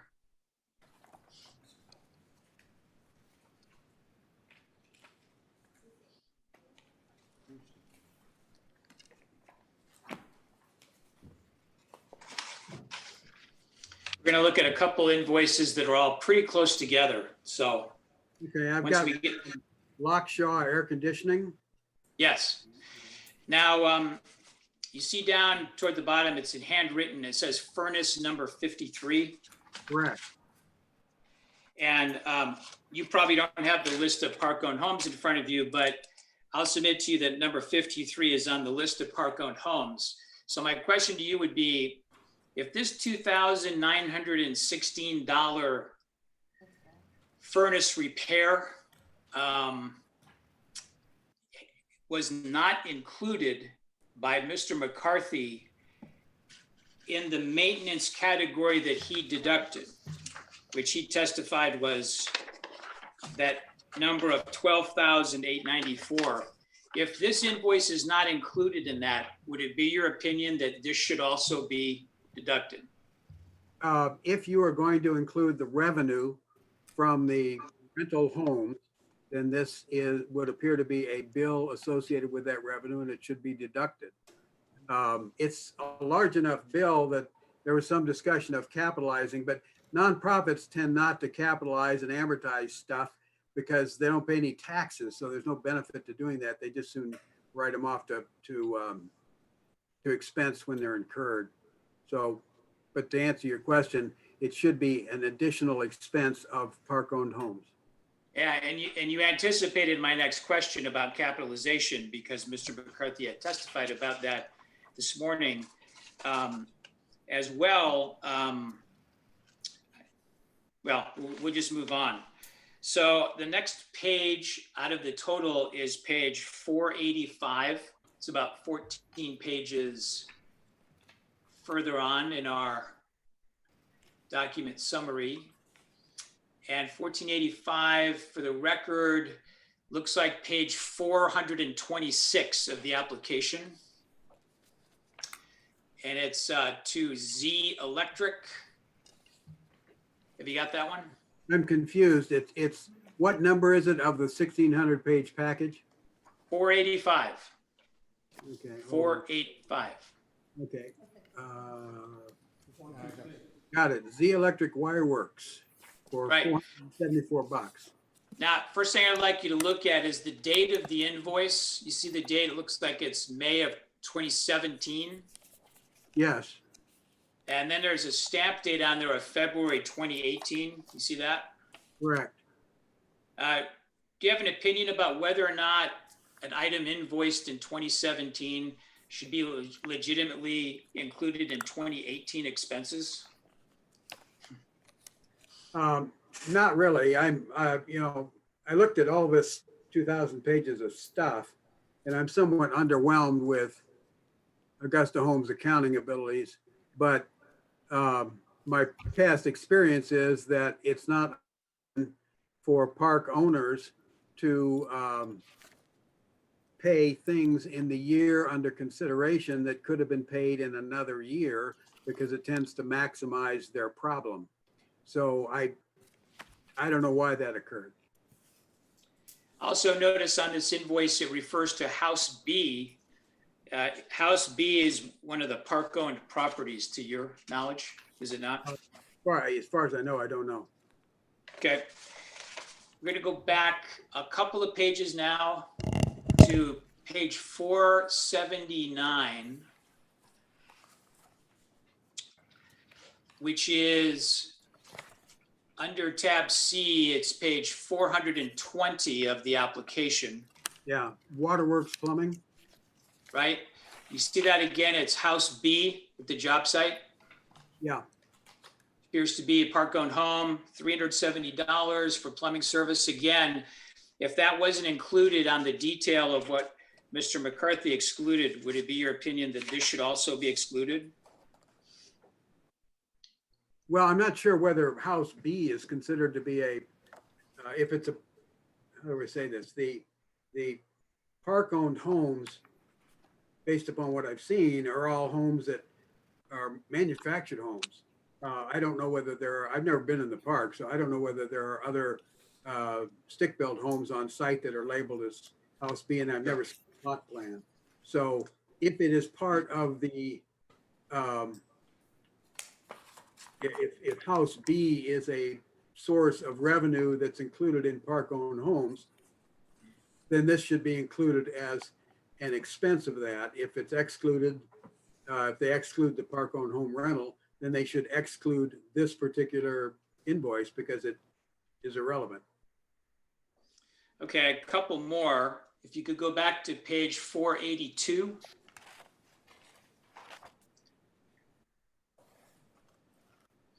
This is The Dowdell Law Offices.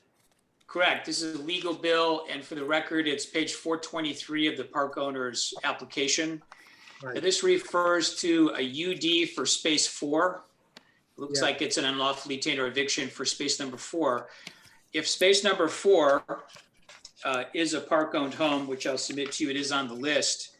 What is your opinion about how this expense should be treated if the eviction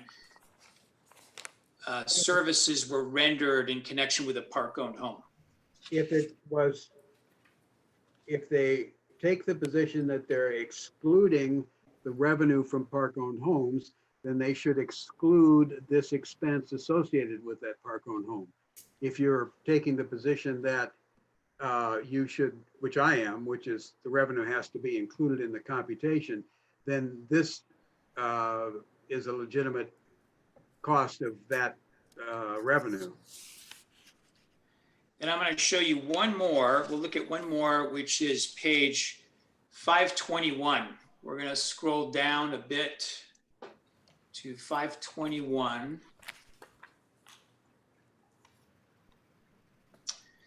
And for the record, this is page 462 of the application. If you see that Yeah. page? Green Irrigation Solutions. Correct. So this appears to be an invoice relating to the trimming of multiple trees in the park. Correct. And again, I'll submit to you for the record that we have spaces on this list that are identified as park-owned homes in the schedule that was provided by the park owner. So my question would be, assuming that there are park-owned homes on this list here where tree trimming occurred, how should we treat those expenses as they relate to the trimming of trees at park-owned homes? Well, the same way. In other words, if you're including the revenue in the computation, which I am, this is a legitimate inclusion. If you're excluding the revenue, then the accounting system should be sophisticated enough to be able to allocate a bill between general park maintenance and park-owned homes. So in the case of this bill, if we totaled up the number of trees and the 23 trees were trimmed and 9 of them were park-owned home trees, because they're, in other words, we'd have to separately itemize. I guess we'd have to look at the cost per tree, right? And just add that up and deduct that. Yeah, in theory, somebody, the management company, the on-site manager, whoever was supervising this thing, the normal thing is that you have the person who is closest to the situation allocate the costs. And in this case, if they thought that there was any significant difference between general park maintenance and maintenance on the park-owned homes, somebody would have taken that and allocated it into two different categories. And see that little box down at the bottom where that's where you do that. You put an accounting code in that says park-owned homes, that signifies park-owned homes, or you put in one that says general park maintenance, and you split it between the two. Pretty easy to do. And then some key punch operator back in Montclair punches it in the system and you're done. They don't have this kind of internal control apparently at Valley View. Okay, thank you, Mr. Sargent. I don't have any more questions for you at the moment. I've got 10 minutes left, and I'd like to call Shelley Wallace now, if I could, Mr. Chair.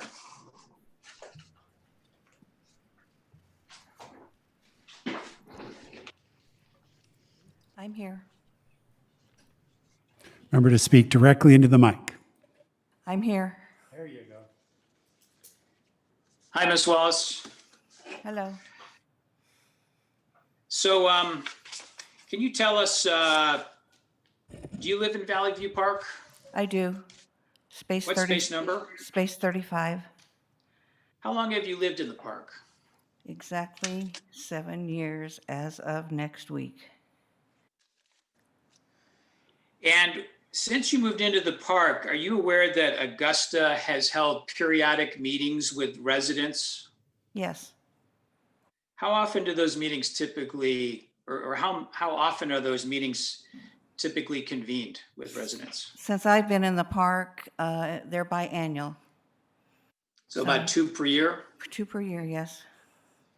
Where are they held? In our clubhouse. How are the meetings noticed to the residents? We receive a flyer. We have tubes on our mailbox. We used to have little clips. They're put on there so we know when to attend. Now, when you get notice of the meetings, is it, some kind of a flyer, some kind of a? Yeah, it's just a piece of paper with a date, time, all that, Are agendas for the meetings typically included with that? I don't recall that, no.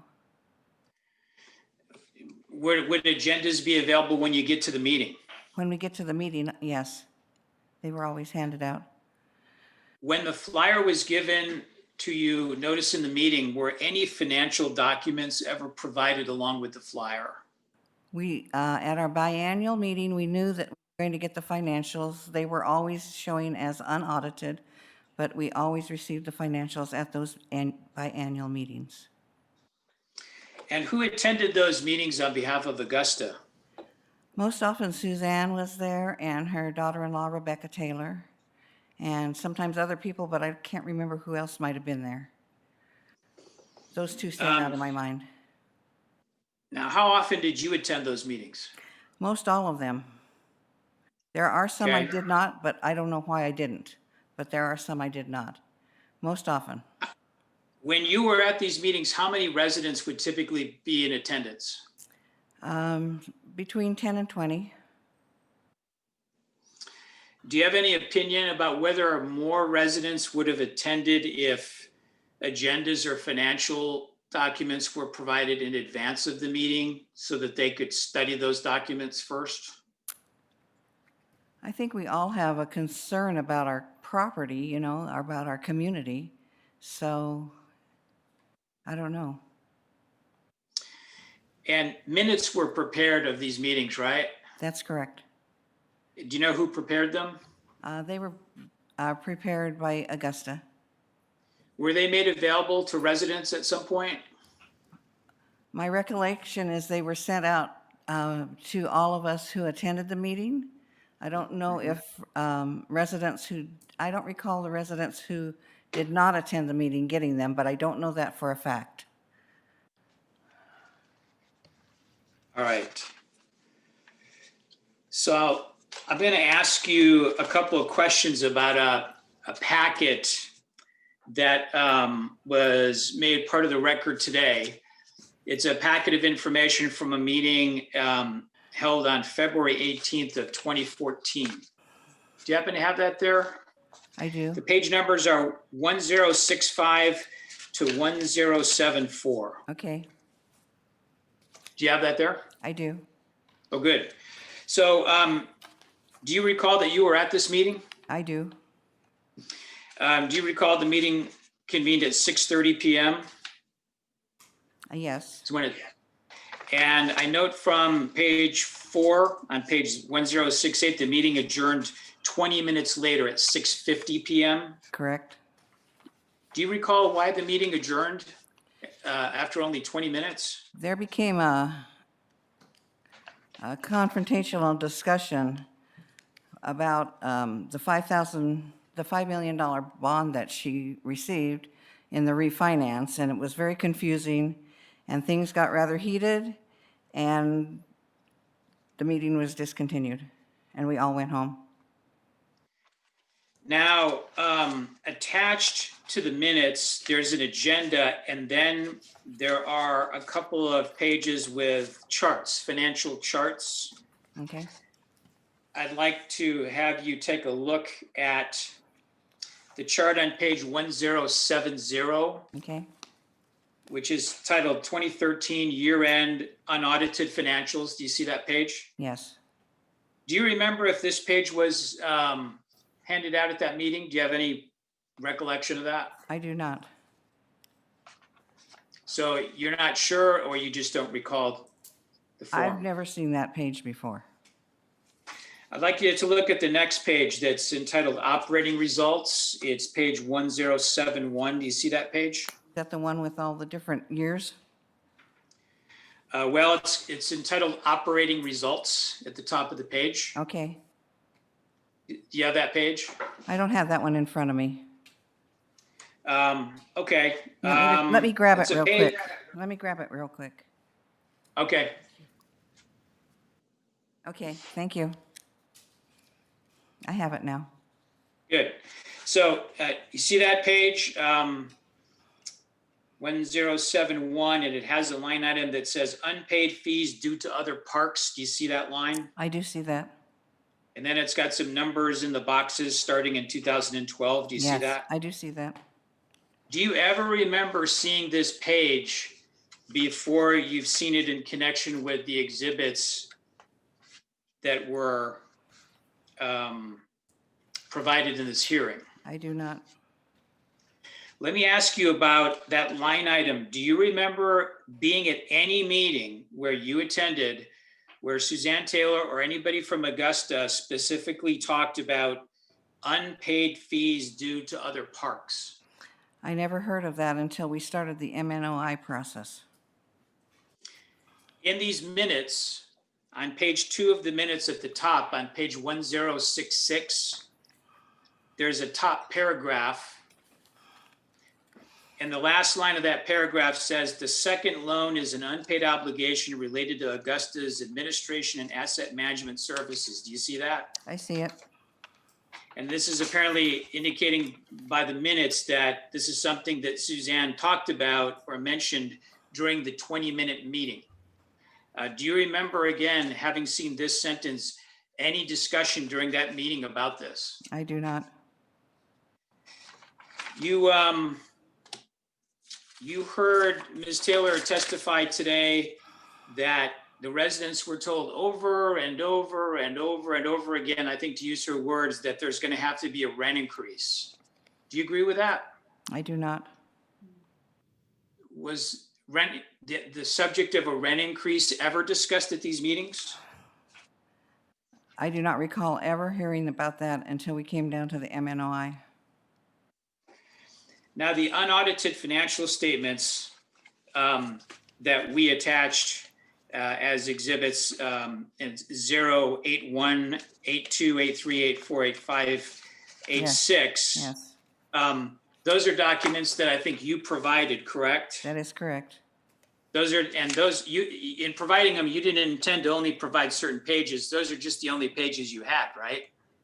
I think the only one that would be missing is 2017, and we had no meetings in 2017. So each of those pages that you were able to find in your own records that had these financial reports for the given years, they all seem to show a positive cash flow. Is that correct? That's correct. So in looking at these documents, was it your opinion as a resident attending these meetings that Valley View always had a positive cash flow? We didn't always have a lot of money, but we were never in the red. And so you were never impressed by anything that was discussed at these meetings, that there's some dire financial circumstance that was looming that was going to require large rent increases? No. At one point, Augusta started talking about acquiring more homes to rent out, correct? Yes. And did they portray that as a huge way to provide more income that would be a solution for any kind of, financial distress? We have always been told that by putting the rentals in, it would cover capital improvements, it would, for any emergency expenses, and then when we would also have a reserve fund for anything that might come up. Last question. Did Augusta ever notice a special meeting to the residents for the purpose of specifically discussing only finances or only this management fee? No. I never ever Thank heard you of a very- management fee. Thank you very much. I have no further questions. My time is up, I believe. That's correct. Cross-examination of the opposing party. You'll have.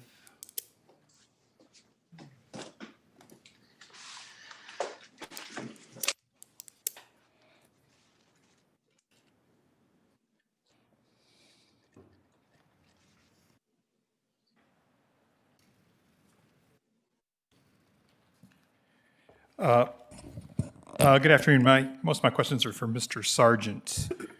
Mr. Sargent, are you there? I'm here. Okay, great. Can you tell us how many times have you testified as an expert on an MNOI analysis before today?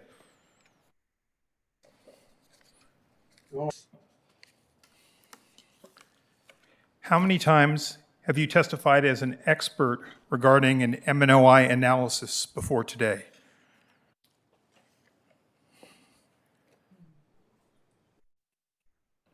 You're the way you phrase things.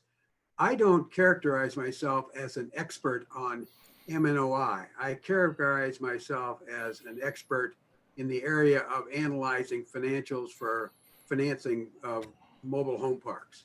So the answer is 6. The answer is what? 6. So in 6 other cases, you did an analysis of an MNOI rent increase application?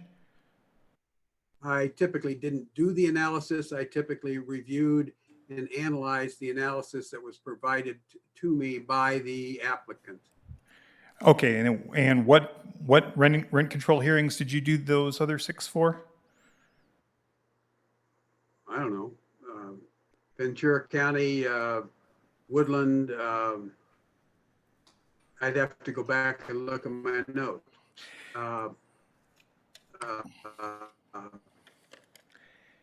Well, the reason I ask is you seem to be a little confused about the analysis that the applicant did. No, I'm not confused, but go ahead. Well, you seem to think that the applicant's MNOI analysis excluded 100% of the income from the rental homes. That seems to be your testimony today. Is that right? And you're saying it didn't exclude 100%? Yeah, it didn't. I'm saying, but is your testimony that your understanding is that 100% of the income from the rental homes was excluded from the MNOI analysis? My analysis, which is I'm just asking you your understanding. My understanding is I pulled out from or let me put it this way, I added back that which your accountant pulled out. Okay, Mr. Sargent, the fact is that the applicant included an imputed space rent for all of those rental homes. Did you understand that? The fact is that he excluded 20% of the gross revenue of the park, which is a material number and not found in the Yucaipa Administrative Code. Mr. Sargent, this will go so much more easily if you actually answer the question I ask. For you, it will go easily, but you'll be able to waffle and obfuscate the issues. I'm not willing to allow you to do that. No, I'm trying to make sure that the Rent Commission has a clear picture of the facts. Is it your understanding, well, let me just restate it. The applicant included a space rent for the park-owned homes. Your analysis, it sounds like you didn't understand that that's what was going on. Is that right? Let me explain it this way. Did you understand that or not? I took your accountant's numbers and said some things were excluded, some things were included, and if I determined that they were not in accordance with the code, I either pulled them out or added them back in. I didn't go into detail. I didn't have that kind of detail to know the nuances. You Mr. Sargent, can you... You're wandering around in the weeds and obscuring the issues. But the big issue is I pulled out the income that you, or the expenses that you put in, and I added back the revenue you excluded. Mr. Sargent, you just got done testifying that some expenses, like an unlawful detainer expense, should be excluded from the applicant's analysis because it related to park-owned homes. Doesn't your opinion change if we included a space rent for those park-owned homes? I don't know. I'd have to think about it. Okay, so it's pretty clear you haven't been considering the application based on the way it was actually presented by the applicant. You were proceeding under the false assumption that the park owner included no income from the rental homes. Is that right? That is not correct. What I proceeded with was I took your numbers, and if it said park-owned home revenue and you pulled it out, I put it back in. I also put in the line item related to delinquencies in park-owned homes, and I put in the line item that was park-owned maintenance. I was trying to see what the reality was. I didn't go into the detail of those numbers because I didn't have the detail of those numbers. All right. Thanks for explaining that. Now, you stated in your report that the 2012 refinance was probably the cause for this special adjustment application. You remember saying that? It's in tab E on page 19 of your report. That's what I think. That's what you think. But as a matter of fact, after the 2012 refinance, the bond financing expenses actually went down. Were you aware of that? I don't actually have great faith in your computations. I know that is what you said, but in point of fact, the dollar amount of the debt on Valley View for Augusta Homes things went from $1.5 million or $1 million to $2.6 million.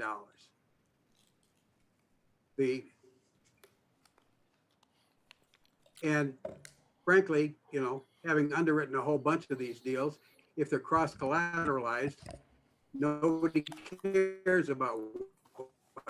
All right, can we move on? Mr. Sargent, you claim in your report that it was significant that Augusta... Hold on. Excuse me, Mr. Chairman, can I have him Mr. Sargent repeat his last answer because it got garbled and I don't believe, I don't know if anybody understood it. The court reporter wouldn't have been able to write it down. Well, he wasn't answering my question anyway, so I don't think we need to. Well, I'm directing my question to the chair. Repeat, Mr. Sargent, so we're clear. Oh. Mr. Sargent, would you repeat your last answer that you were caught off digitally? Would you have learned counsel repeat his question that I didn't answer? I'm just going to move on. All right, you said in your report that the, excuse me, that it was significant that Augusta put zero equity in the purchase, right? You remember saying that? I think it is, Augusta didn't put anything in the deal. It is significant that they had no equity in the thing because they were able to avail themselves of high leverage tax exempt bond financing. Right, in fact, that is typical to the structure where you have a 501c3 that acquires a property, right? I wouldn't say it's typical. I would say it occurs occasionally, but most of the deals that I have seen, there is some form of equity on the part of the nonprofit. Really, because in your website, I saw you identified 3 different kinds of options for resident acquisitions. One was a 501c3, which is this situation. Number 2 is a mutual benefit corporation, which isn't the situation. And number 3, we have a limited equity cooperative as an option. And under the 501c3, one of the characteristics you described was high leverage. Was that accurate? Sure. Okay. The other options typically, according to your own website, require a capital contribution from the tenants, right? Right. And those other 2 options also involve some kind of increase in monthly payment. In fact, you said your ideal target is that the increase in rent or whatever compensation or payment is no more than 20% of what they were paying, right? Right. They're often willing to vote themselves a rent increase in order to own the park as opposed to being a tenant in somebody else's park. So it's fair to say that back in 2000, when the city and the residents supported nonprofit acquisition, they benefited in choosing the option that didn't require a capital contribution and didn't require them to raise their rents. Fair statement?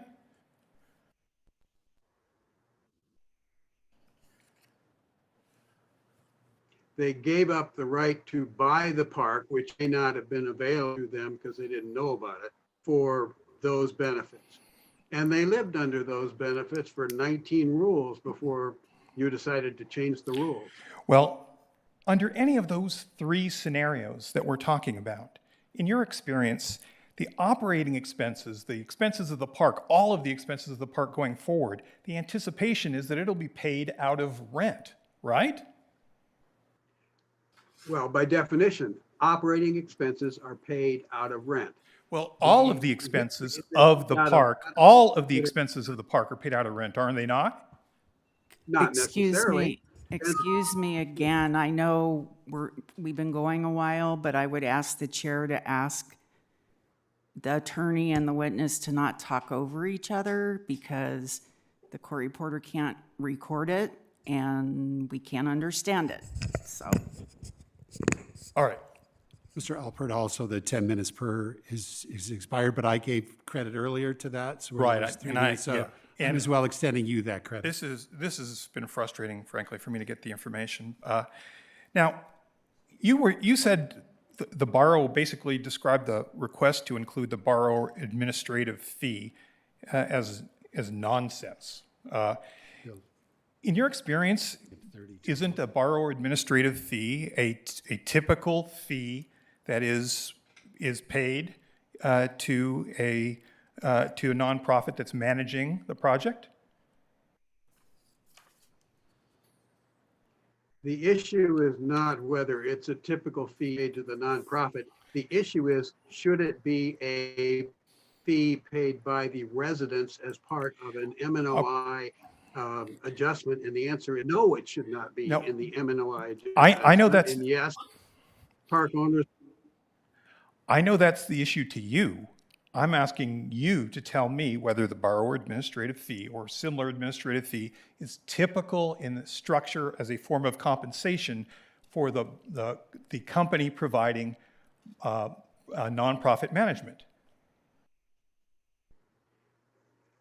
it's a question that doesn't have significant meaning. Administrative fee can be anything that the nonprofit wants it to be. It's a fee, it's a number that is computed by them based upon how they're feeling that day.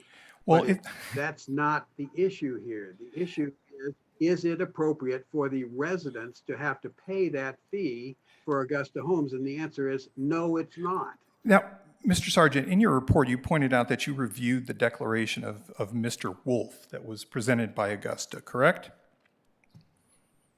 Right.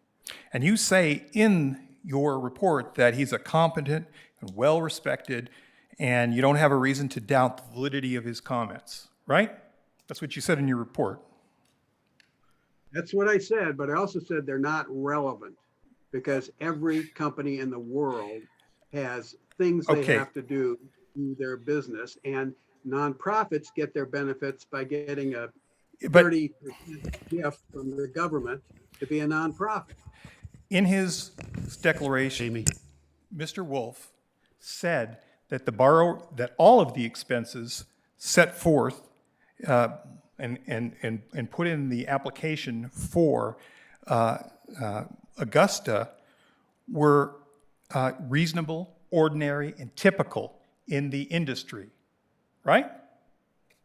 That's what he said. Now, And I you disagree with understand, him. Gentlemen, one at a It is time, not please. relevant. you understand, do you not, that the borough administrative fee is the only compensation that Augusta receives for providing its nonprofit management services, right? No. What other form of compensation does it receive? In theory, if a park owner gets net operating income, they get compensated out of the use of that net operating income. Now, if a nonprofit has some sort of restrictions because they've incurred those in the bonds, and they get compensated out of their administrative fund, according to the lady earlier. But there's no expectation on the part of the residents that they have an obligation to help Augusta Homes pay itself. My point is that in this transaction, the only compensation that Augusta receives for providing nonprofit management is through this borough administrative fee, right? Mr. Alpert, I'd like you to know that the time that I extended earlier to Mr. Lincoln is the same amount of time that I have just given to you. I just have So one I more need you to move forward. You have All 14 right, minutes left. Well, let me close with this one sort of set of scenarios. Now, if Augusta is not, for Augusta to be paid its borough administrative fee, I see three scenarios in this case, or three ways we can deal with the borrower administrative fee. And actually for the financing, the bond expenses, financing expenses, three ways to deal with it. Number one, Valley View can pay these expenses attributable to it through its rent. That's one option. Option two, the other parks that are affordable housing in Augusta can pay Valley View's share. That's option two. Option three, Augusta gets no compensation for its borrower administrative fees or for the services it provides. Can you think of another scenario? Well, I take great umbrage with your characterization of some of your comments. That is part of a collateral package in a $22 million bond deal. As nearly as I can determine, Augusta took $1 million out of that deal. They turned around and reinvested in some homes and bought some other parks. That's plenty of compensation for most people. Mr. What? Alpert, you need to understand that there are now different time requirements. All right. Thank you for your time. You have additional time to ask other providers if you want. Oh, yeah. Just a brief question for Shelley, for Ms. Wallace. How would we do that with, do we have a separate mic for her? Yes. So there should be 2 mics there. There should be another mic. Okay, got thank one. you. Do you control that one or do I control that one? There you go. I'll work on it. Hello. All right, Mark. Thank you, Ms. Walsh. Just a couple questions. Now, you even familiar with this term borrower administrative fee? I understand what it is, but I never heard of it. I've been there 7 years. I had never even fathomed anything. But you understood, I understand it. but you understood that Augusta needed to have compensation for its services. They weren't coming, they have employees, overhead that needs to be paid, right? I think anybody has to pay their employees. You That got is it. a logical statement. You got to pay your bills. And so the other last question I would have for you is, well, how long have you lived in the park? As my testimony, 7 years. 7 years. Is it your understanding that for this nonprofit, that the residents, it's the residents' responsibility to pay the park expenses out of the rents? I thought that the money was coming out of what was showing on our paperwork that we got. But my question is, do you agree that it was the residents' understanding that the residents of Valley View were going to pay for the expenses that are attributable to Valley View to operate? I don't think we were ever told, from what I know, from other residents, that we were ever told that we needed to pay that. And I do not believe it was ever disclosed to a new buyer, because myself being a new buyer, knowing that that was something due, I would not have bought there.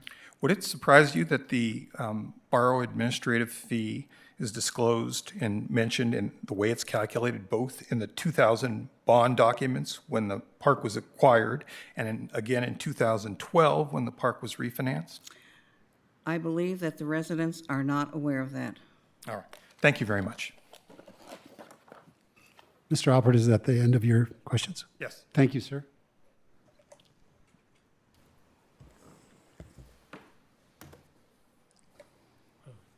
Staff cross-examination. Yes, sir. Mr. Sargent, Yes, sir. it was a little difficult for me to follow what your testimony was on the revised base year.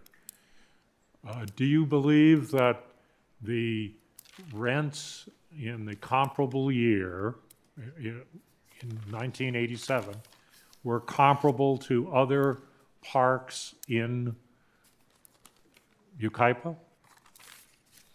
Well, I'm not an appraiser, so I looked at Mr. Neet's report and I looked at Mr. Brabant's report, and I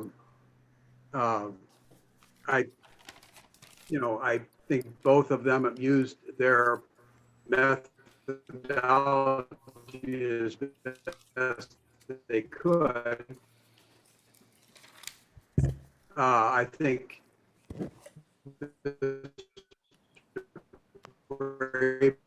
and had the benefit of a clarified target, if you will, than Mr. Depth on the base year. Those, unfortunately, you were breaking up, so we couldn't understand you. Could you repeat your answer? I'm sorry. again? Sure. I'm not an appraiser. So I looked at Mr. Neet's report, and I looked at Mr. Brabant's report, and the bottom line is I'm more comfortable with Mr. Brabant's analysis, but I'm not, those are not my skills, and I didn't look at that in any great depth.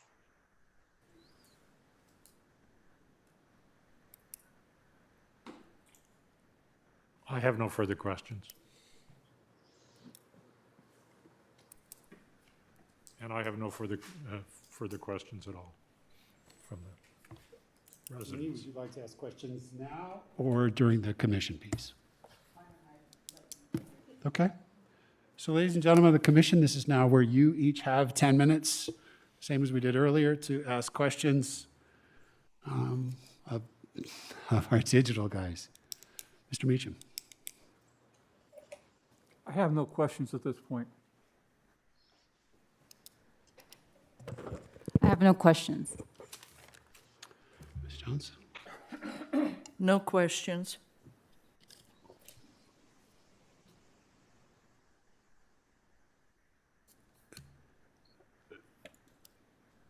Mr. Stanton, I have one question for you, which is the same question that I asked earlier. The others have been addressed. Is it your opinion that these items are hinged together? For example, the rate increase and all of these other pieces, are they hinged together in your position? I think you had said you had a question for Mr. Stanton. Did you mean Mr. Sargent? No, I mean you, Mr. Stanton, Bruce mean me? Stanton. You're asking me as the lawyer if I have an opinion about that? Yeah. Yes, I am, sir. Okay. I'm not used to that. Can you restate or try to elaborate a bit, please? Yeah, it was the same question that I asked earlier. As I was going through all of this material, one of the central questions that shows up for me is there's, first of all, a rate increase, and then the second piece is all of that prepositional stuff and costs. Are those two hinged? So, for example, could I simply say yes to a rate increase, but no to all of those other costs? Or are they always hinged together? When you say other costs, you're talking about the administrative fee, Yes. the interest factor, and then the retroactive recapture of the fee? That's correct. Well, I would just tell you that in my experience, I've probably handled between 50 and 60 MNOI hearings since 1986 all around California. In my experience, first of all, I've never encountered these kind of fees because I'm not sure I've ever handled one of these where a nonprofit's been involved. So this particular kind of fee hasn't come up. It's not rare that a park owner will bring what's called a Vega claim, where pursuant to the case of Vega versus City of West Hollywood, they say we need to adjust the base year expenses or we need to adjust the base year income. And that's being done here. And that's why we have the testimony of Mr. Neet and we have, the 190 versus the 175. But in terms of these other costs themselves, the fees for the hearing are certainly going to always be an issue. But these other costs, I do not see them as hinged in the sense that if you granted any number of MNOI increase, you would have to grant these costs. I see them as being separate, except to the extent that the administrative fee cost is included in the current year as an expense for MNOI. So in that respect, the administrative fee is hinged to the current year in the amount of $45,762 as an expense item. The retroactive recapture is not. It seems to be being presented totally separate. Thank you. That was it for me. Ms. Grayson? These are for Mr. Sargent. I thought I heard you say two things about the expenses claimed for the current year. One is you felt some of them were unreasonable, and you also said you thought they were a fabrication. Could you explain what you meant? What is unreasonable, and why do you feel some of the expenses are a fabrication?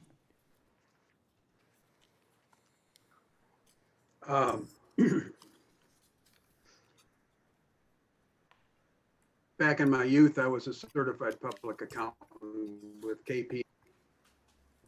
I understand the concept of accounting allocations. Augusta Homes has 8 parks that I'm aware of. They have a lot of overhead, and they can do anything they want to and allocate that overhead in any way they choose on the basis of the number of units, on the basis of revenue, on the basis of what is in what financing and so forth. I went through and looked at their numbers, and they have overhead fees, administrative fees, debt service interest, sub-debt interest to the tune of $141,000. And I thought that was all, I thought some of those were unreasonable because they're disallowed. And some of them are, you can't determine what they are because they're an allocation of a larger body of expenses. And so I said, they're not operating expenses. They're simply an allocation from the general overhead of Augusta Homes and should not be included in a rent M&OI adjustment. And can you explain what you mean when you say something is not an expense, that it's overhead? I mean, it sounds like you're making a distinction between the overall entity, Augusta Homes, operating 4 parks versus the expenses for Valley View that are being included or not included in the M&OI. Well, I'm making a definite difference between what is included for Valley View. Your code requires that you're dealing with a given park, and that park net operating income is based upon gross revenue less operating expenses. And operating expenses is a defined term in your code. And overhead fees, administrative fees, and that ilk are not included in operating expenses. That is not to say that they're not somewhere in the great overhead of Augusta Homes, that they're not running up those bills. It's just they're not operating expenses from the standpoint that the residents of Valley View should be responsible for them. Do you feel, based on your review of the application, that there is documentation to support some allocation of what you are referring to as overhead as an operating expense in this application? I saw no documentation that I would view as valid. In other words, if you were going to have an allocation of overhead, you would have numbers that showed what the total overhead was, and then what the method of allocation was, and how it was then allocated amongst the parks. They've got 6 parks in 2 different financings. And there was no data that I saw that gave that kind of information. So I have no way of knowing whether those, even though I think there's no way the resident should be responsible for them, there's no way I could tell that they're a valid number or not. Okay, and then when you were being questioned by Mr. Alpert, we've all been, as you can tell from the questions, there's an effort to understand what the borrower administration fee is. And if I wrote this down correctly, you said it can be anything the nonprofit wants it to be. Now that fee is identified in the indenture of trust. So are you saying that when the financing is put together, the borrower, who is Augusta Homes, proposed a certain amount as the borrower administration fee, and if it's accepted as part of the financing, it becomes part of what has to be paid for? And how does that get evaluated or determined? Well, as I say, I've had access to some bond documents. I haven't had access to the offering summary or the details of how it was put together. I would say this, that under bond documents, the trustee controls where the money goes. And so there is a negotiation between the sponsor, Augusta Homes, and the trustee as to what money goes where. And so somewhere along the line, there was a negotiation between those 2 entities that resulted in a determination of what is an administrative fee. Somebody else alluded to the fact that there's a chunk down here at the bottom, what I forget the term they used, it was a surplus or whatever. Ultimately, the surplus goes to the sponsor, which is Augusta Homes. So the administrative fee comes out first, even though it comes out pretty far down the list. But at the end of the day, there's a periodic sweep of the revenues that are left over to Augusta Homes in a typical deal. The fact that those are in the indenture and in the bond deal is not relevant to what the residents should have to deal with. That's a investment banking, bond underwriting kind of judgment, but it doesn't necessarily relate to what should be billed to the residents. It can be allocated to the different projects, but it's not something that I think should be included in an MNOI adjustment. And so going back to the questioning about what compensation does Augusta Homes receive for administering and managing all of these parks that have affordable housing, they theoretically get the borrower administration fee, and they also would get surplus funds potentially. I would assume that's correct based upon the comments here today and my reading of the indenture. And did you see any documentation that set out whether there were surplus funds and whether they were allocated to or swept out, I think is the term you used, to Augusta Homes over the past 12 years? Well, it would have been over the past, since 2012, so it would have been over the past 8 years for the bond deal.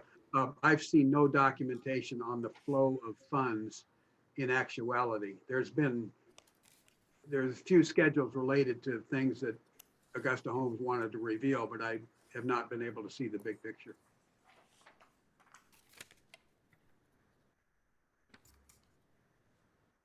I don't have anything else.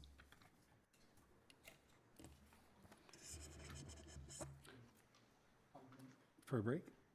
We've had a request 5 minutes for used facilities. So big hand on the floor, everybody's back.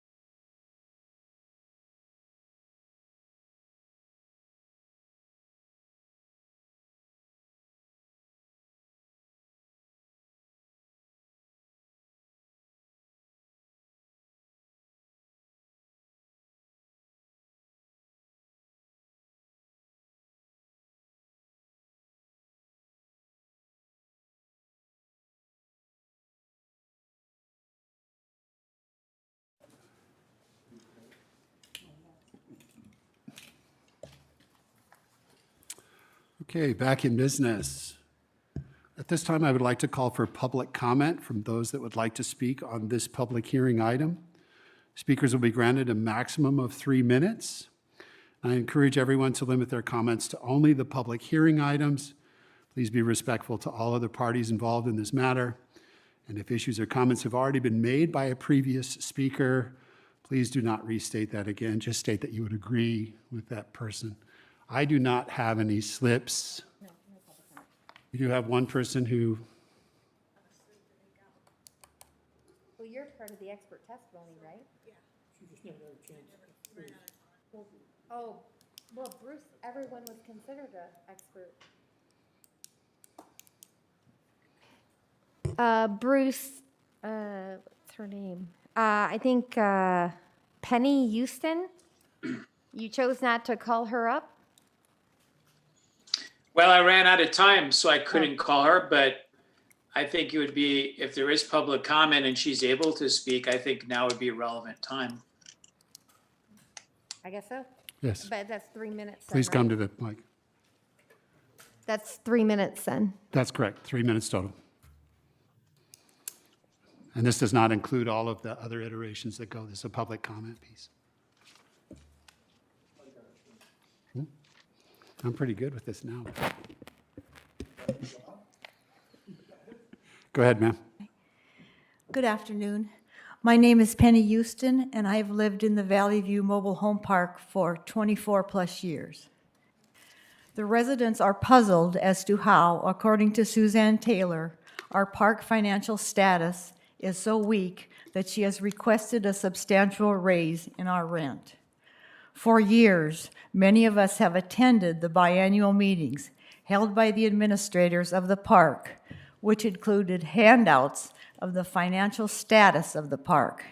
Never once did this paperwork show a negative balance. Most of the discussion at these meetings were positive. Several years ago, we were made aware that Augusta Homes was purchasing several new mobile homes to move in the park to be used as rental sites for additional income for the park. When Suzanne presented that information to the group, we asked if these rental units would be in any way a cost factor to the residents. The point-blank question to her from Bill Morgan was, will our rents go up? We were assured at that time that the space rents in the park would not be affected or increased due to these new rental units. I love my home in Valley View, and I take pride in it. I try to keep my space presentable, not only for myself, but for my neighbors so that they can enjoy it too. It is an investment to me. When I pay my space rent, I feel I am not only paying for a place for my home to stand on, the land that it stands on is a type of investment to me also. Let me ask all of you to make a consideration. Let's say that you have an investment of some kind that you keep an eye on. Every year you receive some type of review of that investment, and it always looks positive. Some years are better than others, but it always ends up with a positive balance. While you are adding to this investment, this company tells you that not only are they going to add something to your investment to make it better, but there will be no cost to you. Wow, sounds like a good deal. Again, for several years, you receive documentation that everything is going well. Imagine your surprise when all of a sudden you are made aware that not only is your investment at a negative balance, the best part is that your investment has been in a negative balance supposedly for years. And now the company wants additional funds for you to make it better. It's enough to get your attention and ask why. Had we been given some notice about the park issues, would we have been more receptive to a small increase in our space rent? Possibly. But you can be sure that we would have been asked and checked Suzanne's numbers, as her numbers have been reviewed by both you and the city. You see, Suzanne Taylor made a fatal flaw. She underestimated the residents of Valley View, the questions they would ask, the information they could find, and the sources we could ask for help such as Mr. Stanton, Mr. Sargent, Tony from YMRA, and especially the YMRA organization. Some of us are strong personalities. We are fighters, and we watch out for each other. I have no ill will against Suzanne Taylor, but I will not accept bad math and an ability to handle funds properly as what I feel is a reason for a request for a rent increase in Valley View. I do want to take this opportunity, whatever the outcome, to thank the members of the Rent Control Committee, as well as members of the city for all the time and effort you have given to this project. You have worked diligently through what I would guess is a ton of paperwork to review. It could at times have seemed like an endless, thankless job, but the residents of Valley View have appreciated your efforts. On a personal note, I would like to thank Dale Davenport for being our contact between Valley View and the city. Most important, a big shout out and thank you to Shelley Wallace for the hours and hours and hours of time and effort she has put into this project. An issue like this can change the dynamic of a park. Some people are helpful, some like to Monday morning quarterback, some spin the truth, and friendships are changed or even lost. Hopefully, following the Mobile Home Rent Review Commission decision, we can all move forward and work toward for a greater good. Thank you. Thank you.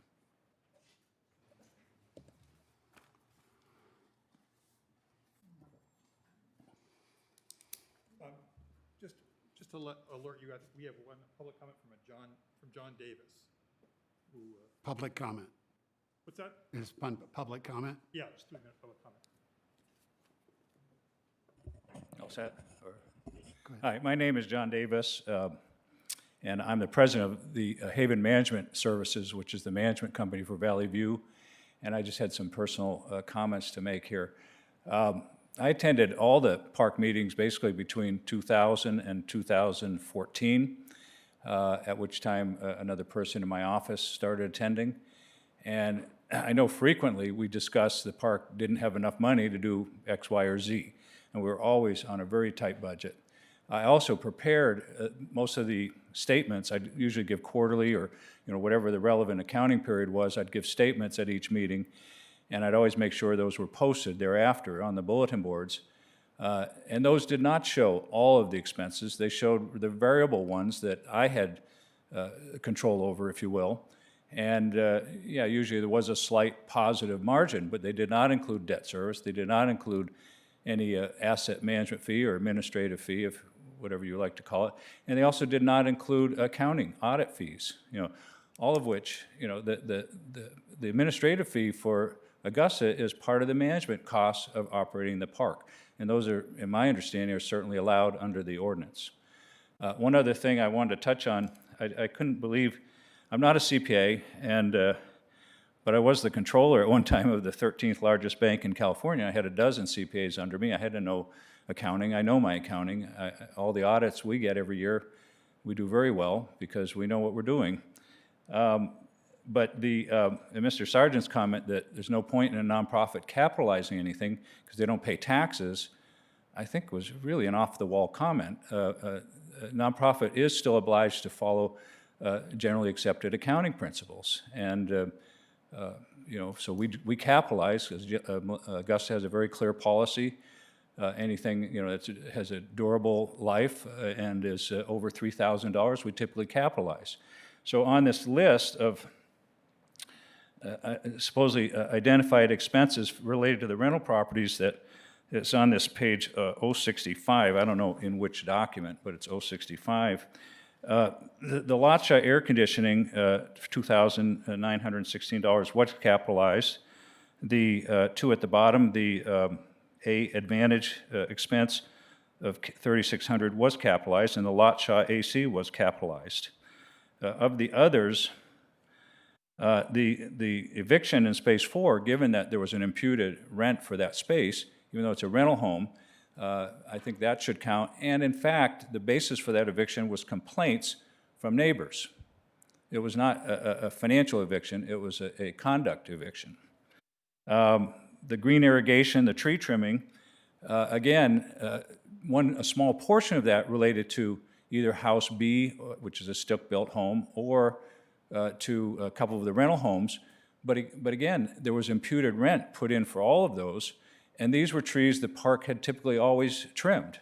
And so whether it was a rental space or an owned space, my view is once a park adopts a tree, it's their tree, and we trim it routinely. And the GNA painting was a prize, if you will. It was a resident services thing where two people got their house painted, due to a financial need. So I just wanted to comment on those items. Thank you, sir. Any other public comment? I don't have a ticket either, but I'd like to make a comment. You've already spoken as an applicant, ma'am. These are for people in public who, different process. It's now time for city staff testimony. Dr. Barr, Brabant, and Doug Anderson.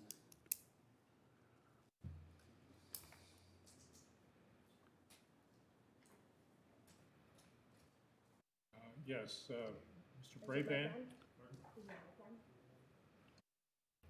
Mr. Brabant, would you begin your testimony? Yes.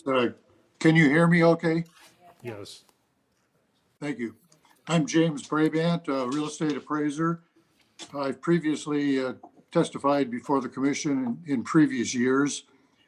I was asked to do basically three things. One, review Mr. Neet's report and his criticisms of me. Two, estimate a rental value in 1987, and then rental value as of January of 2019. In reviewing Mr. Neet's appraisal, I believe there are four material errors that have impacted his opinions. Number one, he says the year the park was built was 1969, when it actually was constructed in two phases, the first in 1952 and the second in 1969. Thus, on average, it's older than all of the comparable parks used by both of us. And this was not recognized in his analysis. However, it's interesting that he previously appraised the park in the year 2000 for bond financing, and then he knew there were two phases, with the oldest being built in the mid-1950s, as he stated, but no mention of that in this report. Error number two, he uses rents at two parks in Banning as comparables for his 2019 analysis of market rent. However, the use of comparable rents from another city is inconsistent with the city ordinance, which allows consideration of, quote, rents being charged for spaces subject to the YMC in comparable mobile home parks subject to the YMC in the city of Yucaipa. Those two parks he used should not have been utilized. Number three error, Mr. Neet uses the term market rental value to justify higher conclusions of rental value in 2019, when the ordinance does not use that term and does not guarantee market rent to the park owner. In addition, he then creates a term called controlled market rent, and there is no such term in appraisal literature anyway. And in fact, it's a contradiction of the term market rent. By definition, market rent cannot be controlled and must be a rent that is openly negotiated. Inventing this term appears to be an attempt on his part to justify going to the high end of the range of rents. Error number four, he includes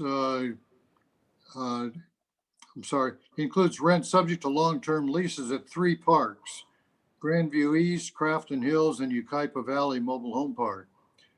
These rents cannot be considered because they are exempt and not subject to the YMC.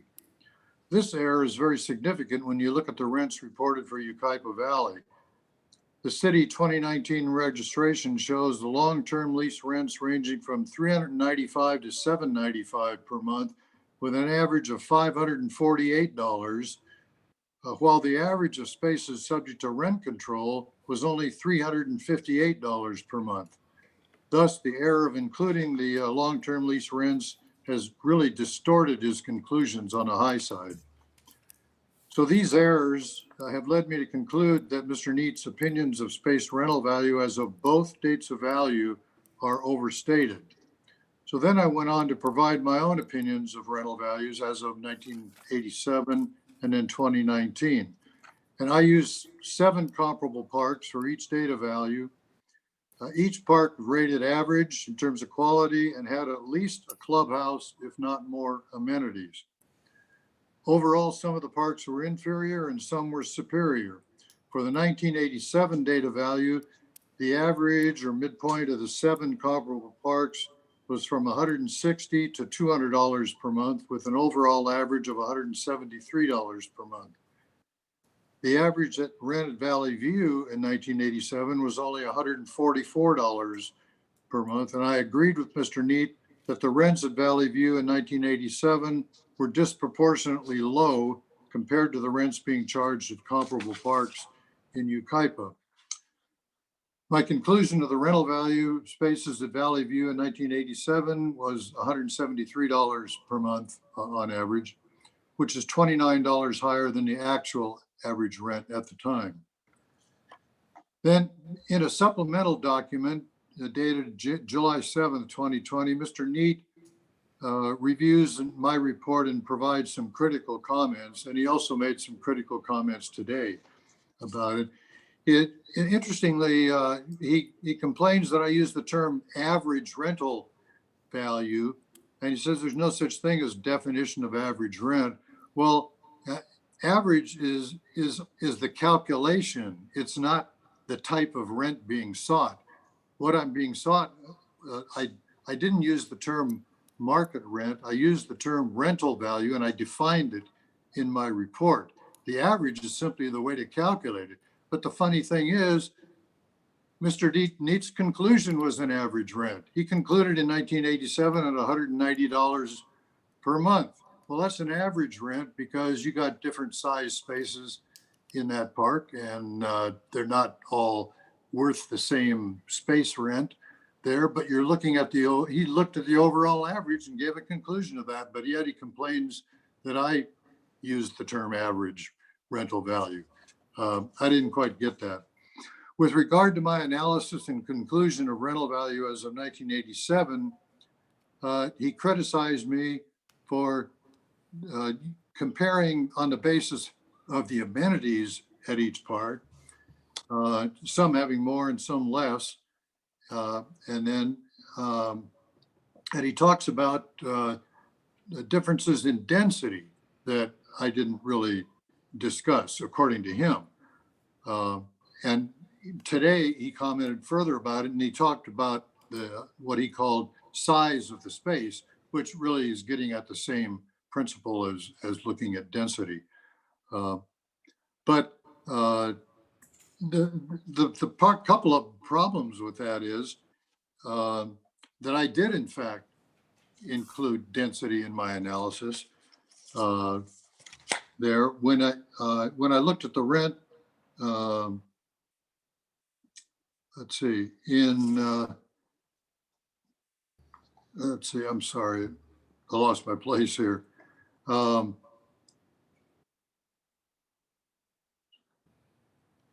And basically, if anything, he was the one that really never did a calculation based on density. I actually did a calculation that included analysis of density and actually revised some ranges I had in overall value. And I'm not going to go into quoting everything out of my report here because I don't have enough time for that. But the point is, I did utilize density in calculations, and that he didn't seem to either notice or he wanted to avoid it. But the funny thing is that he himself did not really use density in his analysis of rents. He had, let's see, he concluded at a rent of $190 in 1987. Let's see. But when he when he had a density of parks in his report that were much higher than the densities that I used in my report. If you looked at his schedule of his rents, he had like the subject in Valley View, and then he had 4 comparables in 1987, and the densities ranged from like a 7.5, no, I'm sorry, from 8.36 for the comps up to 11.72.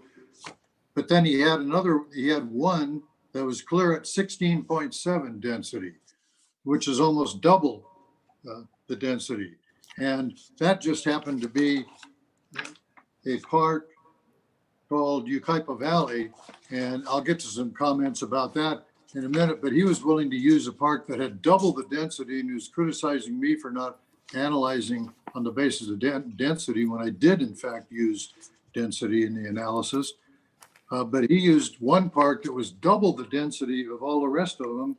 And it just happened to be a park that had a lot of long-term lease spaces there. So I'm not suggesting the density is not important, but I'm just trying to point out his inconsistencies in criticizing my use of the term and the concept of density. The density at Valley View, by the way, was 8.5, the effective density that he calculated for that park. But anyway, he also criticized the fact that I did not use Green Valley Mobile Home Park as a comparable when I had used it in a previous appraisal. And that previous appraisal was in a 2016 data value that the hearing occurred in 2017. And I did use Green Valley. And there's a simple explanation. When I re-inspected the park this time, I discovered that there was no clubhouse for resident use any longer at that park. I had thought, it was reported to me that there used to be a clubhouse, but I spoke with a resident who had lived there for 8 years, and he told me that the clubhouse, there's never been a clubhouse that could be used by the residents in the entire 8 years he'd lived there. So not having a clubhouse didn't meet any longer the definition I used of a comparable park, so I eliminated it. So that was the reason for that. The other interesting fact about Green Valley Village is that 98 of the 109 spaces have park-owned homes on them that are being rented out. And of course, they're not subject to the rent control ordinance. So when a park owner rents the homes, then those homes are exempt from rent control. Thus, the main business of that park is the rental of homes, not the rental of spaces. Again, so it's not a good comparable. For the January 119 data value, I used the same 7 comparables for that, and they had average controlled rents ranging from $343 to $384 per month. I rated the parks overall, and here's where I considered density along with other characteristics such as year built, views, condition, location, etc. But the rating of the parks was really based on the overall, not just singling out something like density. 4 parks were considered overall inferior, and the average rent of those parks was $364, while the 3 parks rated superior was only $1 more, $365 per month. It shows again that controlled space rents in Yucaipa are not always consistent with amenities and other physical characteristics. And that is to say that an inferior quality park may have higher rents in some cases than the park that is superior in quality to it. So, and there's nothing in the ordinance to suggest that appraisers should put more weight on the lower or higher end of ranges of rents. Thus, it was a reasonable conclusion in my mind was to consider the average rents from all 7 parks that I utilized. Therefore, my conclusion of the average rental value of controlled spaces in Valley View as of January 1, 2019, was $365 per month, which was $49 higher than the actual average rent at the time. Now, in Mr. Neat's supplemental documents, he criticizes me for excluding rents on leased spaces because I had included them in a previous appraisal of Carriage Trade Manor there several years ago.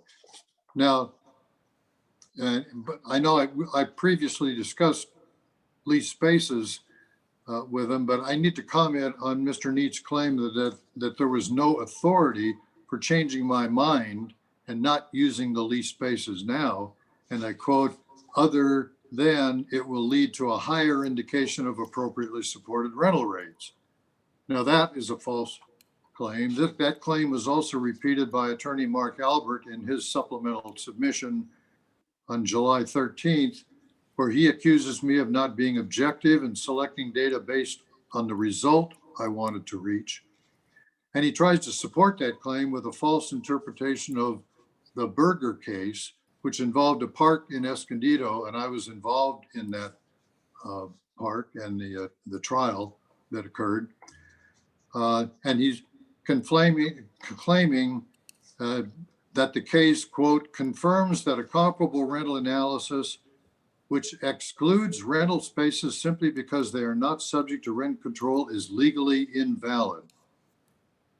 Now, that wording does not apply to Valley View, in my view, because the Berger case was dealing with an ordinance of the city of Escondido, which was worded differently than the Yucaipa ordinance.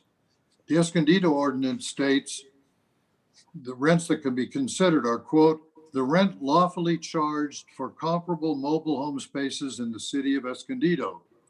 So a leased space would be a legal rent in the city of Escondido. But the Yucaipa ordinance is very clear. It's not all the rents that are lawfully charged as it is in Escondido. It allows a consideration only of, quote, rents being charged for spaces subject to the YMC in parks that are subject to the YMC in the city of Yucaipa. So leased spaces in Yucaipa are legal, but they are not subject to the YMCA or YMC and should not have been utilized. Now, I made it clear in that previous appraisal of Carriage Trade Manor that leased spaces are exempt and were not subject to the YMC, even though they were included in my calculation of the average rent at parks. And the reason was simple, that I left them in because it only changed the average rent overall of the comparable parks I used by $1 a month. So it didn't really change anything, and I left them in. And so because it didn't change the conclusions, I didn't bother changing the calculations and taking out the rents that were subject to lease spaces. So if there is a criticism of me, it should be for using the lease spaces in the Carriage Trade Manor appraisal back several years ago. However, at that time, using them, I had no idea it was going to become a big issue like it is now. Mr. Brabant, can I just remind you that there are 15 minutes remaining for all of the presentations, so I'm not sure how long you want Mr. Anderson to speak. But do you have? 5 minutes? Huh? Okay, I'm finishing up. No, according to this, it's 30 minutes for the entire set. Everybody gets 45. I apologize.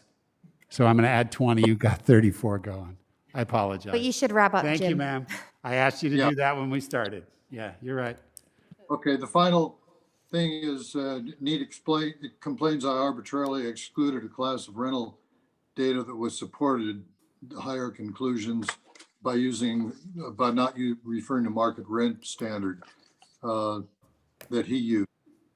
Problem is market rent is not the standard stated in the ordinance and is rather a standard that has been arbitrarily included by Mr. Neet.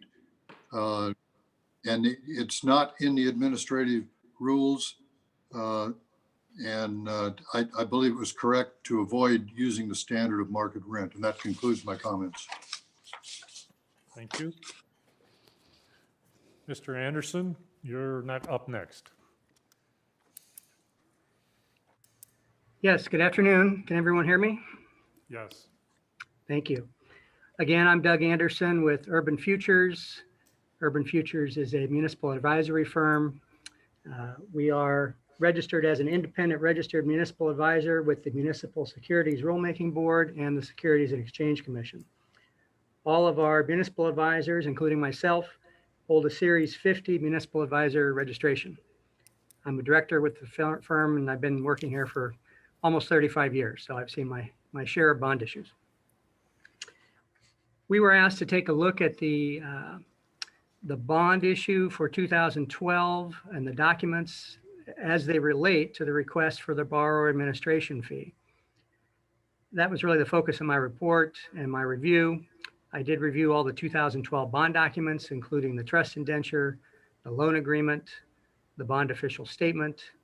I also took a look at some of the annual continuing disclosure reports that are filed by the borrower, actually by the ICFA, the bond issuer, which included some information about the waterfall of funds that we've heard about earlier. On that point, in those annual continuing disclosure reports, at least 4 of the years show money in the surplus fund remaining. Now, the timing is a little bit off. There isn't a lot of detail. The actual determination of the surplus is on a bond year, which ends July 31st. The documents shown in the annual reporting documents are as of the end of a fiscal year. So there's a little bit of mismatch. But the fact that there are funds in the surplus fund would recognize that all other buckets have been filled up, including the payment of the borrower administration fee. Again, that's on a global basis for all 4 parks. As was pointed out earlier, the bond documents don't make the distinction when paying the bond administration fee, which park contributed. However, in the definition of borrower administration fee, there is a breakdown of the total cost with a set amount spelled out for Valley View.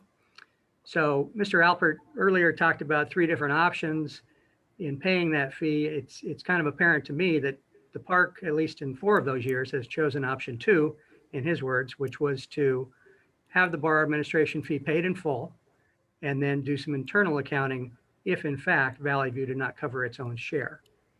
So I guess that's the point. In looking at some of the cash flow analysis, we did start with the borrower's initial MNOI worksheet. We then took those definitions and sort of recast them in the light of the bond documents to fit that waterfall of funds. Our first iteration was released, and then we heard back from the applicant. There was a letter from Mr. Alpert on July 24th, which pointed out there were some revenues that had been double counted. So we made some adjustments for that, prepared an addendum to our report. And then Dr. Barr found some additional expenses that had been double counted. So we made a second round of adjustments and prepared a second addendum. Based on that second addendum, we prepared a worksheet, and then our final back and forth with the applicant, we received a revised worksheet. It's page 1064. And in that worksheet, they had taken our previous worksheet numbers. They deducted the expenses that Dr. Barr had found. They added some additional expenses for audit fees in the year 2019. And most notably, they included some payments for rental homes for the additional debt that they claim on those homes. Seeing that, I tried to substantiate those amounts, was not able to determine how those amounts were arrived at. The closest we came in some of the minutes from the residents' meetings, there was a description of a borrowing in the amount of $90,000. We did find that in Augusta's audited financial statements. Now, each year, Augusta prepares audited financials. They don't break down information by park. However, in the notes to the financials, they do detail their long-term obligations. One of those long-term obligations is a note from the ICFA, the bond issuer. So this is an additional borrowing after the bonds were issued of $90,000. It appears that was taken out in 2013. The first payments didn't show up until 2016 and are described as being around just over $6,000 a year. However, there's an additional amount shown on the applicant's worksheet, page 1064. The repayment amounts they show start in 2015 and start at $13,980, go up to $19,000, and then currently are shown as $22,000. I can't, I don't know how they've arrived at these additional numbers. But even given their total numbers here, if we take them at face value, over the period of 2013 to 2018, the total negative would be around 91,000. Not anywhere near the 266,000 that we started with. I never did really figure out how they came up with that number. So that's really the summary of what we looked at and what we arrived at. Instead of there being a negative 266,000, at worst, it's a negative 91. And even that may be subject to some further adjustments depending on what these debt payments are. Some of the documents, I know Dr. Barr and his packet, specifically tab H, appendix H, page H4. You don't need to look it up, but it basically gives a breakdown of the payments that are going from Augusta to the bond trustee to pay for the bond debt service. Every year since this bond issue was issued in 2012, Valley View has been paying just over 7% of the bond debt service. And then there are set percentages for the other three parks. None of those numbers have changed. So if in fact the borrower administration fee has been borrowed from the other parks, there apparently has been no adjustment on the bond debt service payments that have been made, which begs the question, if they are making debt service payments on a loan to cover additional debt, who is that being paid to? I can't quite figure that out. Anyways, that's the summary of my report. Happy to answer any questions. Okay, Dr. Barr, you're up.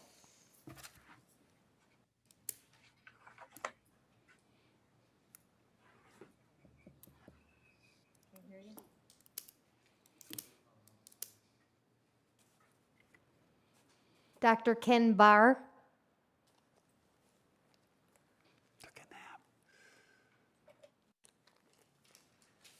I've been listening the whole time. I just have, I'll start.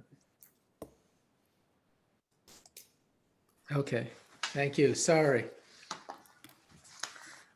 Okay, and how much time do I have now? 21 minutes. 21 minutes. Okay, thank you. I'm an attorney and urban planner, and I've been consulting and teaching about housing and economic policy issues for 40 years, I'd say. And in particular, I've worked on issues related to fair return under rent regulations.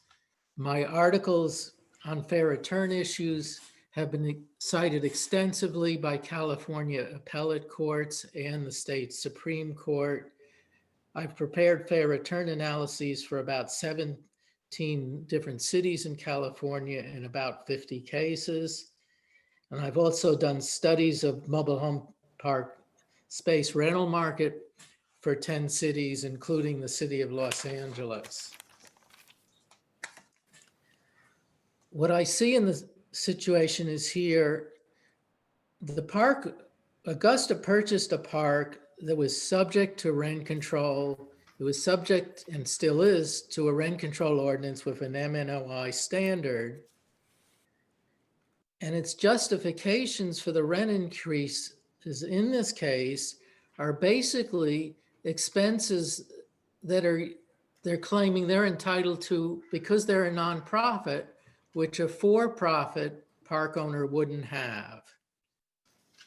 And to me that's their justification for claiming that they're entitled to higher rents than if, let's say, the same park had the same maintenance, same management on-site and off-site as a for-profit park, but yet they're entitled and, providing the same level of maintenance and having the same expenses, but because they're a nonprofit, they're entitled to a higher rent. And I sort of see this as counterintuitive, or in some ways in my head upside down. It's the claim here is that the nonprofit is entitled to more than a for-profit park could get under the rent regulation. one of the final comments that Mr. Alpert made was that the net operating income that this park would get, and this is not under the MNOI standard, would force it to have a negative cash flow, even if it got the rent increase that the staff recommended. Because the staff recommendation is for a rent increase of $37.88 a month, which comes to $34,000 a year. And as Mr. Alpert pointed out, if you look on page 5 of Roman numeral 5 of my report, tab H, it points out that using Mr. Brabant's base rent, the current rent net operating entitlement would be $136,000. And Mr. Alpert said, well, that's not enough because we've got the debt service of $90,000, we've got the borrower's administration fee of about $45,000, and then we have the audit expenses. But when you look at those costs are not secured just by the rent-controlled rents. The bond documents, the loan documents all provide that the bond debt and the administration fees are secured by all the revenue from the park, and all the revenue from the park includes the rents of the park-owned mobile homes, which adds, I think, about $50,000 to the revenue of the park. So basically what, here you could say there are two types of income. There's $136,000 that the owner would get based on the rent-controlled income if they got the increase that's recommended by staff, but they'd also have the additional income if you use a cash flow analysis.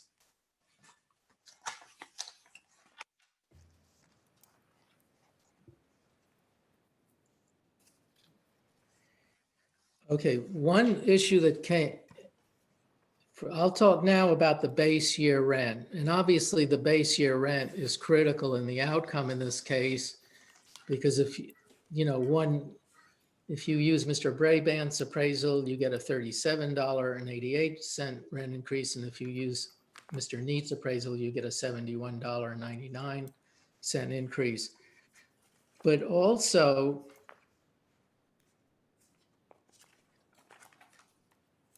okay.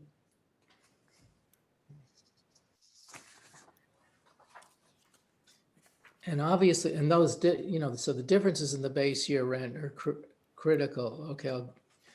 As far as the rental income, Mr. Sargent said he felt that under the MNOI standard, I'm not talking about cash flow now, that all of the rental income from the park should be used, including the rental income from the park-owned homes.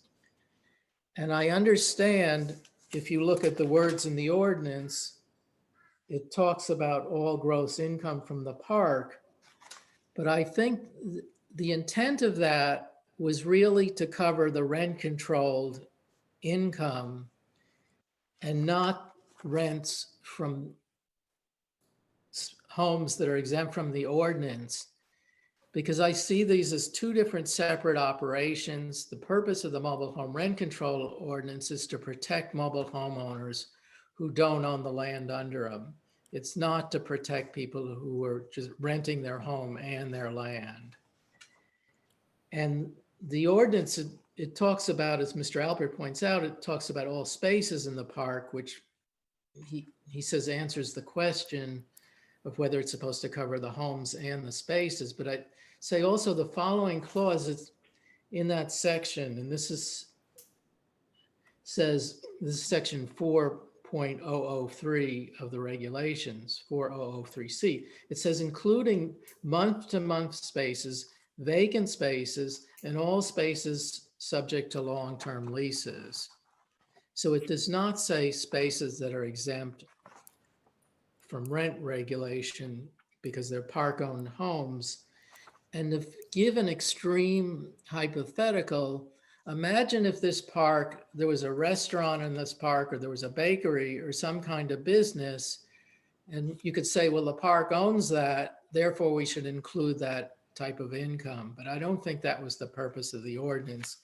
So I just, in my MNOI analysis, I just included, as the applicant did, the rent from the park, the spaces where there were not park-owned homes.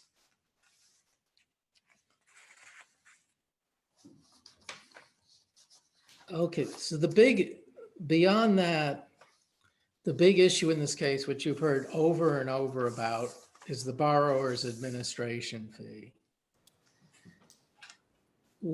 I think what happened here was that right from the outset, and this is on, if you go to my report page, tab H, page C9,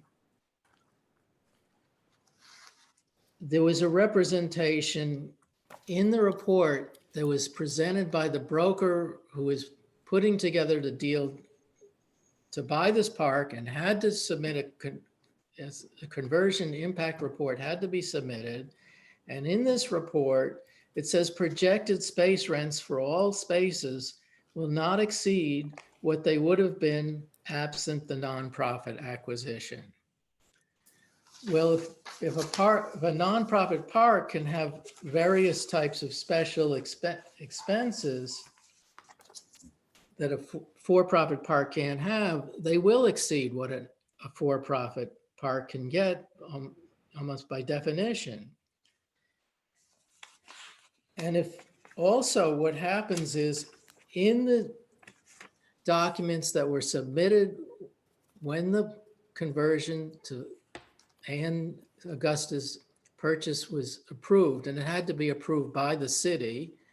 And one of the reasons the city approved it was it had resident support, but there were other statements made to the city. And one, if you go to page C9 of my report, just a second.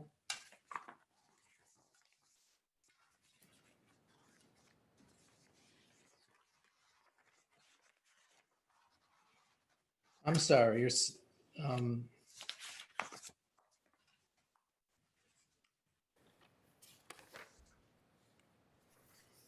okay, go to page C11, I'm sorry.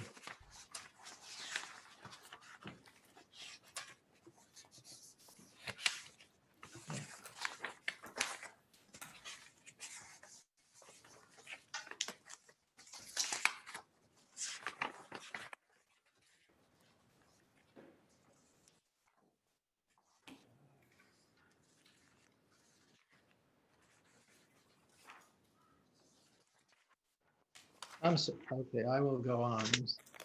Okay, well, there in the income and expense documents that were submitted by the applicant, it was repeatedly represented that the borrower's administration fee would be a non-operating expense. And I outlined the different places in my report. I outlined the different places where this representation is made. And also in the bond loan agreement and the indenture agreement, the borrower's administration fee was defined as a non-operating expense. And so basically you have these spreadsheets that are presented that presented this expense as a non-operating expense. So that means it would be paid out of net operating income. It wouldn't be considered debt service. I mean, it wouldn't be considered an operating expense. And also likewise, obviously, debt service was presented as a non-operating expense, which also the ordinance requires. And then if you look at pages, in my report, pages E23 through E27, that's one of the spreadsheets. And it's page C11 of my appendix of my report. You look where I've made the arrows and it says net operating income, and you see the debt service and available for nonprofit administration are all non-operating expenses. They're not included in operating expenses. So here, and I think these representations were, and how these documents were put together and presented to the city was critical because the city, the residents, I think, depended on them because their main concern was whether this nonprofit acquisition would impact the rents. Okay, going on, let's assume for a minute that the borrower's administration fees were an allowable expense. What's happened here is the applicant has said, well, we want to recover this expense for past years. They're making a Kavanaugh claim. And basically, the theory behind a Kavanaugh claim is if a park owner is wrongfully denied a rent increase that are entitled to based on an application, they can recover it in the future out of future rents. But here, the park owner never made an application for this covering this cost in prior years, and the court even indicates that in one point in the court opinion regarding Kavanaugh claims, it says, moreover, if a landlord acts promptly to challenge a confiscatory regulation and seeks a stay of that regulation during litigation, his losses and thus any future rent adjustments are likely to be relatively small. Well, this case is just the opposite. So even if the borrower's administration fees were allowed, I'd say you're not allowed to have a Kavanaugh claim because those rent increases were not applied for.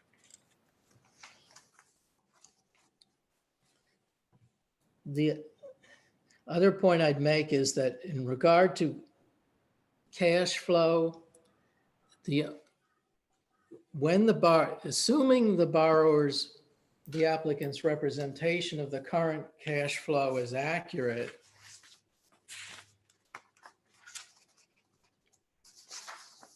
which shows a negative cash flow of, let's say in 2018 of $19,000 and $15,973 in 2019.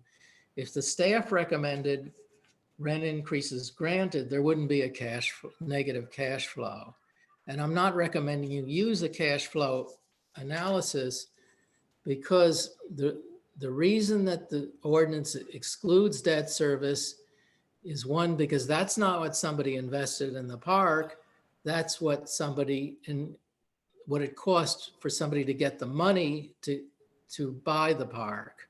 And you don't look at how somebody got the money to buy the park. One park owner, let's say they pay all cash, another gets a 70% loan, another gets a 100% loan. The whole idea of the MNOI analysis, well, they're all treated equally. It depends on what they put into the park, not where they got the money for the park.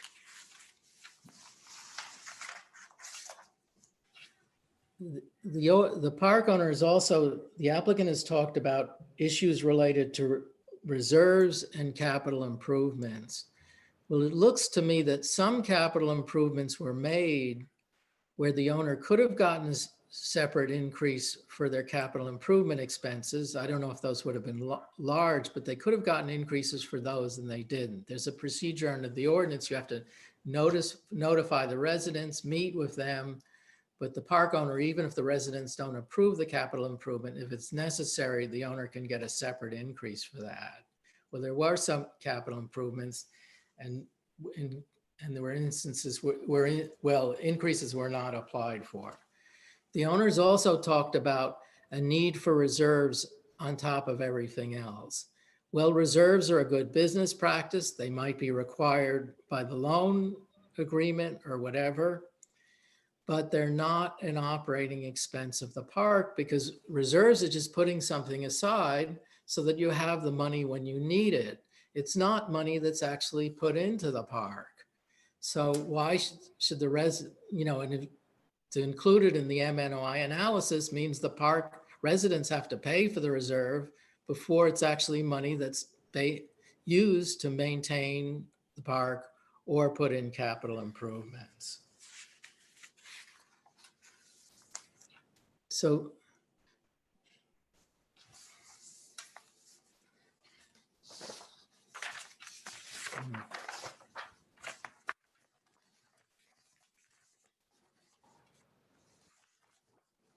So basically what the owner is claiming here, they have all these expenses related to a nonprofit. Those were connected with the type of ownership of the park. They were connected to its getting special type of financing so it could get the money to buy the park, but they weren't expenses that were invested, in operating or maintaining the park. And there were, and the critical thing also is from the outset, it was represented that these would not be treated as operating expenses. Mr. Alpert takes the position that I sort of feel that these were observations, they weren't promises. But the conversion impact report, which contained this information about these costs being non-operating expenses, was relied on by the city. It was a required document in order to get the conversion approved and get Augusta approved as a purchaser. And even though it says these documents were prepared by the broker, well, the applicant didn't prepare separate documents. So I see these are submissions on behalf of the park owner that were presented to the city. So I hope I've boiled down a huge number of issues into some kind of fashion that helps clarify. Thank you. Thank you. sir. We now have the cross-examination of staff and staff witnesses by the applicant and the opposing party, and each is 10 minutes total.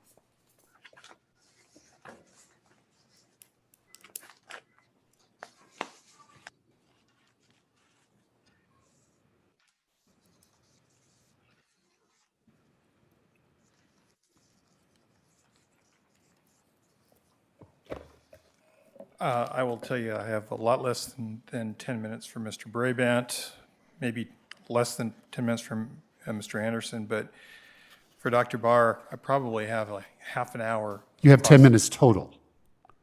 For cross-examining all three? For everybody. According to this process, you have 10 minutes total. That's per witness. It's 10 minutes per. Mine says 10 minutes for each side. So now you're saying that every person who talked got 10 minutes? How did when we cross-examined everybody else, it was 10 minutes per. Yeah. I'm just being consistent. So he could cross-examine each of our three witnesses 10 minutes each. No different than when you guys set that boundary at the beginning. Yeah, that's what we did earlier. It was 10 minutes per witness. Right. But We're just not- getting down to the point where we no longer are 10 minutes, they're now 5 minutes and so on. So I wasn't sure those times go. Go ahead, 10 minutes in Okay. each one. We're Well, here for you. what I'm saying is 10 minutes isn't remotely sufficient for Dr. Barr, but if that's your ruling, you'll stop me when you stop me. First, I have questions for Mr. Brabant. I'm here. Mr. Brabant, just a simple question, a couple questions so we all understand what you did. 10 minutes each. You said you used, for 1987, the base year, you used an average rent. So if I could give a simple example to illustrate the point, tell me if I'm understanding this correctly. If there were two parks, each that were comparable to the subject park, each had 100 spaces. And in 1987, one had $200, and in 1987, the other comparable park had $180. Basically, what your rent calculation would say that the average rent is $190 between those two parks. Is that kind of how you did your analysis? No, it was different for each year. No, I'm talking about for 1987. But okay, for 87, the first thing I did if you read the text is, I broke them down into parks with inferior amenities and those with superior amenities. And so the average rent with parks with the inferior amenities was $168 per month, and the average of the parks with superior amenities was $177. But there was one park that was the most comparable in my view. It had slightly superior amenities, but it had a difference in density, which I considered to be offsetting, and it was at $173 per month. That's what I ended up using $173 a month for that. So I looked at the average of the parks and the average of the inferior parks. But at the end, your calculation was an average rent calculation between the parks, right? For 1987, the parks that you selected as the comparable parks. Well, when you say you're talking about an average of the total rents at the park? Yes, or for the rent-controlled spaces. Well, that's we didn't have ranges of rents at all of the parks for the year 1987. If you look back at the summary, the way those rents were reported, there was just one rent reported for a majority of the spaces, which was either that either meant that all of the spaces in the park had the same rent, or that was an average that somebody calculated, or the majority of the spaces. You know, we don't know for sure because it was back in 1987. Okay, but the point is you were doing something called an average rent analysis as opposed to a market rent analysis back in 1987. No, you're confusing two things. Average is a calculation. I looked at the rents at each park, and the way, like I'm telling you, the way they were reported back in 1987, we don't know whether that was an average or whether that was every space in most of those parks was the same rent. So it's not fair to say that I just used an average rent, but I did for those where there was a range, I did go to the midpoint because I felt going to be consistent with the way the rest of the rents were being reported then. And that's as good information as we have. If I have two comparable parks that back in 1987, and they're both completely filled, they have no problems leasing spaces. One park has a rent of $200. The other park that's exactly comparable in this theoretical situation has a rent of $180. Wouldn't $200 be the market rent in that scenario, not the average between them? It could be. You'd have to look at, certain situations.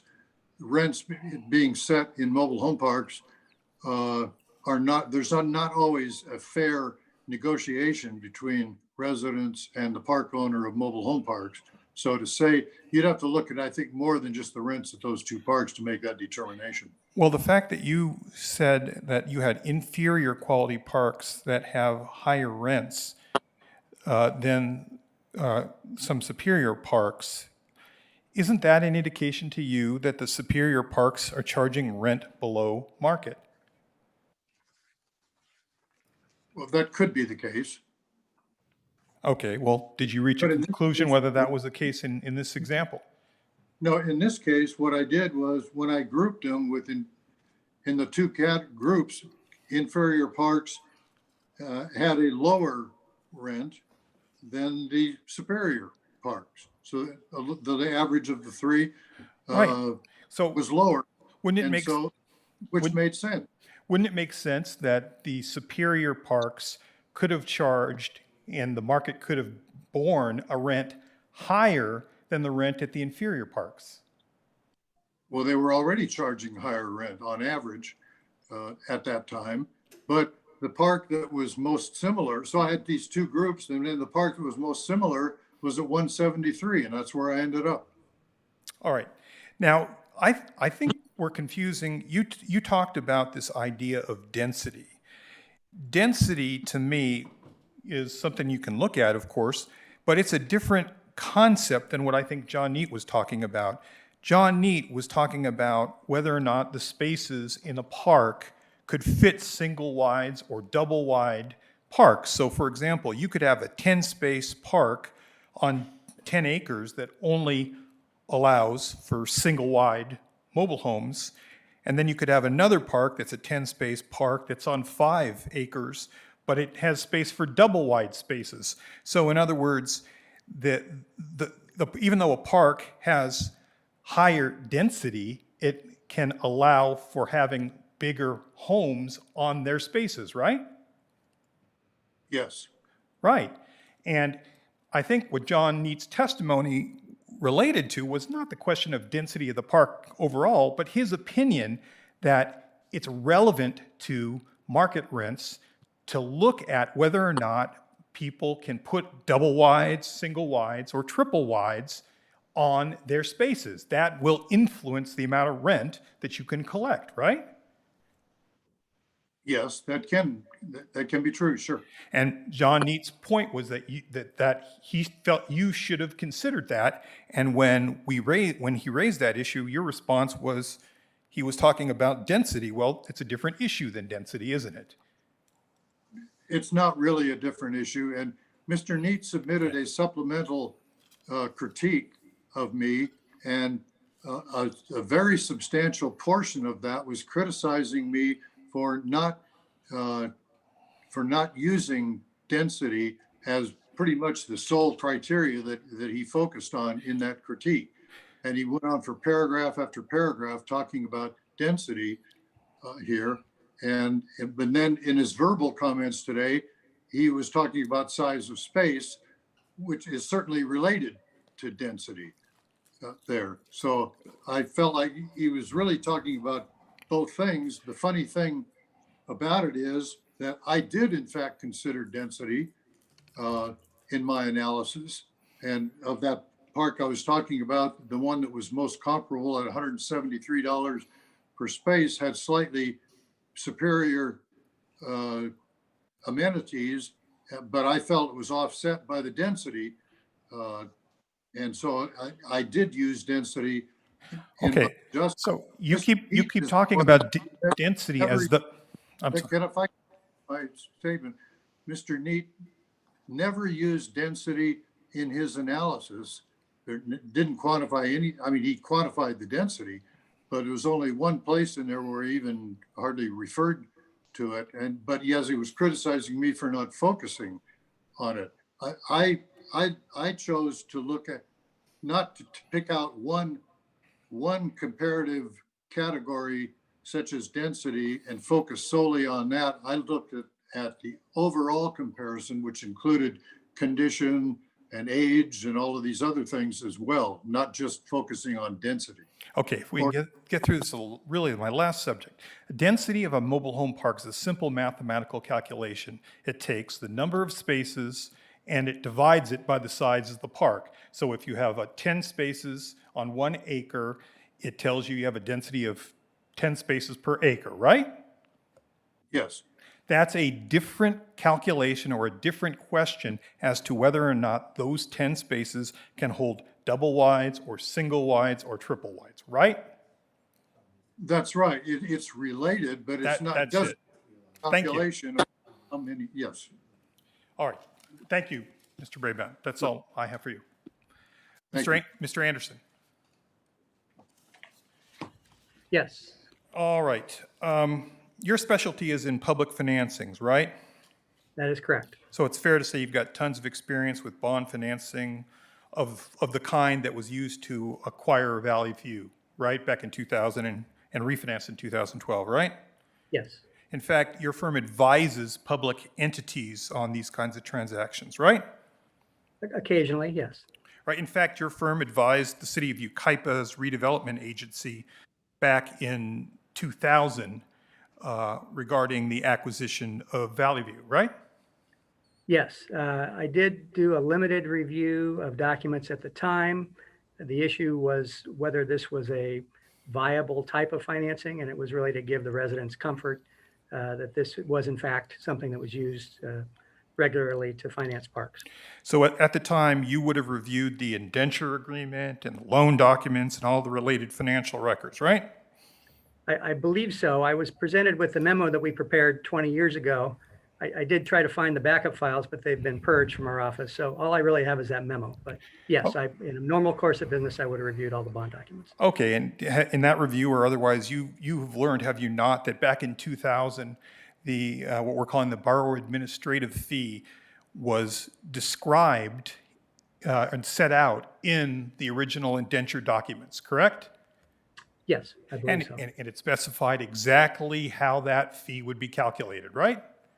Yes. And the same thing is true back in 2012. The indenture documents, loan agreements, they specified the borrower administrative fee, how it would be calculated, right?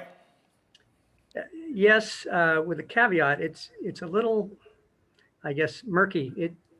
We talked about the fact that the waterfall of funds doesn't differentiate between parks.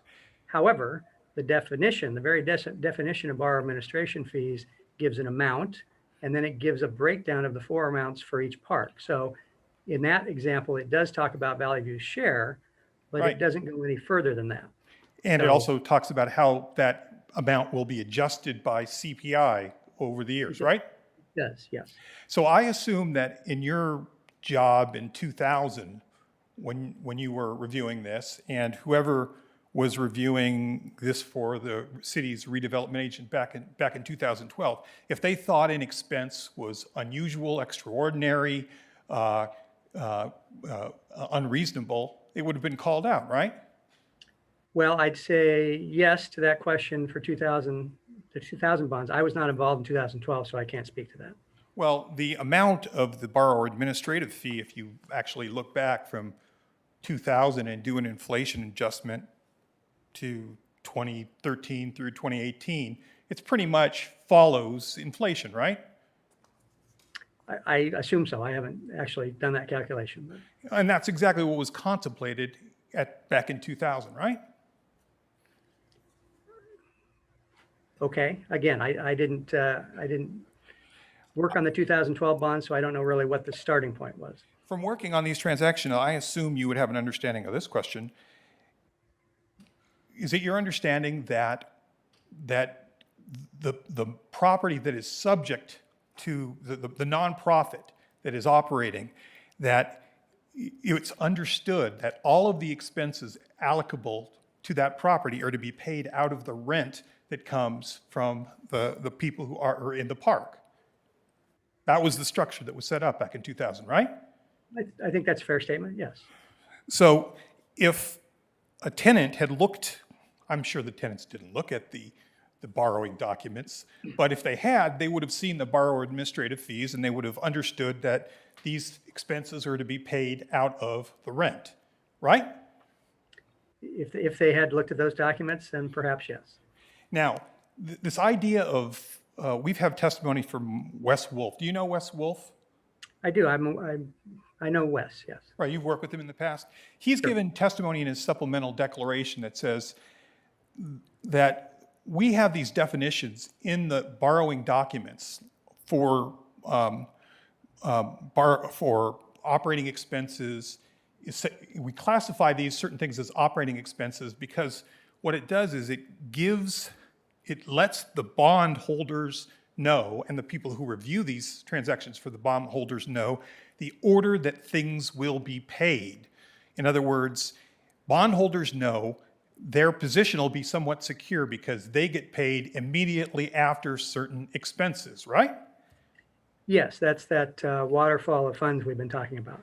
Right. And so this is important because one of the major features of these bonds is they have very low interest rates, but you have to have a market for them. People have to want to buy these bonds so you can find financing for these projects, right? Yes. So by putting the borrower administrative fee below the line, let's call it that, what you're really doing is sort of securing the bondholders because they know that that borrower administrative fee gets paid after the other expenses of the park, including the bond holders, right? Yes. And that is the purpose of those classifications in the original indenture documents, correct? Right. No further questions. Thank you. Oh, no, for him. Dr. Barr. I wanted to leave. I was ready to go home.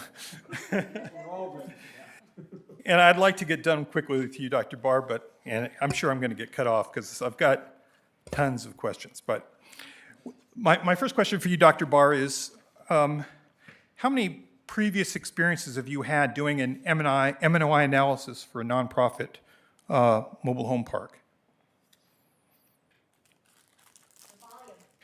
How many, Dr. Barr, can you hear me? You're muted, Ken. I like that response.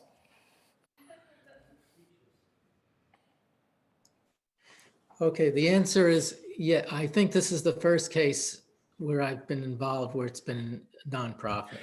Right. And, you know, I did a little research. I know you're an attorney as well. And I tried to find case law in California that talked about how to properly apply an M&OI analysis for a nonprofit. And, you know, I couldn't find any cases that discussed it. Did you have the same result? I'm not aware of any cases. Right. You certainly didn't cite any cases that talk about issues that are unique to nonprofits in an M&OI analysis. That's correct. All right. Now, I did find some cases that talk about exemptions for whether an exemption applies for nonprofits, because some cities just straight out exempt nonprofits from rent control, right? Yes, I think so, yes. City of Los Angeles exempts nonprofits? Certainly, yeah, I'm not disagreeing with you. Right. Yeah, we won't get into that because the reasons for that are obvious. Now, do you have any data that you reviewed regarding typical expenses for nonprofit mobile home parks? No. My theory was that the view of the M&OI standard, my view was, regardless of the ownership, the strength of the M&OI standard is if park owners have equal operating expenses, I'm talking about on-site and capital improvements, and are comparable, they're allowed comparable rents regardless of who owns the park, regardless of how they got the money to buy the park. That's the M&OI standard. Right, I understand that. I want to get to that a little bit later. There's been a ton of discussion of this borrower administrative fee, but you understand correctly, this is the form of compensation that Augusta receives for the nonprofit management services it provides, right? Yes, it's a form of income for Augusta. Right, and you don't dispute that nonprofit management services that Augusta provides are necessary for Valley View to operate as a nonprofit, right? Yeah, they're necessary for the nonprofit. I don't know if they weren't necessary to operate the park. They were necessary to have a nonprofit owner. Right, and you don't dispute that the fee structure for the services that was established back in 2000 originally, and then reestablished very specifically in terms of the amounts and how it would be calculated again back in 2012, right? Just a minute, I'm not sure your question. Are you saying, do I agree with the amounts, or do I agree that it was established? I'm asking you if you agreed that it was established originally in 2000 in the indenture documents, the loan documents, and again, reestablished in 2012. I agree with that. Right, and you understand that the residents chose to convert the park to a nonprofit, right? Right, and I also, as I pointed out, that they receive certain information in the conversion approval process about how things would work. Right, and we already talked about the fact that the loan documents created at the time disclosed the borrower administrative fee, right? Disclosed it as a non-operating expense. In fact, they defined it as a non-operating expense. And you think the residents looked at that and said, wow, that means under rent control, I won't have to pay for that. Is that what your opinion is? I think what they looked at was, I understand that they weren't going around reading the bond documents, I think what they looked at was, and the city looked at in the conversion, which was in the conversion impact report, was projected space rents for all spaces will not exceed what they would have been absent the nonprofit acquisition. That's Right. what I think. And I want to get to that because you do cite that. In your report, you discuss the statement in the conversion report prepared by a third party to the effect that rents would not be higher than if the park were privately owned. Tell me, what provision in the Yucaipa ordinance or administrative rules says that you can modify the M&OI analysis based on the fact that even the park or anybody made a prediction about future rents that turned out to be untrue 20 years later? Well, it's not the issue of the prediction about the future rents. It's a prediction of how certain costs would be treated and whether the rents would be higher because it's nonprofit.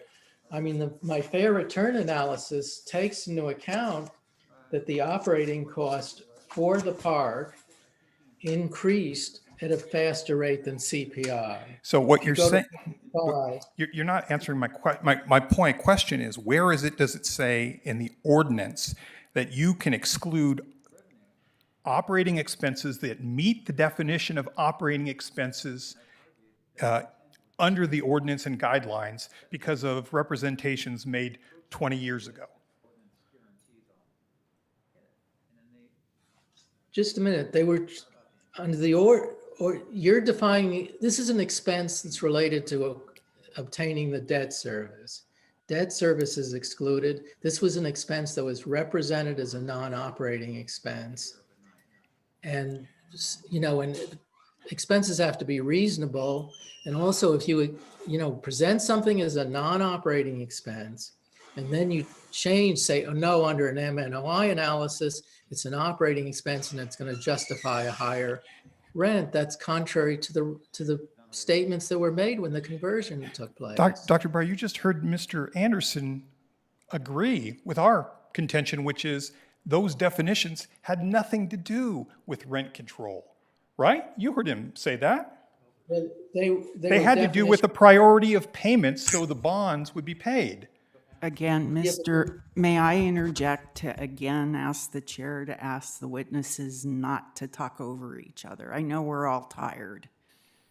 Sorry. They were part of the bond documents, but they were also part of presentations that were made to the city of how this would work by the one party that made a presentation of the city, which was the applicant's broker.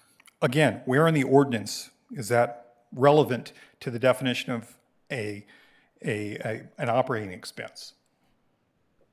I think it's relevant because it indicated how these expenses would be understood, how they were considered.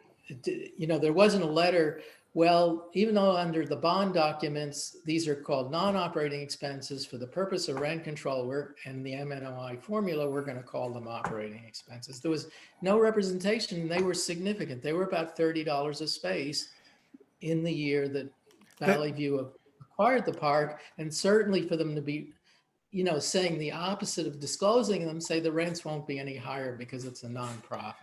It's obvious to me there was no intent to make any representations relating to rent control. They were just talking about the priority of payment to the bondholders, right? Well, there was an intent in the conversion impact report. It said projected space rents for all spaces will not exceed what they would have been absent the nonprofit acquisition. This was presented to the city. And the city had to approve it. And the city wanted the residents' approval. And as you say, I don't expect the residents to be reading bond documents, but here was a conversion impact report, which I assume people relied on. In fact, it was a requirement that this report had to be submitted to the city. All right, there's a provision in the ordinance that defines operating expenses to include management expenses, right? I think this is, okay, another point you could make is, one, yes or no, please. yes, but these are these are expenses above management expenses. You're calling them management expenses. And the other thing is, what this does is the ordinance says that the expenses will be reasonable by industry standards. Well, these expenses might exist for nonprofits, but they shove if you include them, it shoves the management expenses way over what they'd be for a for-profit. But there's no evidence that the expenses are any higher than they should be for a the management expenses are any higher than they should be or are expected to be for a nonprofit, right? No, I'd expect that the nonprofit gets these, takes these fees if there's enough revenue. Right. The fact that they went through the nonprofit route also benefits the tenants, right? They have reduced property taxes, right? Well, I'd say most of the time that benefits the park owner because, the owner's getting annual increases no matter what the property taxes. No, the point is, for the purposes of this rent increase application, the property tax expense is lower than it would be if this park were privately owned, right? That's correct. But then it's a disbenefit. You've had these management fee, borrower's administration fees. So if you put the whole package together, it's the opposite of a benefit. And then plus you're claiming a third of the debt service. But you only made... Which no for-profit could claim. But you only made the adjustment one way. You only made the adjustment to the borrower administrative fee, so the rent increase would be lower, but you didn't adjust the property tax to make that more comparable to a, quote, privately owned park, right? Right, because the standard wasn't that the rents would be low,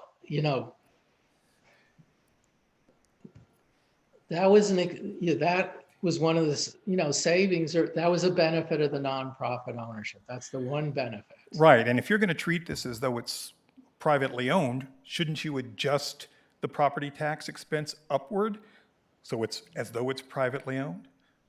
No, because this is their actual property tax, which is an operating expense. And the borrower administrative fee is an actual management fee, is it not? It's a fee that goes to the company and that owns the park. It doesn't go in. It's basic. It's due to its nonprofit status. All right, now, where are we on time? What would Valley View's rents be today if it was privately owned? Well, if I could interject, can we get some clarification on how much more time? My stopwatch says it's been 12 and a half minutes with this witness. Maybe we could just get an idea of how much time is going to be given here. 3 minutes. What we did was we simply made an amalgam of all of the time, which is what we had done earlier. Okay. So since Thank I you. was cautioned on that, so you'll have that same 30 minutes 3 minutes from now. Okay, your question is, what would the rents be if the park was privately owned? Right. Well, under the MNOI standard, I came up with, depending on which appraisal you relied on, they'd be the $37 higher or $71.99 higher. You don't really know that because you don't know what the operating expenses would be for some hypothetical park that was privately owned, right? Well, I'd assume that they could, I accepted all the, besides the borrower's administration fee and the audit fee and the debt service, I accepted all the expenses. And if a private owner had the same of all these other expenses, they'd be entitled to the same rent. One of the pages from the conversion report that you didn't attach, we supplied, it's page 1043 in the record. Can you turn to that page? Yes, just a second. What date was that submission? That was. Do you know? I'll find it. That was part of our, I believe it was our July 24th submission. Yeah, okay. I have page 1043. All right. That page says summary of significant forecast assumptions, right? Right. So basically, this is this part of this conversion report you've been talking about, right? Yes. And this page lists what I would call caveats or assumptions that are built into the predictions of what the rents would be, right? Right. And There was some, okay. some of the expenses. Yeah. Among those are that the operating expenses, this is toward the bottom of the page, and other expenses would increase only at an annual rate of 2%, right? Right, and then in my analysis, they increased, I did a calculation, I think they increased about 3.9% a year. I don't remember exactly. And in my MNOI analysis, I have the operating expenses going from 88 to 189,000, whatever the actual increase was. Okay. Apart from these costs we're debating about. And the fact is that they only even presented a forecast for 10 years. They didn't even try to figure out what the expenses would be 20 years from when this occurred, right? No, but I didn't base my cost calculation for these other expenses on what they predicted. I based them on what was in the application. It showed 189,000, and if it showed 250,000, that's what I would have put in there. If it showed 130,000, since I know I'm put running in those expenses that were in the application. Since I know I'm running out of time, I just want to Thank you. close. Just one more thing. Close. You'll have 5 minutes in your closing comments. Okay.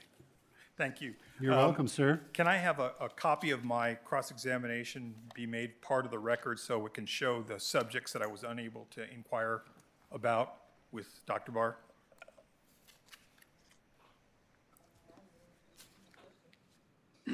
I would object to that. There's no cause to have attorney argument essentially made part of the record. I would object. I don't know. And the record should also reflect that Mr. Alpert had a full 15 minutes with this witness. Just to clarify, the transcript will be the transcript. So your cross-examination will be in the record. You're free as part of your closing or your rebuttal to present what you wish to present. I'm not sure. I mean, it's going to be in the record because it's in the record. Right, but I'm just wanting in the record, well, that's fine. I just want to have a specific list of the subjects I was unable to address, but that's fine. Mr. Stanton. I have no questions for any of the staff witnesses. Thank you, sir. Members of the commission, you now have 10 minutes per commissioner to ask any questions of staff or staff's witnesses. I have no questions for the staff's witnesses. I'm going to go last. No questions. Actually, I have no questions. Everything was answered in all of my notes. Thank you, Bert. Okay. I'll pass for now. Amy? Yeah, just a couple.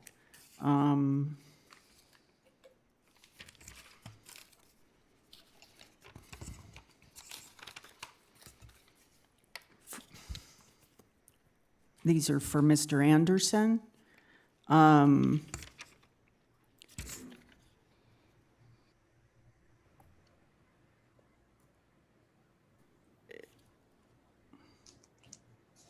There's been some questions and testimony about the purchase by a nonprofit of benefiting the residents.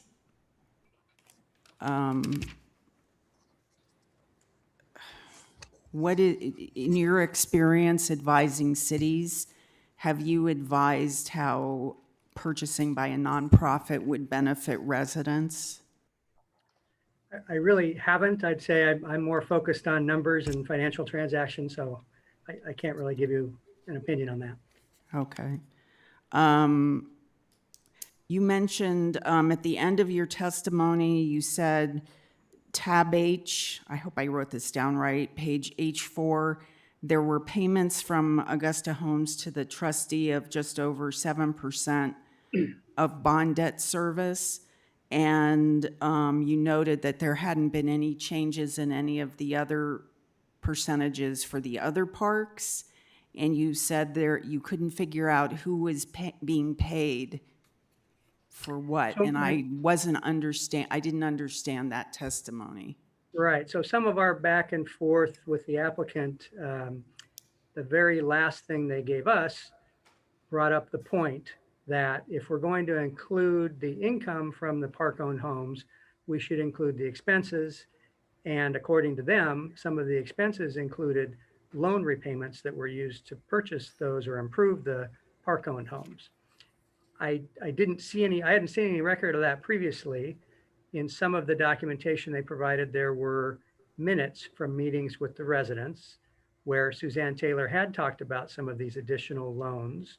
The one she mentioned specifically was a $90,000 loan that came from the same authority that issued the bonds about a year after the bonds were issued. So after the bonds were issued, they took out an additional $90,000 note to help with this improvement program or purchase program for the additional homes. I was able to find that debt in their audited financials of Augusta. Typically in Augusta's financials, they don't break down park information, but in their notes to the financials, they did include the actual information about Valley View's specific note. So there's a debt. It had a repayment of about $6,000 a year. It was something that I hadn't considered. That seems to make sense. The next step, though, is they claim on their last worksheet to have $254,000 of debt related to the additional units. Well, I could only document 90,000 of that. So my comment was, where did this additional money, first of all, where did it come from? There was some indication in those meeting notes from the minutes, the residents' meetings, that it may have been borrowed from repair and replacement funds of the bond issue. So if that's the case, if that additional amount of 165,000, call it, came from the bond issue funds, then who are we paying back? We're already paying the debt service to produce those additional funds. Those repair and replacement funds were a bond proceeds of the original 2012 issue, for which debt service is already being paid. So I'm not sure how you incur an additional debt. If you make the argument that that money should have been spent by another park and Valley View used more than its fair share, okay, then maybe you reduce the amount that other park that we borrowed it from, or Valley View borrowed it from, is paying in debt service, but those percentages never changed. So again, my point is, if they did borrow an extra 165,000, from where and to whom are they repaying that back? We have no detail on that. Okay, and then my last questions are for Dr. Barr.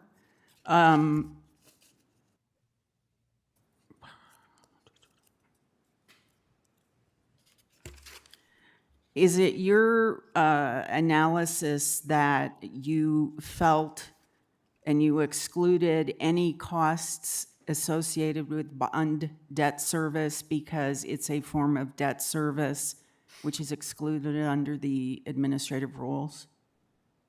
Yeah, I'd say it's a cost associated with getting this favored debt service, which has a low interest rate and required no down payment. It's a debt service related expense, and it's an expense related to the type of ownership rather than, who owns the park rather than the money that goes into operating the park.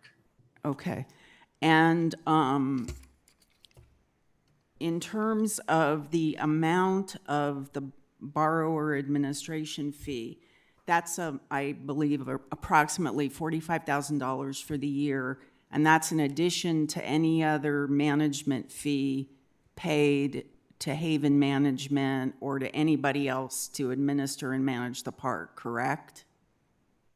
That's correct. And what Haven is paid is what, a for-profit park, those are typical management expenses for a for-profit park.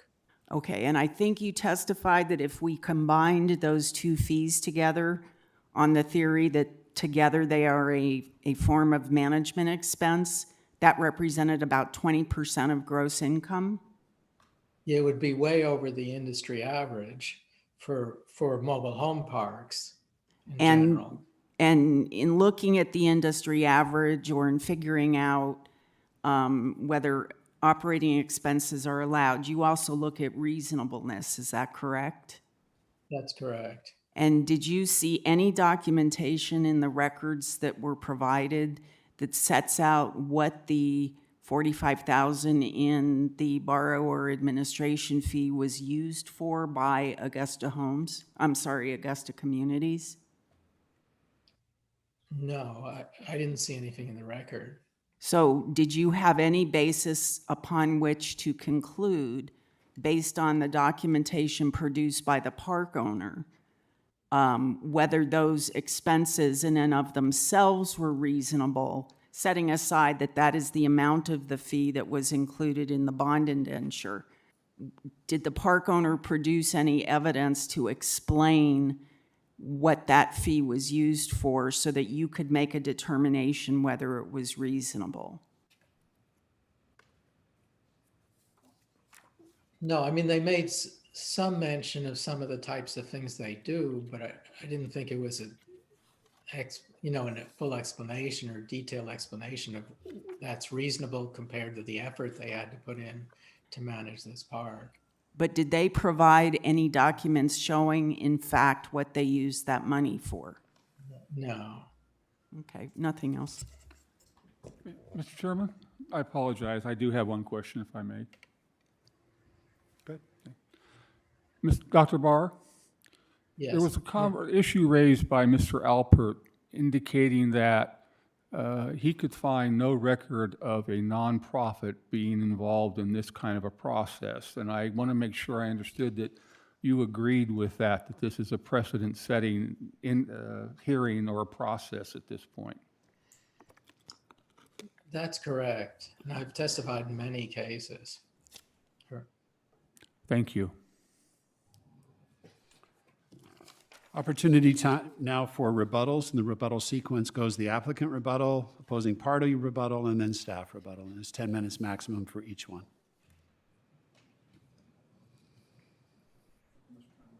Ten minutes max.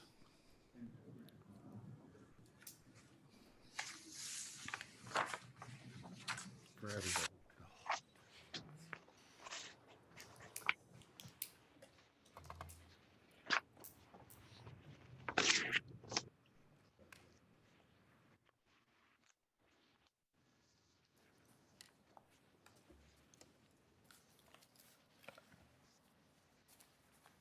John Neet up here. I've given my qualifications and we've had some discussions. I think you probably know who I am. I wanted to just kind of address a couple of the items that Mr. Brabant brought up in his testimony. And I found his testimony particularly confusing because he kept going back and forth between this year, that year, another year, and whether or not density means lot size. It doesn't, okay? If you look at aerial photographs, Google Earth, something like that, you will find parks that are incredibly effective in their use of space. You will also find parks that have hillsides and areas that can't be developed. So density is important. It was not as important in my report as Mr. Brabant made it out to be, but but density was a consideration. The main consideration that I brought up was that Mr. Brabant used in a couple of his examples properties that would not accept double-wide homes. Now, that's important because whether you have a clubhouse or not is a matter of personal choice. If you have a family and you need 3 bedrooms and 2 baths, you need to live in a park that can accommodate a double-wide home because you're not going to want to live in a 600-square-foot single-wide. Okay? So when you look at a park that Mr. Brabant uses as an example and one that has rents that are very, very close to the rents that he projected for this using his methodology in the base year, the 1987 year, what's important to understand is that some of those parks, he said, this park is equal. This park is equal to the subject property. Yet when you look at the aerial photographs of that park, you can see that there's no way that a double-wide home would fit into any of those parks, where virtually all of the parks in the subject property are double-wide spaces. So that's an important consideration when you're considering what the equivalent is. I would also point out And this is where he brought up the part about Green Valley. My records indicate that Green Valley had a clubhouse in the past. I don't know what the case is right now. I believe it may have been converted to an apartment, okay? But it did at one time have a small clubhouse, nothing significant. However, here's the thing, is that in the Yucaipa Village Mobile Home Park application report that Mr. Brabant provided, this is what he said. Green Valley is a 109-space all-age park built in 1961. Has a clubhouse and a laundry. Rent in 1987 ranged from $174 to $184 per month, plus all utilities. Overall, it is considered to be slightly inferior to Yucaipa Village. Now, characteristically, what you want to look at there is the rent range, 174 to 184, right? Mr. Brabant concluded 175. He also concluded that when you compared Yucaipa Village to Valley View, the subject of this, his comment was this: Valley View Mobile Home Park is a 75-space senior park built in 1969. So apparently, I'm not the only one that left off the earlier date. It has a clubhouse, pool, shuffleboard, and laundry. The rent in 1987 was $144 per month, plus all utilities. The park is considered to be fairly comparable to Yucaipa Village, although some of the spaces are elevated and have views of the surrounding area. So on one hand, he says the subject property is considered to be fairly comparable to or similar to Yucaipa Village. On the other hand, he says, the next thing he says is that Green Valley is considered to be inferior. So if we put those three properties on a continuum, we would see that the subject property should be at least equal to, if not superior, to Green Valley Village. Yet, where Green Valley Village had rents in the base year of 174 to 184, Mr. Brabant completely ignores that data so that he's able to conclude a rental rate, an appropriate rental rate for the subject in the base year of $175. Okay, so he's taking data that doesn't agree with his decision to use $175 and leaving it out of his report, even though his previous report clearly indicates that that should have set a higher level of rent for the subject property in the base year.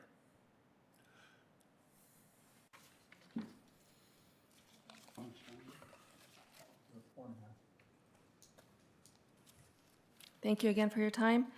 I wanted to answer Doug Anderson's question about not having access to information regarding the $22,424 of loan payments. He's correct. In the audit, it would show the ICF loan. The others were intercompany transfers related to, which we told you about earlier, that we had borrowed and used funds from other parks that we have an obligation to those parks to remember that what came from their parks. So we did talk about those right from the beginning. They would not be on a financial statement because they're within the same company. That's why Mr. Anderson didn't see them. So his suggestion was accurate that they aren't there. The management fees in regards to whether they're reasonable or not, I can tell you that these aren't exactly the numbers, but I went back to the bond indentures for the 3 mobile home park transactions owned by nonprofit Millennium and Caritas in the city. They have very similar management fees than we have. And Caritas is higher. Theirs is a bigger park. Bigger parks are going to have higher fees, but all of us are going to have at least a baseline fee because all of us have to perform the The responsibilities that are clearly outlined in the indenture and the regulatory agreements and the loan documents. So that is very specific, very fat document of everything we have to do that Wes Wolf oversees to make sure we do it. We all have to do that regardless of our size. So there is a baseline amount of work that needs to be done. And I think I had, back to Doug. I'm sorry, Doug. Or it was Miss Grayson, I can't remember now. We're talking about the intercompany transfers and how much money was spent in Valley View. When we reissued the bonds in 2012, you may recall I said it's because we couldn't really come up with the money to pay the debt service on the 2000 bonds anymore. And it was to our advantage to pool financing with the other bonds for two reasons. One is when we first started this project, way back in the beginning when nonprofit management of mobile home parks was a new thing, bond buyers and rating agencies only considered single asset entities as a viable product. By 2012, they were considering pool financing. So we took advantage of that and worked with our board to get approval to put it in the pooled financing where we could share cost, reduce the cost of issuance, raise capital money, and then also reduce our bond fees. So we raised $74,000 roughly for Valley View, but we've spent $168,000 of the bond money. We spent more than that, way more than that, but of the bond money. So that's part of the intercompany transfer is accurate. Seems like I had one more point here.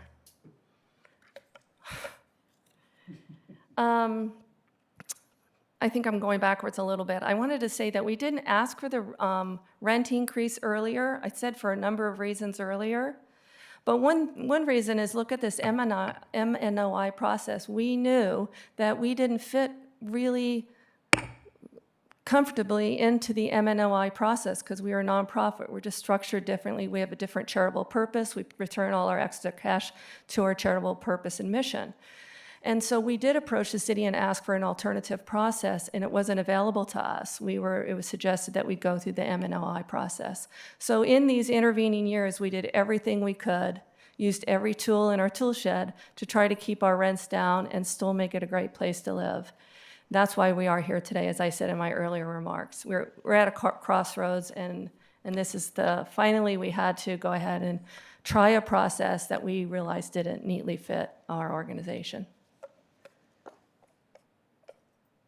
I don't get any questions, right? Thank you. Thank you again. Thank you. Mr. Stanton? I have no rebuttal. Thank you, sir. Staff rebuttal? Just a question, Mr. Brabant, do you wish to have any rebuttal?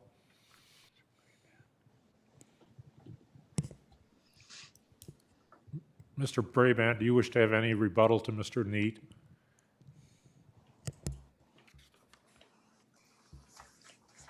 He's trying to unmute himself. I'm sorry. It wasn't working. He's referring to some older appraisals that, I'd have to look back to answer some of the stuff that he raised, and which I don't have those reports in front of me. So I really don't have any rebuttal at this point. I stand by what's in my report and what I testified to.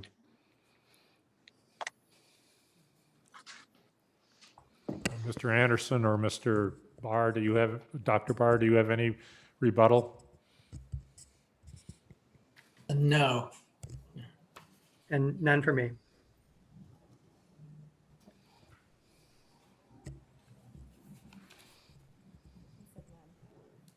Did Barr say no too? Then no rebuttal. It's now time for closing arguments. Closing argument procedure will be staff closing arguments, followed by opposing party closing arguments, following applicant closing arguments. And these are 5 minutes total. 5 minutes doesn't give you much time.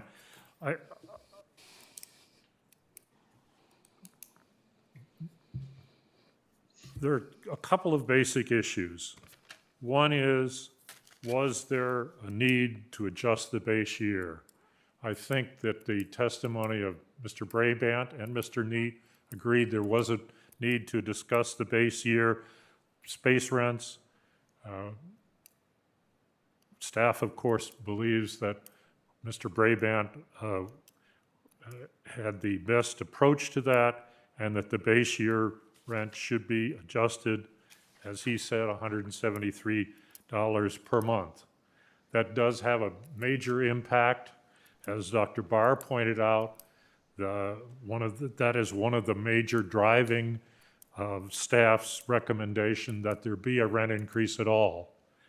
And again, Dr. Barr, using Mr. Brabant's 1987 rent, would have a $37.88 increase. As far as the administrative fees and the debt service, we've had a lot of testimony on that.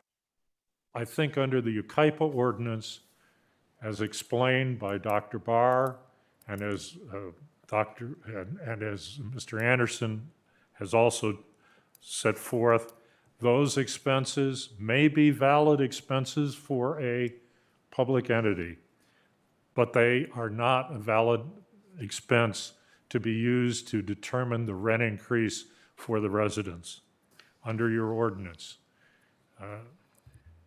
The arguments that have been made on this side are policy arguments, perhaps should be directed to the city council, but are not for this board.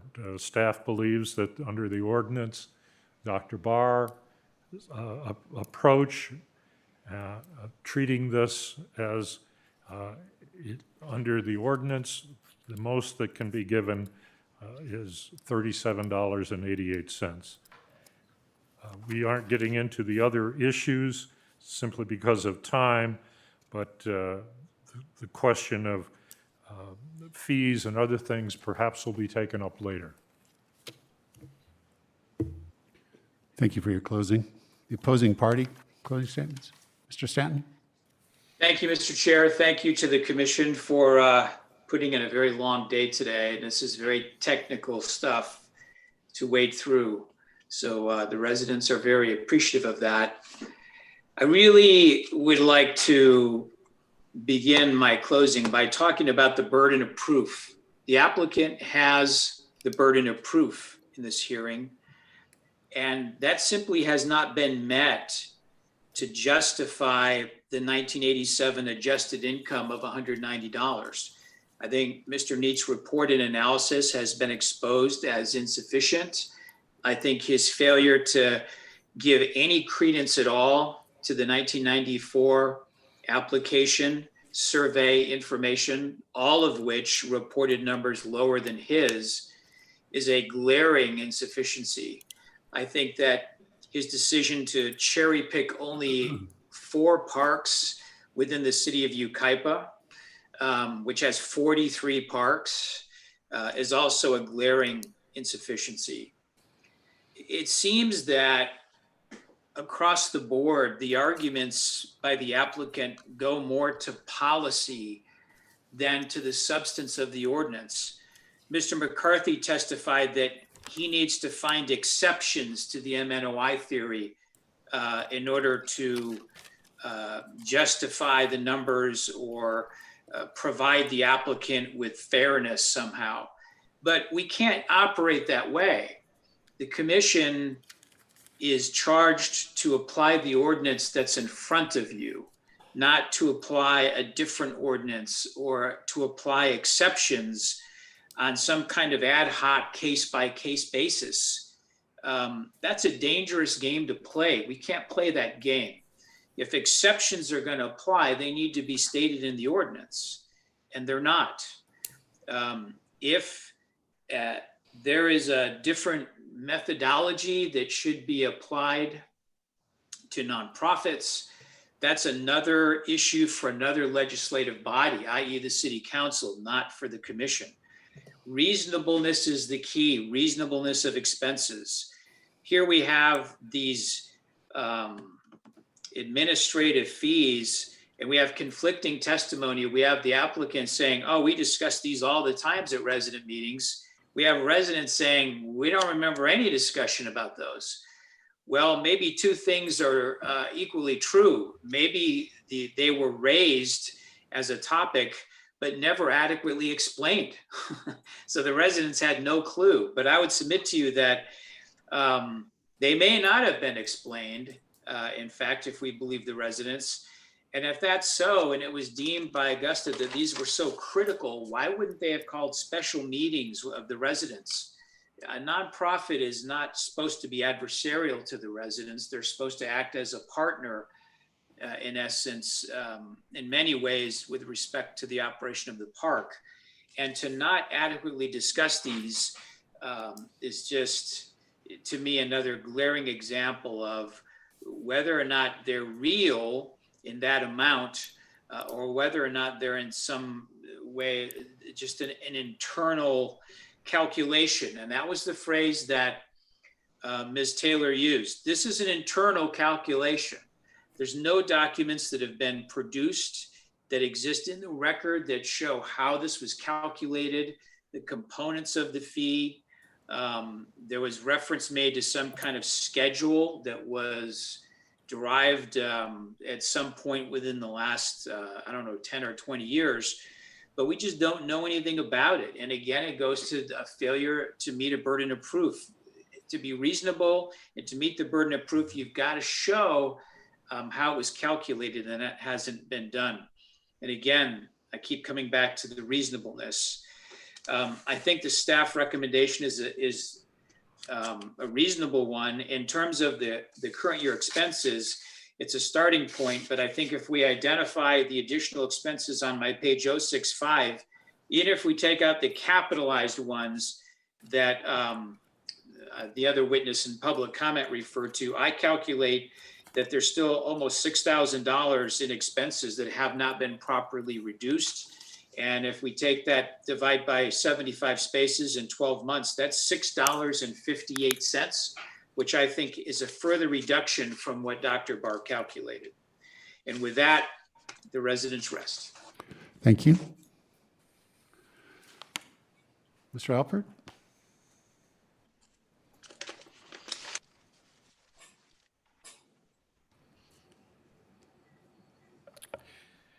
Thank you, commissioners, for your time. I have a very brief time to cover this. As usual, I want to talk more. You're going to have to forgive me because I'm going to be a bit blunt about things today in closing. I talked about at the beginning there were 4 categories of expenses that are really at issue. Number one, the borrower administrative fee of $45,762, which equates to $50.85. There's the prior borrower administrative fees of $266,173, and we're requesting a temporary rent increase of $58.53 on that. I want to make it very clear in the record, there is no evidence in this record to contradict the evidence presented by the applicant that not one penny of this $266,173,000 has been paid by Valley View. Uncontradicted. And it's also uncontradicted in the record that the park's current funds is about $30,000, so there's no way it can be paid. The third item we talked about, not much today because we didn't have time, was the request for 1/3 of bond interest for $47.88. And finally, an issue which wasn't discussed really at all, but seems like straightforward to me, which is there are $3,406 in audit fees that the testimony was are required by law to operate as a nonprofit. So, as I said, I'm going to have to be blunt. Now, if you follow the staff report in this case and deny all 4 of these adjustments to the rent increase application, I'm going to tell my client that they should file suit. And let me tell you the simple reason why.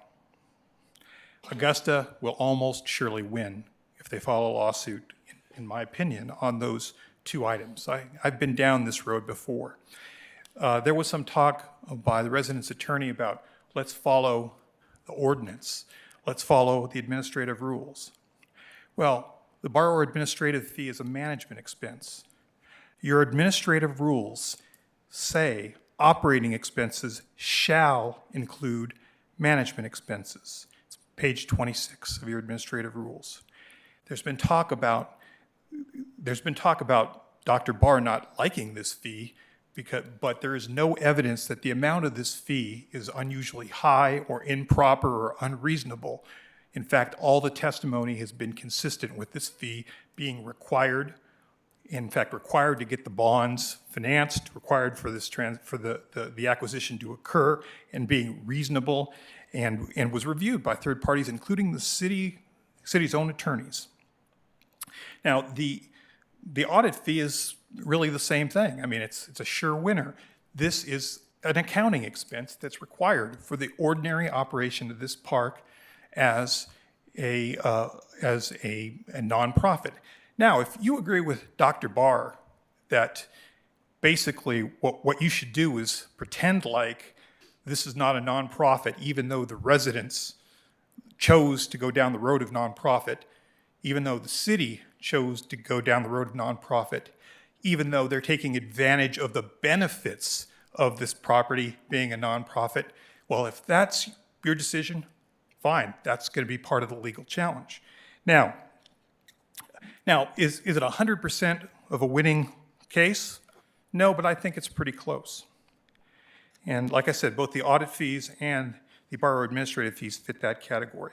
Now, I think we have a good case to make on the other two issues, the bond fees and recovering the prior borrower administrative fees that were never paid by Valley View, for the simple reason that this basic foundation or structure of this whole acquisition from the beginning, and the way all these nonprofits operate, is that the park rents pay all of the parks or all of the property's obligations.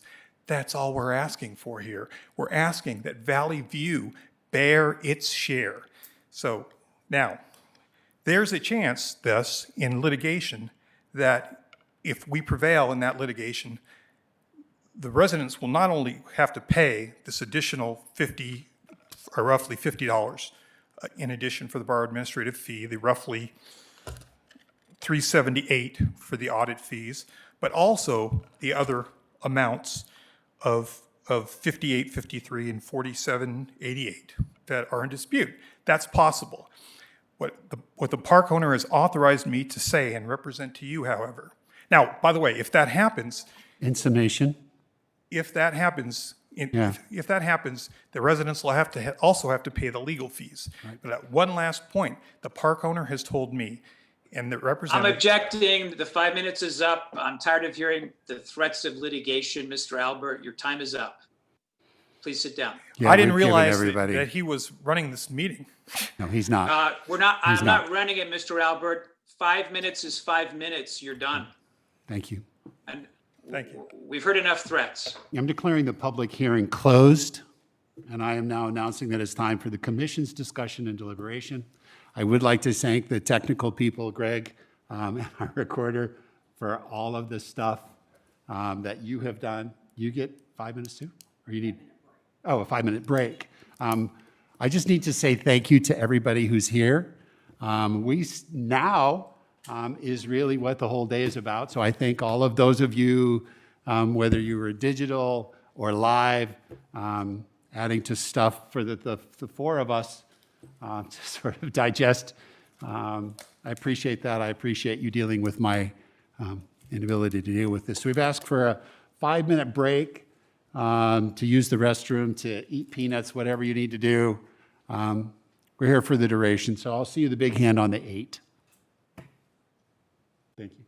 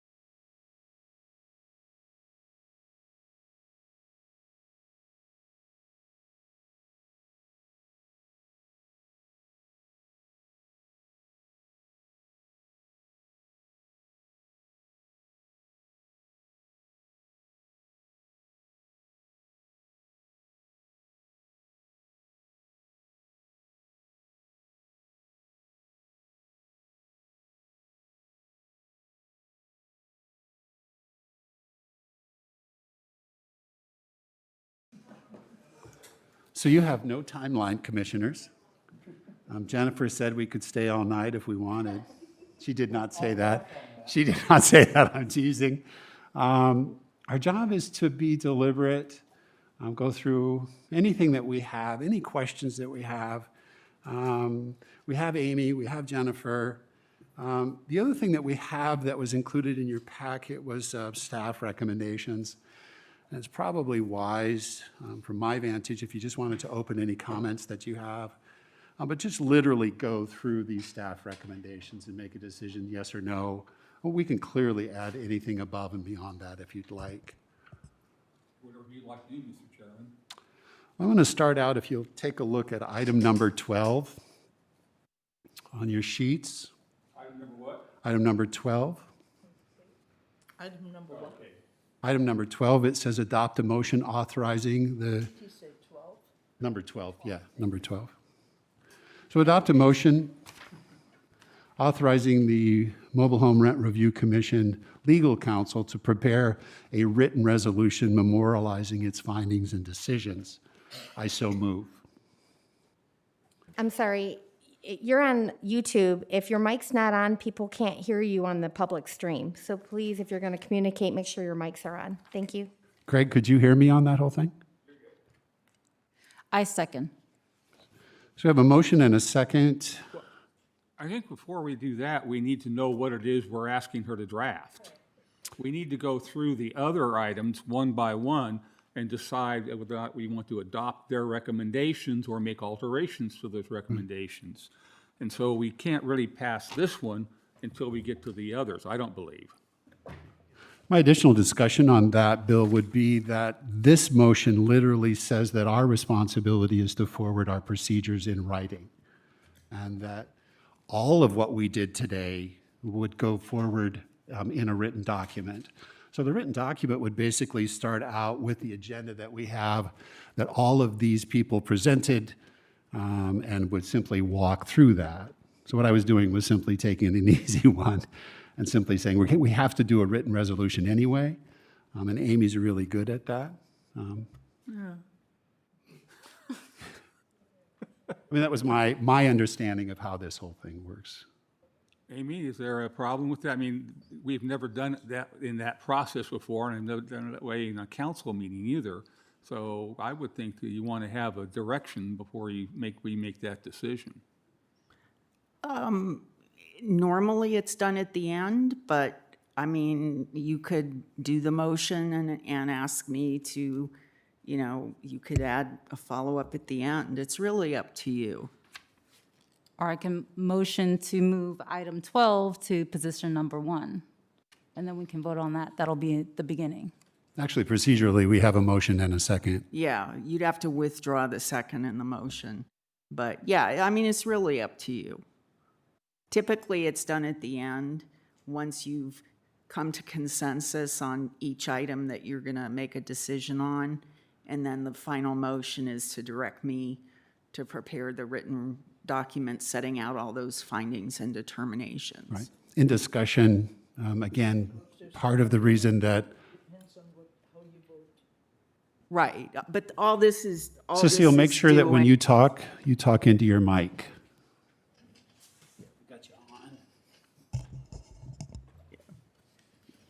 Yeah, you're just saying, I want to just take action on number 12 first, which is to authorize me to prepare the written resolution setting out whatever the findings and decisions will be. That's correct. In addition, the reason I put it first under the discussion phase here is that we may get squirrely and go different than the 1 through 11 that Jennifer has provided, and that you would pay attention to us getting a little squirrely. Yeah, it's up to you. Additional discussion? Go ahead. I did. And I here. seconded. Ms. Johns, I want to remind you to pretend you're a rock star and At the beginning. start straight in. The motion is to adopt authorizing the Mobile Home Rent Review Commission's legal counsel to prepare a written resolution memorializing its findings and discussions of all that happened today. All in favor, say aye. Aye. Aye. All opposed, say no. 4-0.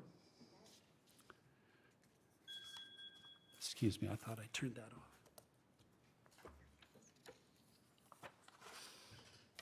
Do you want to start at number one? Is that your deal, or do you want to give an overview? I want to make a couple of statements. Okay, good. And then, I'm prepared to begin making motions. I think that this particular application should be viewed as unusual and different. The fact is that we had the testimony from both the applicant and the defense that this is a first in the state, as far as anybody can tell. And I think that one of the things I will think will be important for us when we finish today is to ensure that we talk about this particular issue for future. I don't know how many others there might be in terms of nonprofits who may need to have an increase or talk about it, but I think that it's evident to me that there's an awful lot of stuff that's gone on and been discussed that's confused by how this ownership is held. It certainly is not the same as the last project we had, Carriage Trade, where it was fairly clear that that was a for-profit ownership and was much clearer to understand. I'm not sure how many people really do understand an awful lot of what was discussed today because this is so different from what the norm is. So I want to make sure that we understand, and at the end, I may want to make a motion to that effect, but I think it's important for us to understand that this is different and precedent setting. That's all I have for right now. Does anybody else want to make a statement? That's fine. Otherwise, I'm prepared to start making motions. General comments? Bill, I'd like to respond to your comment that this is the very reason that I suggested the previous motion was that we can get a little squirrely if we choose to, and now simply come forward with a motion to direct staff to communicate with the council to review our ordinance relatively specific to nonprofits. I mean, this would be an opportunity to do that, and that was not one of the 12 that was provided by staff. Does that make sense? Well, sure, but we still have to make decisions on the other recommendations Correct. that we have here.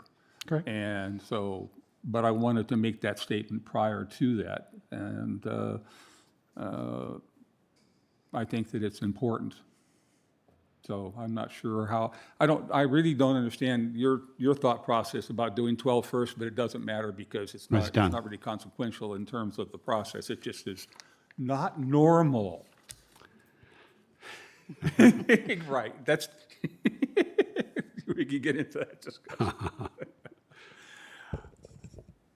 Mr. Chairman, item 1 under recommendations is to adopt a motion finding that the Valley View Mobile Home Park, I'm sorry, what? Did not meet its burden of proof to support its claim that the 1987 space rent should be adjusted to $190 per month, and it goes on to recommend $173 per month. I'm not convinced that that's correct, and I would support the 190 amount. So I'm going to move the motion that we adopt a motion finding that Valley View Mobile Home Park did meet its burden of proof for the 190, and I'll be glad to discuss that if I get a second. Can I request that as part of your motion, you include an explanation of why you would contend that Surely, normally we should don't be do that. adjusted? Yeah, And because that will help the rest of the commission, it will help me, depending on how the vote goes. It will sort of provide the roadmap on the findings for that issue. Normally, Robert's Rules of Order says you do that if there's a second. If there's not a second, there's no reason to discuss it. However you want to handle it, though, as our legal counsel. Again, Okay. it's up to you. Sure. I'll be happy to discuss. I've looked and listened to this, to the arguments that were made, and I am much more comfortable with the language that was brought to us by their appraiser, Mr. Neet. When I listened to the arguments against it, I was not convinced that that was the case, that we should be looking at a lower number. I think there's a lot of confusion and an awful lot of comparisons that are difficult. I think the fact that Mr. Neet indicated, and I'm aware of some of the same issues, that there were not that many properties that had records that went back to 1987, and that's one of the reasons he settled on the 4 that he did. Including the out-of-city parks is not a big deal, because, as he said, that was not an issue that was, the rent control didn't apply at that point, and therefore he could make those kinds of comparisons. So I think that the 190 number is a more reasonable number than the 173, and that's the reason I've made my motion as have. Let me clarify the motion, Bill, just to make sure, so we get a second. Your motion is to adopt a finding that Valley View Mobile Home Park did meet its burden of proof to support its claim that its 1987 space rents should be adjusted to $190 per month. That's correct. That is the motion. Do we have a second?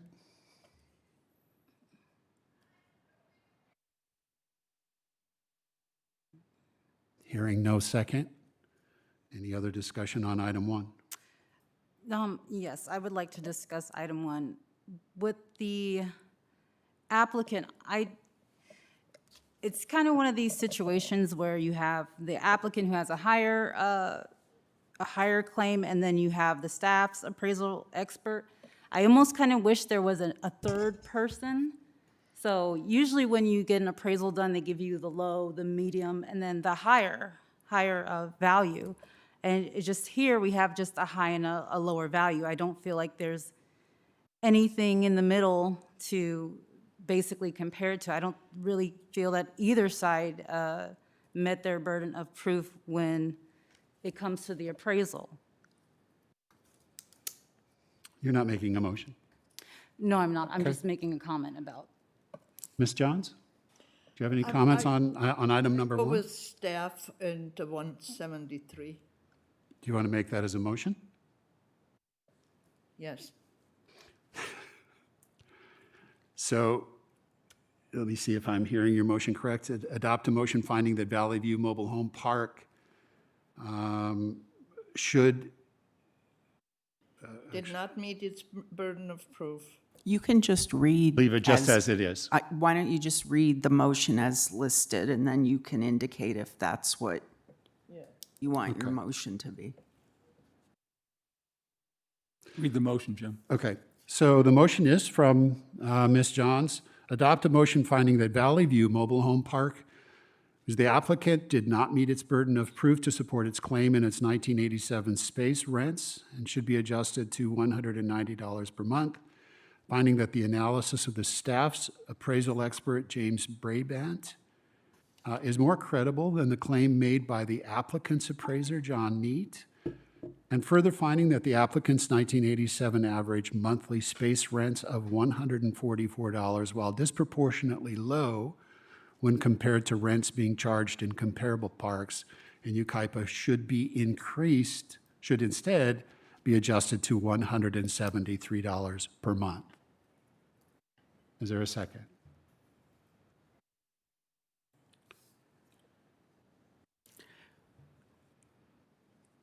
Can I offer some comments to assist you in perhaps coming up with a motion? For $1. Okay. The testimony between both Mr. Neet and Mr. Brabant is that the rents in the base year 1987 were disproportionately low.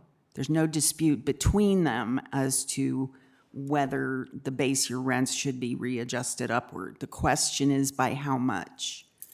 So, first of all, if Ms. Johns was saying she wanted to make that motion. So you read the motion, and I just want to make clear, is that your motion, Ms. Johns? Yes. Okay. So. Talk into your microphone, sweet. You are a rock star. There you go. Talk right in that microphone. Yes. Okay. So just clarify, is anybody else going to second that motion? That doesn't mean you're voting for it. That just means if you second it, it will be put to a vote. Does anybody want to second that? No. No. Okay. Mr. Chairman?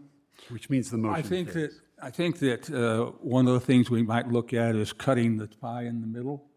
And that would be approximately $182.50. That would be in the middle. And so I would move that motion that the amount that should be adjusted for the recommendation number 1 would be to $182.50. And I was also just going to point out there is a definition in the rules as to what comparable park means. And I was going to ask you each to look at that because that's really the issue we're talking about. There's an agreement between the two experts that the rents were too low. They didn't reflect market rent at the time. So the question is, what were the parks that were comparable back in 1987? And how, if we figure out who you all agree there were certain parks that were comparable, what were the rents in those parks to arrive at, perhaps, as Mr. Mecham said, the $182.50? So do you want to take a minute and look at that definition of comparable parks? I think that we've already done that. We've discussed it, and I voiced an opinion, and Ms. Johns has voiced an opinion, and what I'm offering is I don't believe that the 175 is sufficient based upon my reading the material that was presented and listening to the presentations. And as a compromise, I'm looking to find a number that falls in between those two because, as was said by Member Gomez, neither side really gave us a really firm, good feeling. And so I'm looking in the middle of that. So that's my motion is in the middle. later. I also agree with Commissioner Mecham on that amount as well. The staff's appraisal expert did say that $144 at the time was still disproportionately low. So taking their recommendation for the 173 would still make it disproportionately low for comparable rents. That's my just my opinion on that. So you want a second? I would second your motion. So we have a motion and a second. Additional discussion? I want to stand in opposition to the motion. It is my position that neither group adequately represented what this history was, which was my question. I don't mean to be flippant, but if you've read the prose, the men in Endo stand, where they were trying to decide something by looking at an individual component of it. And both of them had their rationale as to how they achieved that, but I don't think either one of them was a mirror of what they were doing. So we actually heard more than one testimony on if you have multiple accountants, you have multiple views, you have multiples this. So it's my belief that the applicant is not entitled to any permanent rent increase. So I'll be voting no on the motion, so I stand in opposition to it. Can I just clarify? Absolutely. The only issue in this motion is whether in determining, you're not yet deciding whether they're going to get a rent increase. This is like a precursor to that. You're looking at whether in determining, in using the M&OI methodology, you're going to readjust base year rents because there's evidence that the rents in 1987 were disproportionately low in comparison to market. And you have two experts telling you, yes, they were disproportionately low. So you have no evidence disputing that. So you should be looking at the expert evidence to figure out, if I've got two experts saying the rent was disproportionately low, who had the better argument, or is there a reason, as Mr. Mecham is suggesting, to come up with a number in between? You have testimony from Mr. Brabant that the rent at least should be increased by $100 to $144 a month. That is a minimum. Now, some of you may feel that that's all it should be increased. You have testimony from an analysis from Mr. Neet that the rent should be $190. So it's not again, as a commission, you need to look at the evidence before you and make your decision on that. What part of the evidence is lacking that I went through 1,1700 pages of stuff and came up You're with my not own talking question? about 1,600 or 1,700 pages right now. You're talking about the report from Mr. Neet and his supplemental and rebuttal reports and the report from Mr. Brabant. As I said, you're not looking at whether there should be a rent increase. You're looking at whether the base rents to determine, to carry through the M&OI methodology, whether we're going to adjust that base year rent. One of the things that's important to understand in these processes is that what you have is experts testifying to their positions, and it's our job to listen and make a decision. One of the things that's important to understand is, according to the ordinance, we normally would choose either the staff's recommendation or the recommendation of the applicant. It's not a matter, we had that happen in Carey's Trade. We had one of our people on this board say, I don't want any increase. And the attorneys had to sit down and chat with him, let him know that's not an option, because that will be an automatic referral to council and an automatic lawsuit. I mean, it's been adjudicated against the city in the past. So I'm kind of being out of the range of that by making the motion that I am to try and find that compromise. But I think that it's important to understand those are the parameters that we're working under. This is all, you have to pick between the opinions that have been pushed, and I think that it's important to know what our parameters are. I understand the discussion that both of you have presented. I just want to present my view that there's an additional viewpoint. But you know, what we're doing now is No, I not understand. the I increase. understand. I totally understand. And I agree It's a with you circular that discussion. I agree with you that both applicants didn't meet their burden of proof for their adjustments, their recommended adjustments, but they both did find that the rents were disproportionately low. So that's basically what we're looking at this point. So it needs to be adjusted somehow. So just what is reasonable to adjust the rent to? Understood. We have an official motion and a second to adopt a motion finding that Valley View Mobile Home Park did meet its burden of proof, and that's $182.50 is the numerical value. All in favor, say aye. Aye. Aye. Opposed, no. And Ms. Johns, you need to speak up because I'm sitting next to you and I can't hear you. I'm sorry. Let me do a roll call vote Yeah, you need to because do we a can't roll hear you call. guys when you're shaking your head. So Commissioner Johns, How do you vote? You voted aye before. Aye. Commissioner Mecham, Aye. Vice Chairperson Gomez, Aye. Chairperson Holbrook. No. I have a question of Next staff item. at this point. This particular motion, what impact does it have on some of the balance of recommendations, in particular number 2? Does it have any impact on that? I just received a text. You guys speak in the mic, please. I just received a text from Dr. Barr, and his initial analysis is if he said if 182 is base rent, his adjustment goes from 38 or 3788 to 5794.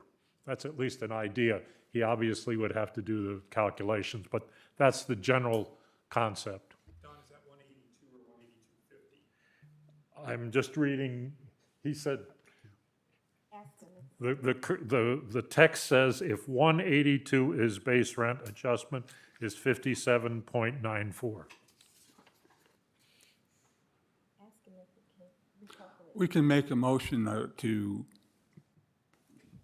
all right, on number 2 then, I would adopt a motion finding that the applicant did not meet its burden of proof to support its claim that it's entitled to a $234.53 monthly space rent increase using the YMC paragraph 1520 maintenance of net operating income approach, and finding that the analysis of the staff's expert Kenneth Barr is more credible than the applicant's expert Michael McCarthy, and further finding that Dr. Barr's calculation of the required monthly space rent increase be, and have him, we fill that number in when he has made a final calculation of what it is.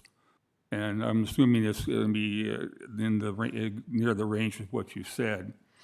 Mr. Brabant's 1987 space rent adjustment and Dr. Barr's adjustments, as we have modified them to the income and expense items under the MNOI formula, is consistent with Yucaipa Municipal Code 1520 and provides the applicant with a fair return while not requiring the resident to pay excessive rent.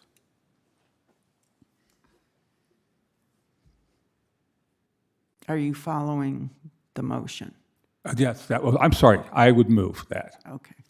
So the motion is to adopt number 2, except that Dr. Barr's calculation of the required rent adjustment would not be $37.88. That would be determined if in fact that's your decision. All you're doing is is finding that the $234.53 is not correct based on the evidence. Correct. And keep in mind that as you've directed me, I will put together a written decision that will try to outline all this, hopefully meeting your intent. Thank you. We have a motion. We need a second.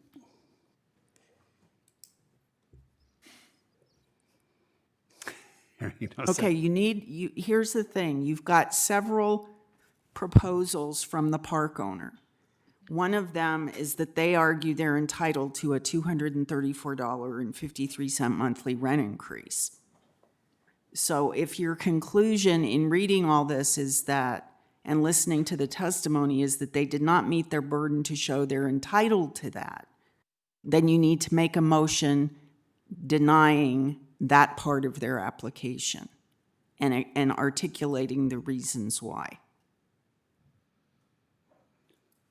Well, if we don't have a second, we can do this in 2 pieces. Yeah. Mr. Chairman, I'm going to divide this up, and I will make the motion that we make a finding that the applicant has not made sufficient proof to their claim for $234.50. Now, either speak into the mic or speak louder. That's what you're telling me. I can't hear you. All those around you did. That they have not met their burden of proof for a $234.53 monthly space rent increase. So I second that motion. Pardon me? I second that motion. Discussion? I think that I believe that we have a consensus on this particular issue. And if we're going to be working on this, I'm trying to move something forward. I understand. And so that would be the first step. So we have a motion and a second and no discussion. So all in favor, say aye. Aye. Did you want to do roll call every time? I would prefer, because Commissioner Johns? Do you understand? Did you hear the motion? Yes. Motion is the applicant did not meet their burden of proof that they are entitled to $234.53 as a monthly rent increase. That's the motion. I don't agree with that. No, Commissioner Johns, do you feel the applicant is entitled to a 234? No. Then you're in support of the motion. The motion is they didn't meet their burden of proof to that amount of a rent increase. Right. That's what the motion is on the That's the floor. motion. So All right. Commissioner Johns? Agree with the motion. Yes. Commissioner Mecham? Aye. Vice Chairperson Gomez? Aye. Chairperson Holbrook? Aye. All right. I would move that we adopt the position that there should be an increase based upon the $182.50 new base rent, that the calculation would be done by Dr. Barr, and we would adopt it based upon his calculations as the rent increase that would be allowed under the MNOI formula. I second that motion. Discussion?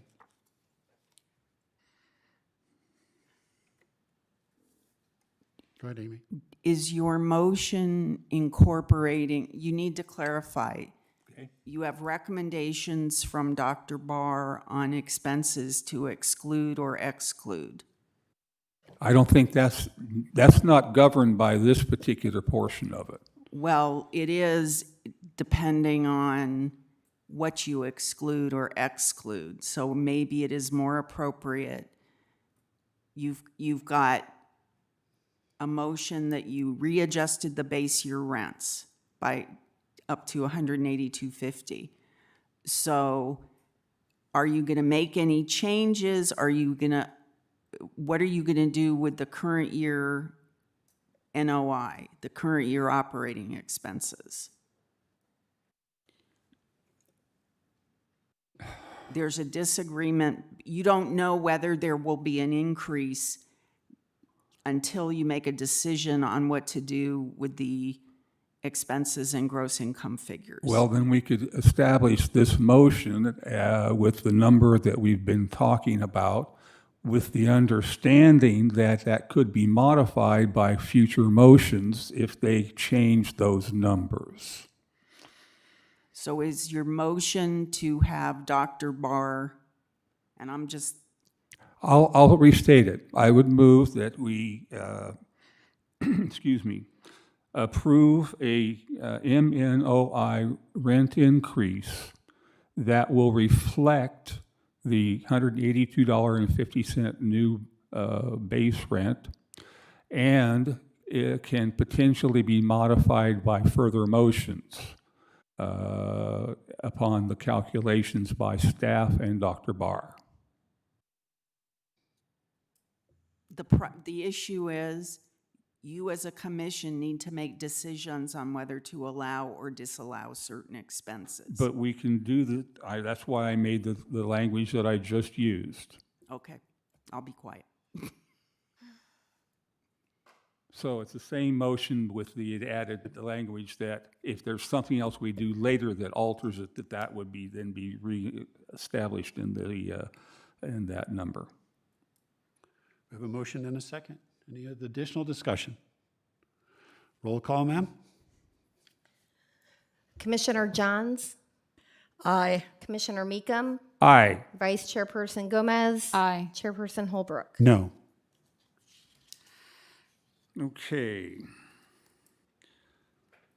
I move I don't like it. I move the adopt a motion finding that the applicant did not meet the burden of proof to support his claim that to be comparable, the Valley View space rent should be 450 or 500. I move item recommendation number 3 of staff. I move the staff recommendation. Understood. A second? I second. Discussion?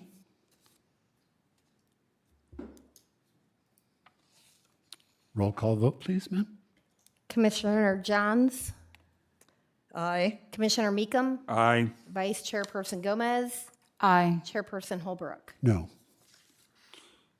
Mr. Chairman, if anybody else wants to jump in here, I'm happy with that, but otherwise I'll continue. I move staff recommendation for item number 4.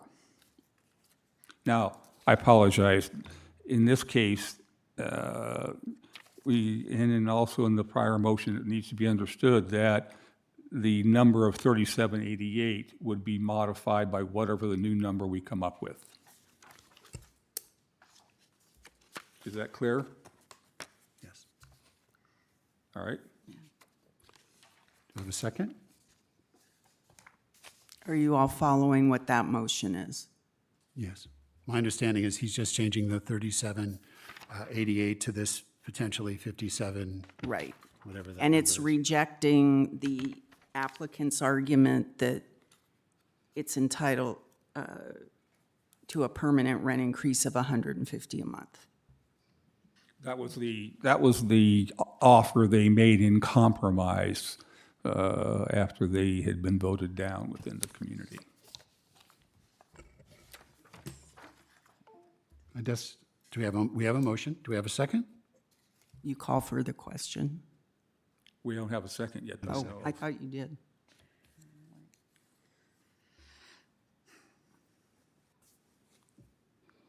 I'll second. For moving forward. So Holbrook has a second. Any discussion? All in favor? Sorry, roll call, ma'am. Commissioner Johns, Aye. Commissioner Mecham, Aye. Vice Chairperson Gomez, Aye. Chairperson Holbrook. Aye. Let's see. I'd move staff recommendation on item 5. That is the denial of the $58.53 temporary space rent to pay for the management fee. Borrowers, whatever they called it. Administration fee. There we go. I second that motion. Discussion? Yes. One of the problems with this whole thing is this particular issue, and it's an issue that everyone's confused about. I look at it, I've got a lot of experience with this kind of situation, and I don't really understand it fully myself. And as a consequence of that, when I say don't understand it, there's not been enough information testified to convince me that we need to move with this. So I'm going to move to deny that fee. Yeah, I also agree with Commissioner Mecham. Some of the documents we were presented with, some of the numbers for the budget, they were really off. And for 2003, we had an amount of $16,000. That was correct. For 2015, there was something that was presented to City Council for your yearly budget, and it said that the revenues were $2,981. There was another document that said your revenues for 2015 were in the red $10,000. So I just couldn't really understand where you were allocating some of your expenses to. So basically, that's why I would not. I don't feel that you provided a proper burden of proof for that, for an increase. I raise my voice today to speak in favor of the motion. I agree with the comments that have been presented by the commissioners in front of me. However, I do think it's important that we listen to legal counsel, that we provide some codified process in the future for these organizations. I really think that the city of Yucaipa is really kind of cool the first time we have a nonprofit issue come forward. But I do think that this is something that needs to go to the next level, that staff direct city council or work with city council to review the ordinance and That will be a part some- of the biennial review that we'll bring back to you, but that is not a moment, I don't think that's involved in this conversation with the motions before you right now. That's a separate subject. I'm having a discussion, Okay. which is allowed. I can. You're the chairman. Yeah. Well, no, it's a simple I'm discussion. just kidding. It's a simple discussion. We don't have a second yet. Are you going to? Yeah, we do. We have a motion and a second. Any additional discussion? something? Yeah, absolutely, ma'am. Well, I feel the applicant is not entitled to that money. That's how I feel. You're going to vote in favor of it, which is what that motion says. Yes. So we have a motion, a second, and we've had discussion. All in favor of roll call, please? Commissioner Johns, Yes. Commissioner Mecham, Aye. Vice Chairperson Gomez, Aye. Chairperson Holbrook. Aye. Jennifer or Don, item 6 appears to be a duplication, at least as far as I can tell, of 5. What's the difference between them?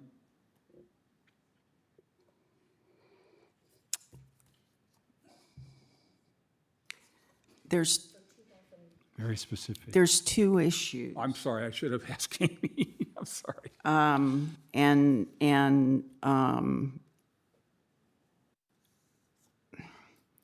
One of the bases for staff recommending that you reject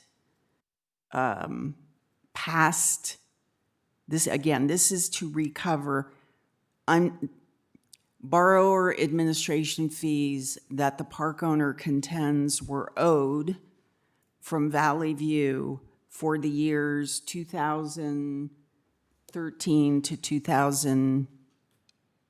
18. I thought it was 17.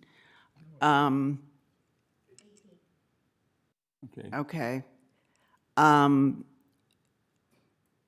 The park owner's position is those were unpaid fees that should have been paid, and those fees can retroactively be assessed against the residents through a temporary rent increase. But isn't that exactly what 5 was about? No. No, it is not. No, because number 5, I'm sorry, I'm talking about number 5. The basis for the argument presented by the park owner is that that's required under the Kavanaugh decision. And staff's recommendation is that you reject the argument that Kavanaugh requires payment of that past owed fee, because Kavanaugh only dealt with a situation where the city engaged in a rent increase process and miscalculated or didn't calculate correctly and was then ordered by a court to come back and correct it. In other words, staff is saying that the basis, the way the park owner is interpreting Kavanaugh is incorrect.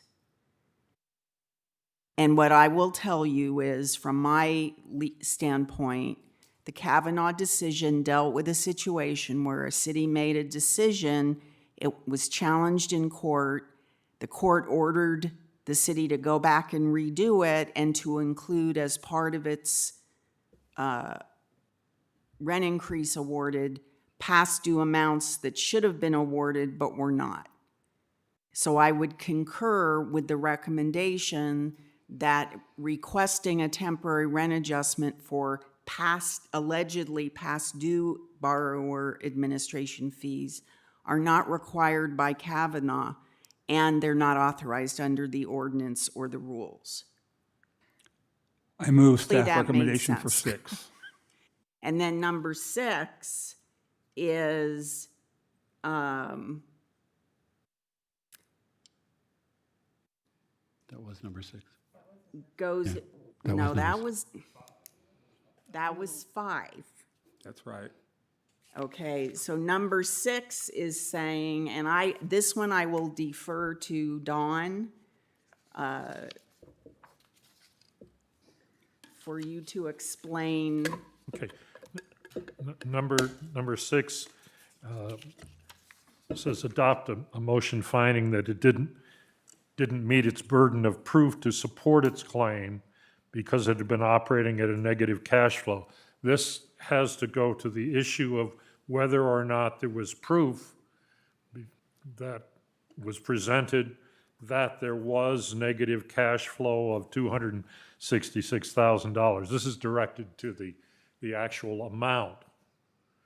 If you agree with the applicant that there was proof, then you wouldn't adopt this. If you find that there wasn't sufficient proof that there was $266,000 in debt, you would adopt this motion. Mr. Chairman, I would move staff recommendation for 6. And I'll discuss it if we get a second. Second? Okay. The discussions? Yeah, I still don't necessarily see the difference between these two motions, but I think that we have the language that we've listened to and the recommendations on this particular issue have been insufficient to convince me that this is something that we need to move on, and I'm not positive I believe it's allowed within the ordinance. And as a consequence, we may want to look at that, but right now I think that this is the best recommendation we can make. Additional discussion? Roll call, ma'am. Commissioner Johns, Aye. Commissioner Mecham, Aye. Vice Chairperson Gomez, Aye. Chairperson Holbrook. Aye.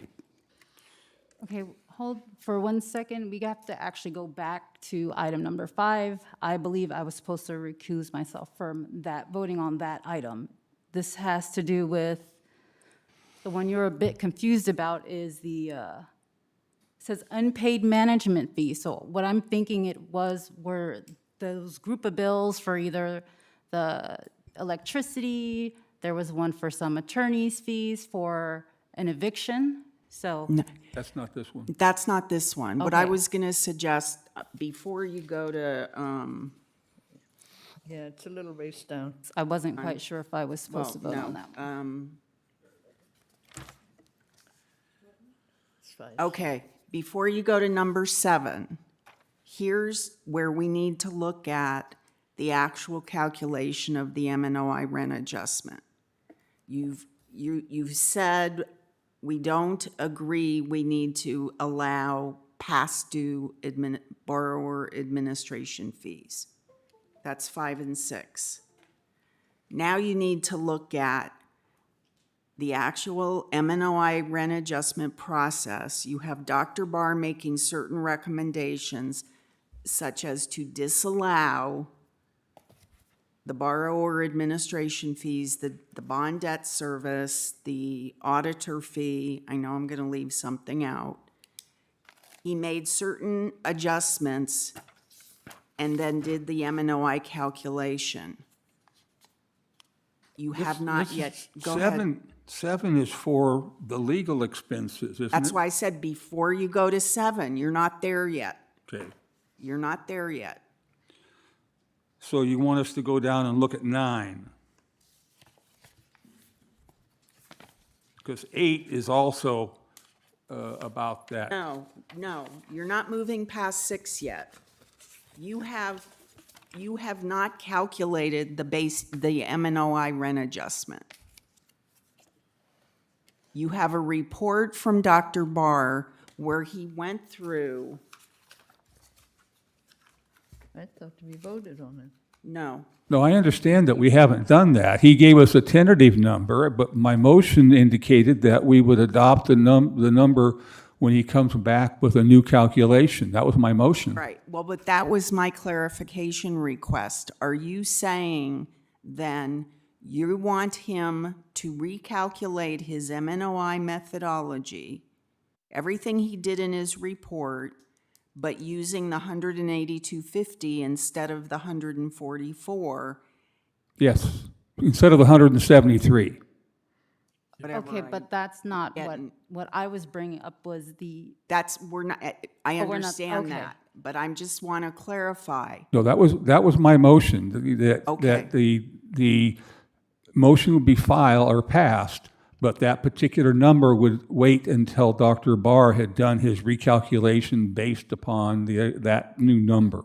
Okay, then what Commissioner Gomez was saying, sorry, it's late. She has one element that she is recusing herself from on the expenses, and correct me if I misstate this, it's the issue of the attorney's fees associated with an eviction that took place. and it was listed on Mr. Stanton's document as the Mr. Dowdall expense, Yes. correct? Yes, correct. So should we clarify, do you want to clarify that your vote is what it was, but you recuse yourself on that particular expense item? Exactly. Okay. You need a motion to accept that, or are we Yeah, good? sure, yes. Do you want a motion? Yes, and I would also say that was discussed with Mr. Alpert and with Mr. Lincoln on a break, and it was agreed that that would be acceptable. Mr. Alpert, is that correct? Yes, that's correct. Okay. So what motion should we make? The prior motion to have Dr. Barr redo the analysis using the 182.50 is voted in favor with Ms. Gomez recusing herself on that one expense item. So moved. Second. Don't make me do that again. Second. What'd you say, Jennifer? All in favor, say aye. Roll call, ma'am. We have a motion second, no additional discussion. Roll call, ma'am. Commissioner Johns, Aye. Commissioner Mecham, Aye. Vice Chairperson Gomez, Aye. Chairperson Holbrook. Aye. Now, can we move ahead? Where do you want us to go from this? I have a question. Do any of you want to discuss in terms of Dr. Barr recalculating? Do any of you want to discuss any of the other expense items where there was disagreement between Dr. Barr and the park owner, such as the audit fee, the state mandated audit fee, the bond debt service, or anything else? In terms of those, I think that the audit fee should be included in terms of a normal expense as presented by the applicant. I don't think we have any choice on the interest expense. The ordinance is fairly clear that interest expense is not an inclusion in a normal operating. And I think that that's an issue that is based upon a for-profit park owner, and it's an issue that needs to be discussed for the future. I'm trying to go back. Let's take a look at that. I'm not comfortable itemizing what those should be. There was clear disagreement between two parties as to what should be and what shouldn't be, what is in the ordinance, what is not in the ordinance. Again, there was a procedural question that would be clarified later on in some of the review of the ordinance. For example, the attorney made a very clear statement that he thought the borrowed administrative fees were to be included, where Mr. Barr very clearly made the statement that those should not be included. And you need to make a decision whose testimony you give more weight to and who you find more credible. That's what the job of the commission is. And if you want me to give you any legal analysis on any of the expenses, I would be happy to do that. So on number 7, just to clarify, We're not on number 7 yet. What are we on? We're on 6. We're still on 6 or 6A. 6 has been decided that it was. Oh, I like 6A. We're on how you are directing the recalculation of the M&OI based on the disagreements between the two experts, 3 experts, however many we have, I've lost count. Are you all in agreement that bond debt service should be excluded? Bond interest, I'm sorry. Yes, I'm in agreement with that. You need to say yes or no, not nod. If you have a position. Because I've stated a that's what Dr. Barr's Dr. Barr went through and did an analysis. He allowed certain things, he excluded certain things. The park owner disagrees on some of those items. So you need to give direction to him and to me as far as what you want to be done. I believe if we're going to do that, that we need to have staff indicate to us where those conflicts are. I mean, we all heard them, but I'm not sure I remember them. We have it right in front of us, 18 pounds of it. They've worked hard No, there's on only that. 1,800. Okay, you've got bond payments, you've got borrower administration fees, you've got, There were 4, right? hold on. Correct. What's the 4th one? No, they already did that one. They did that one. So all we really have is the audit fee. The audit fee. Do you have any concerns about the gas and electricity expenses? No. Okay.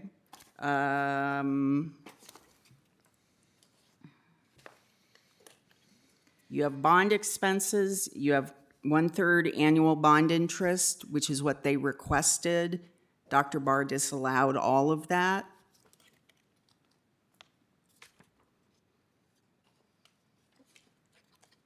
The borrower administration fee was $45,760.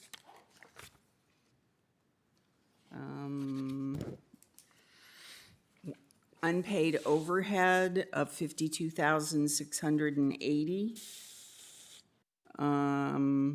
I believe the accounting, the $3,406. If I'm getting this wrong, somebody speak up. This is my notes.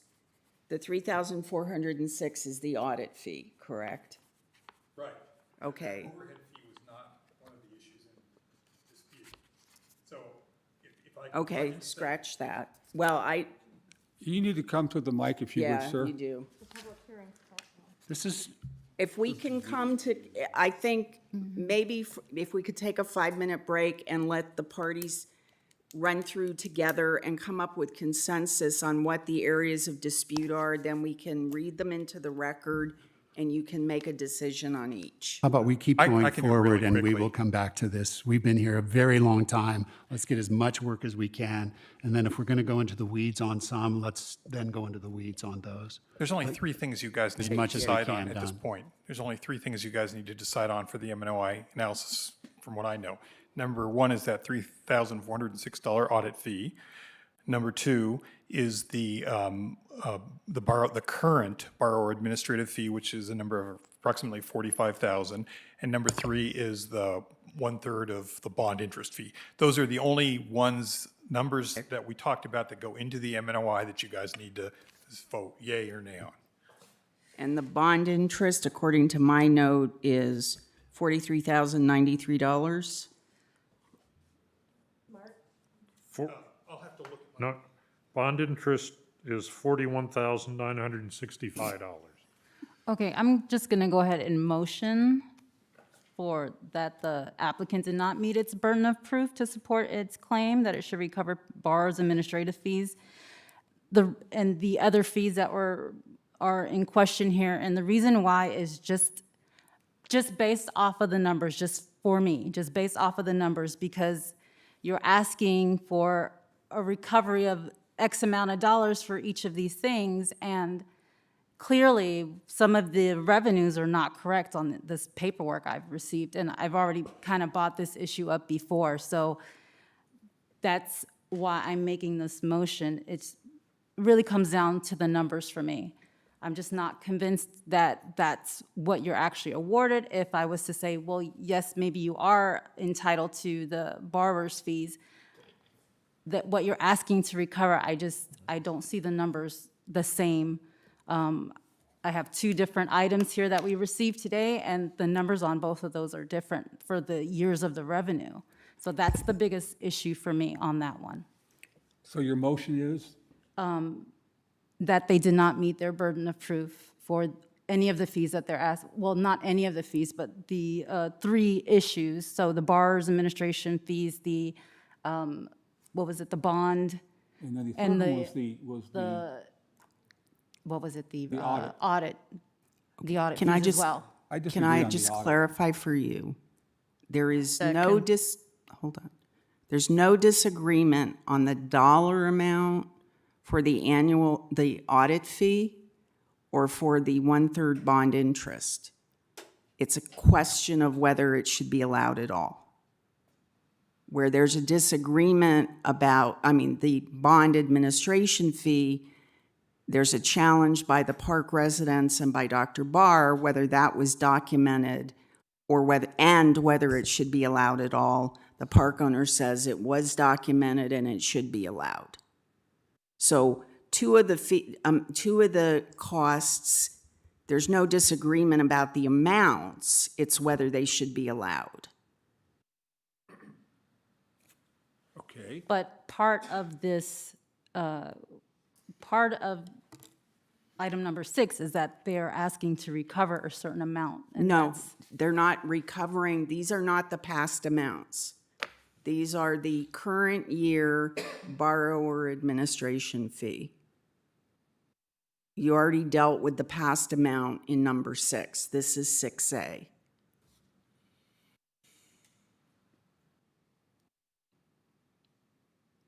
If you feel on the borrower administration fee, if you feel it is insufficiently documented, then I would say you should have a vote on that element and then do a separate vote on the other elements.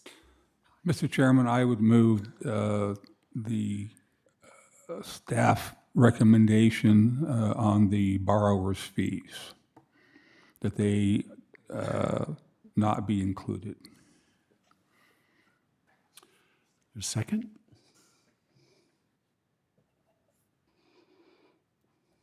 We have no second. Da-da-da-da-da-dum. Do you understand? The motion is to exclude those expenses. Yes. So So you motion to exclude just one That's correct. expense. you're going to do the other ones after you do this one. Okay, I see. Mine was to exclude all of the expenses. Right, but So we don't have. Yeah. You can do it however you want. Well, what's the difference between what I just said and what she's saying in your mind? Do you have different reasons for excluding any of them, or are you you need to specify the reasons why you're excluding them. That's why I said the experts don't disagree. They agree on the cost items of bond, interest, and audit fee. They disagree on whether the ordinance allows for it. So Dr. Barr doesn't dispute that it was documented. He disputes that the ordinance, he says the ordinance doesn't allow for it. So I'll take it again and indicate that I agree with Dr. Barr and move that we exclude that expense. The single expense or the all four? Pardon me? Just the one. I'm going to take them one at a time. Which one are you talking about? He's talking about the borrower's application. Which one, I'm sorry? Is that the borrower administration fee? Yes. Okay, so All right, he I is would second that motion. Okay. Additional discussion? I don't want to exclude anything. It's excluding it from the calculation. Yeah, well,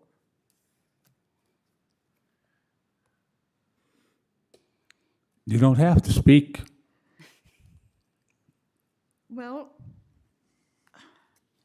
my point is, like I said, the staff figured it all out. Why can't we follow the staff recommendation? That is following the staff recommendation, to not allow the borrower administration fee to be included in the calculation. Okay. Roll call, ma'am? Commissioner Johns, And we're voting aye on it? You're voting to exclude the borrower administration fee from the MNOI calculation. 4 years. That expense. Yes. Okay. Commissioner Mecham, Aye. Vice Chairperson Gomez. Aye. Chairperson Aye. Holbrook. I move we allow the audit expense of $3,000 and change, whatever it is. I second that motion. Additional discussion?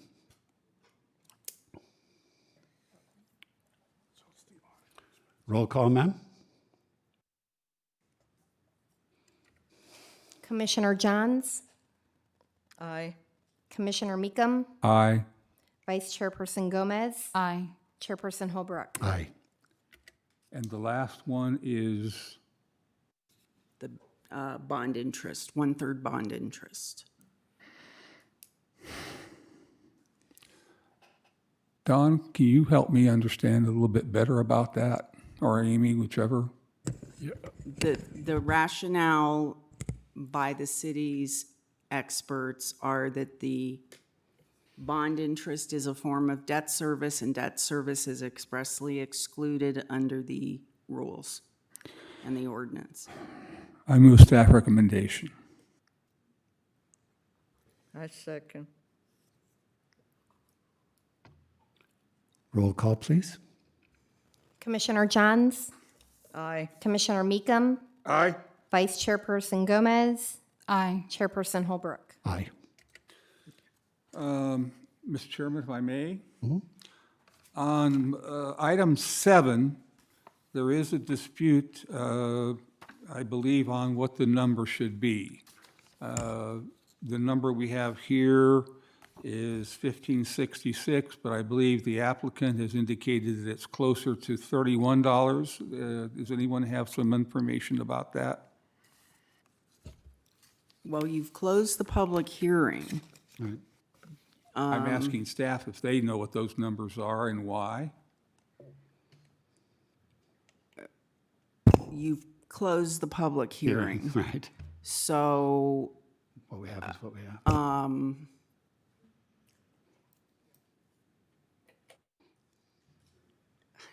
you could have a motion to reopen solely for the purpose of having staff clarify what the current total amount is that's being requested, and what the current staff recommendation is, and what the current opposition from the residents is.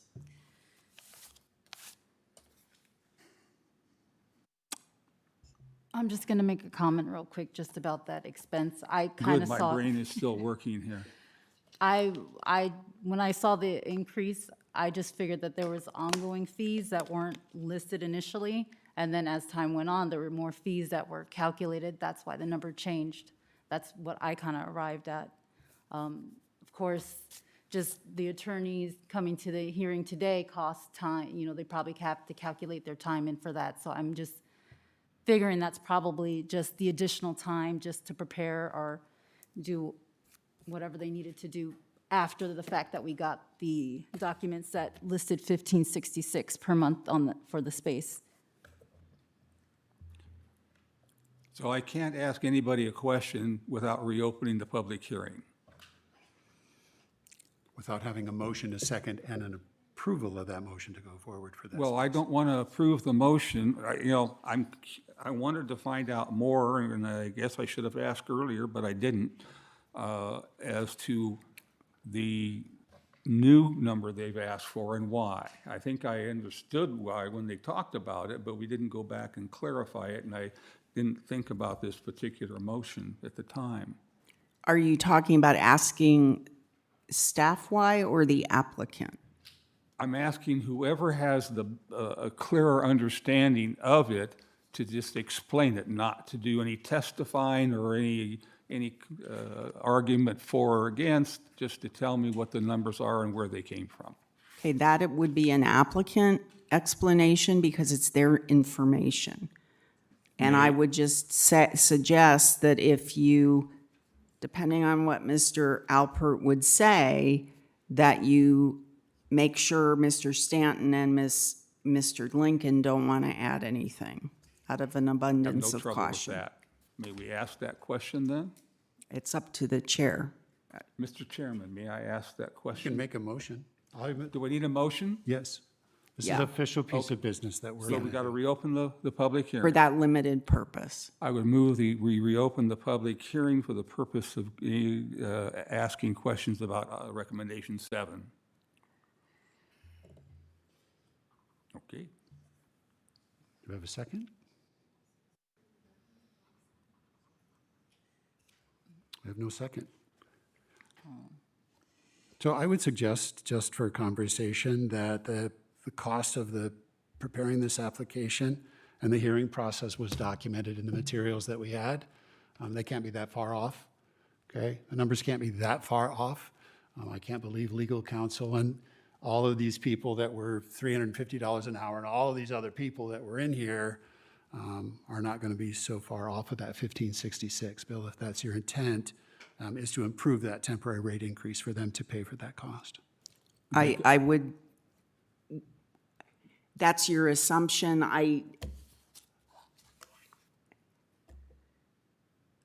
I'm concerned that first of all, if there's no increase granted, they don't get their temporary increase for the costs. Secondly, I want to make sure the commission fully understands what's being asked for before you vote on it. Right. So in this case, I would suggest you allow Mr. Alpert to explain and then allow Mr. Stanton and Mr. Lincoln, sorry, Jennifer, to comment briefly on that so that you are all on the same page. For discussion, I didn't have we no already idea. I don't remember, I apologize, what the total amount of fees claimed is now and what that would be as a rent increase based on the additional time beyond the $1,588.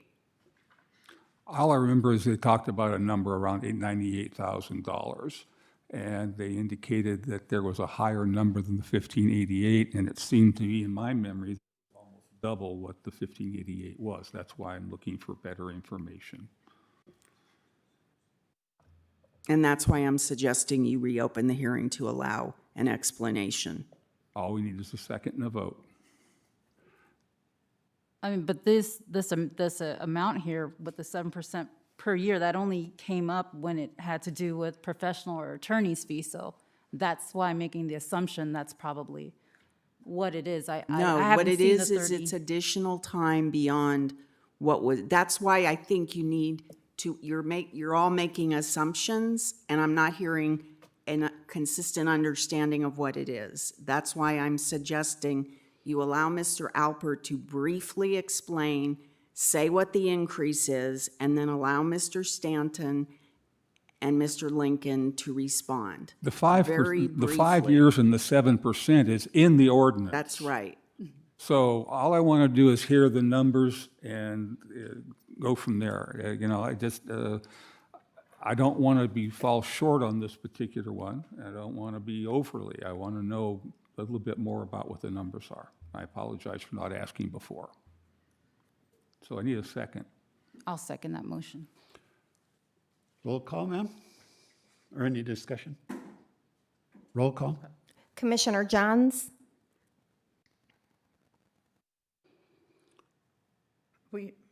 What we're voting on is to allow the three area experts to testify as to what would be their cost. Very briefly. Right. Very briefly. Yeah.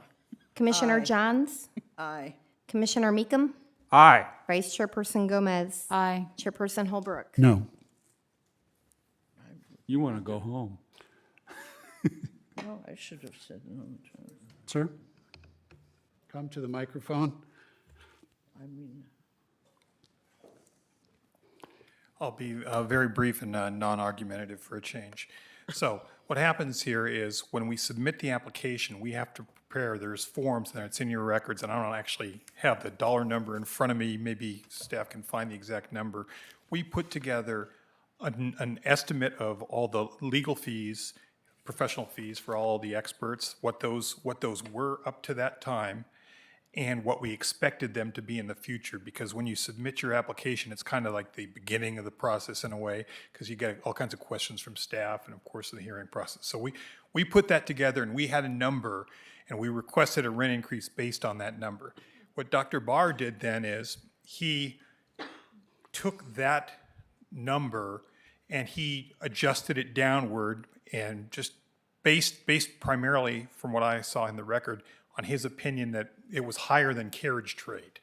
The fees were higher than the fees that happened during the carriage trade rent increase application.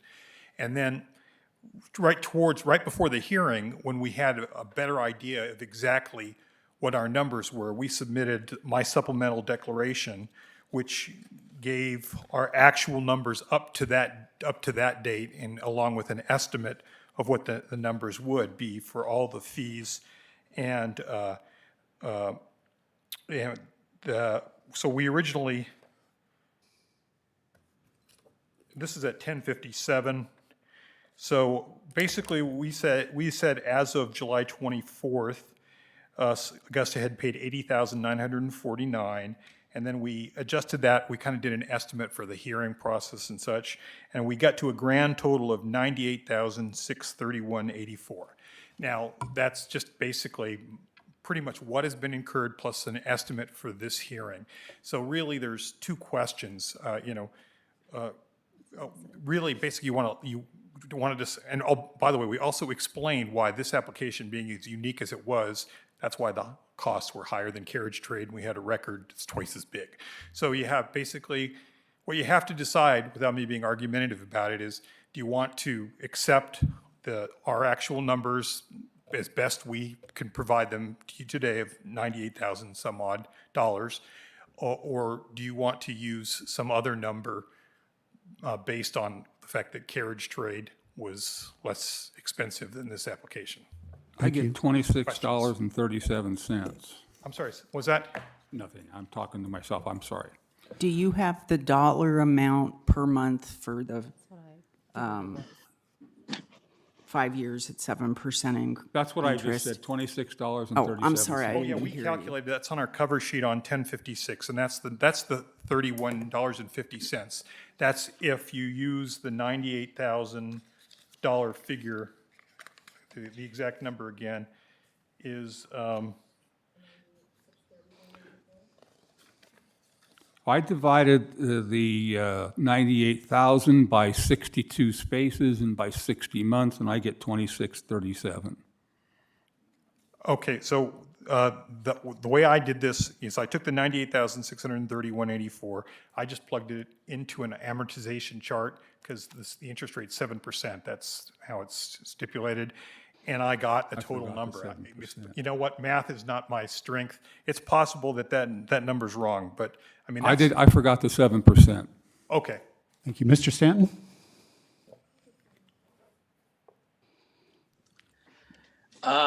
Okay, I'm not sure what I'm being asked to say here, but I can't help you on this calculation. I understand that the original number has been augmented.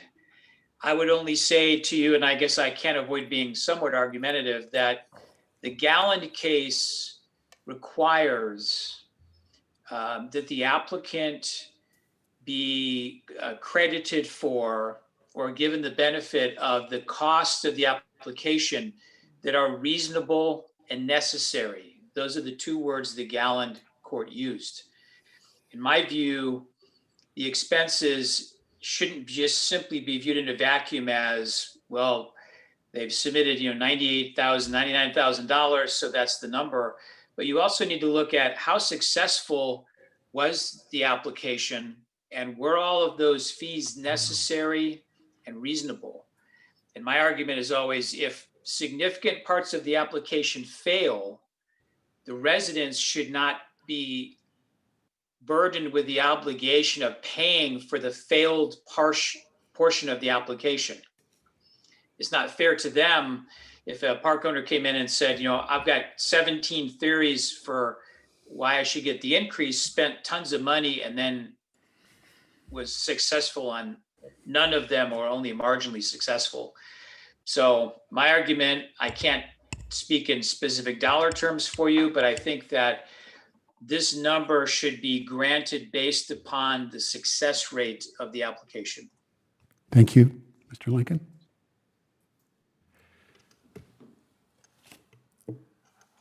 I tend to agree with Mr. Stanton, except I do not believe that the current ordinance specifically has a success rate. That, again, may be something that may be considered in the future. The two things are, as Mr. Alpert put down, if you credit all of the work that he has done and his people have done through today, it's $31.50. If, on the other hand, you adopt the approach that Dr. Barr had in his report, which was he looked at this as if it were a standard for-profit type of situation.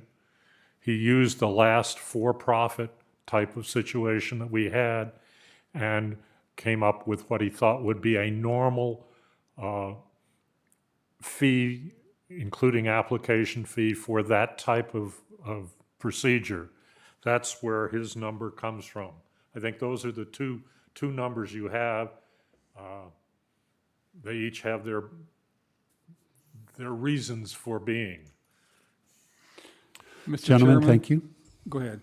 No, I just wanted to say thank you to the three that did that. Go ahead. Mr. Chairman, I would not say that this is normal and average in terms of the documentation that's necessary, but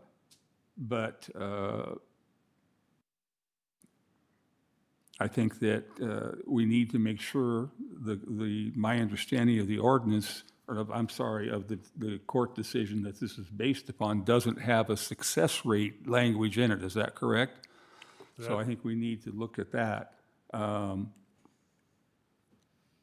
think that I asked this because I wanted to make sure we were covering our bases on it, and I think the 1566 is too low. I'm not sure I want to go to double that at $31, but I'm not sure what discretion we have. Amy? Just a couple of comments.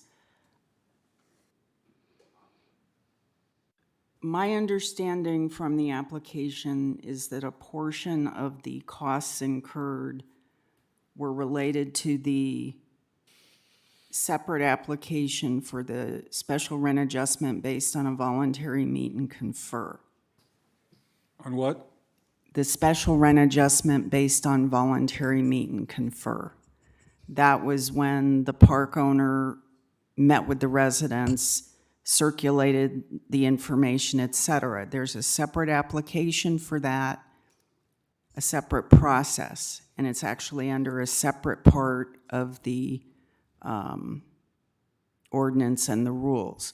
So a question for you is, should those costs be included in this, which are related to the application and hearing costs for the MNOI rent adjustment application that is submitted to you?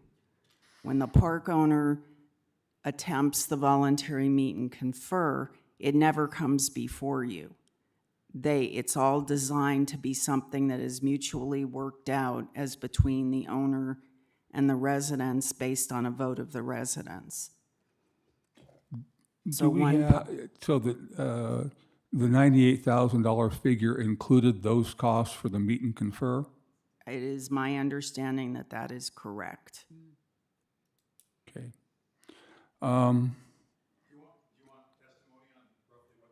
I think you should get that. I do. Okay.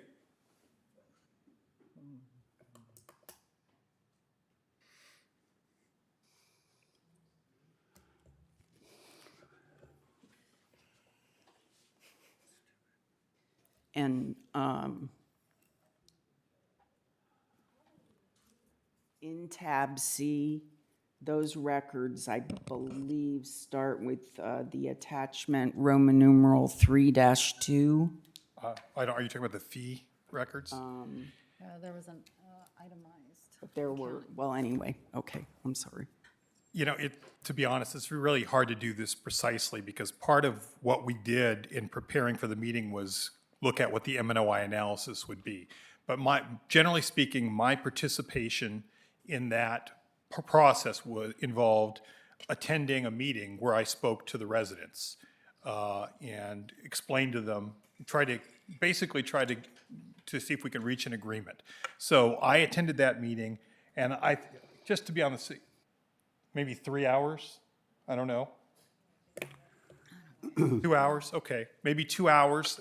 I also charge travel time, which is based on, because I'm in Prescott, the way I charge travel time is assuming I'm in where my office is in Laguna Hills. So the total legal billing for that effort, was probably about 5 hours of my time, which I believe it's at $375, right? An hour. You should have that in the fees. So that's the only time I can really isolate. There's a lot of staff time involved in doing that, with Susan and the other folks, but that's not something that was ever charged as part of this process. And did that include any of the expert time? No experts attended that. But did they work on any documents that were provided to the residents at that point? Actually, most of the records were done through Susan, but I would say that we already had been working on the M&OI application. So the stuff that Mr. McCarthy was already doing and was presented here today would have been what we used from him. So in other words, it wouldn't be it would be an expense incurred as part of this process as well. Mr. Lincoln? Yes, I apologize. I have just reviewed again what the regulations say on this, and I believe I misspoke. No. Section 6004 B10 does say that in determining the reasonableness of the fees, costs, and other expenses, the commission should take into account the relationship of the result obtained to the expenses, fees, and other costs incurred, that is, whether professional assistance was reasonably related to the result achieved and consistent with the purposes and intent of the ordinance, and these rules in relation to any special adjustment, including but not limited to the amount of the applicant's requested special rent adjustment and supporting methodologies contained in the special rent adjustment, the methodology used by the commission, and the percentage difference between the commission-approved special rent adjustment and the amount of applicant's claims. So there is a success factor, and I apologize for my misstatement. Thank you. We're taking a look at number 7. Are we going to close? Yeah, you need to close the public hearing. Public Yeah. comment. Sorry. Public hearing closed, sorry. So we're going to close for the second time a public hearing. So moved. Roll call. Any discussion on closing it? I don't think we need to have a vote on Oh, this. you don't need to have a motion. Thank you. Number 7, you want to deal with number 7? So you have, the original recommendation was for 1566. Now the request is for 3150. The question is whether you want to reduce, you want to modify use the recommendation or modify what was requested. A little bit. Say again? By staff. Mr. Chairman. Making an adjustment to the.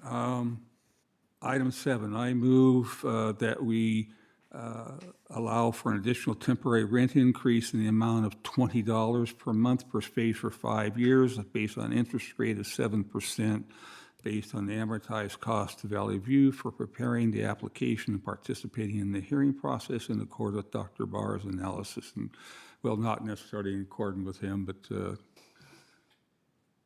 Thank you. clear, okay. Second? No. Is that conditioned on the commission granting an MNOI rent adjustment? Because they're not entitled to it under the ordinance unless a rent adjustment is granted. That's correct. Okay. So you don't grant an increase under the ordinance, they don't get the temporary. If you grant a rent increase, then they would, based on the motion.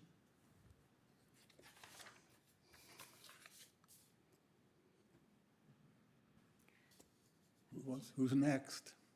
I don't have a second. Amy, which of these numbers show that component that you're talking about, that we would approve a rent adjustment? Which number is that?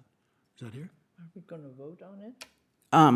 Under the ordinance and the rules, it specifically says if the park owner is a prevailing party, which is defined to mean if the park owner is granted a rent adjustment under the MNOI formula.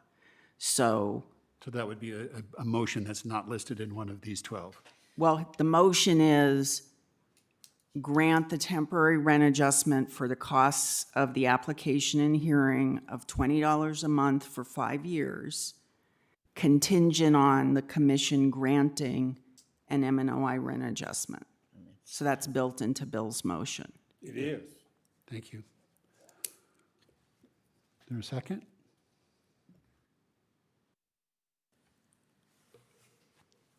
You guys go ahead, somebody else. In the discussion phase, Bill, the reason I'm not seconding it is I'm going to vote no against it. So I'm sorry, what? that I would vote no on that issue, so I'm not going to second your motion to vote no. Do we have a second on Bill's piece? Another attempt to do this piece? Should we move to number 8? Are you,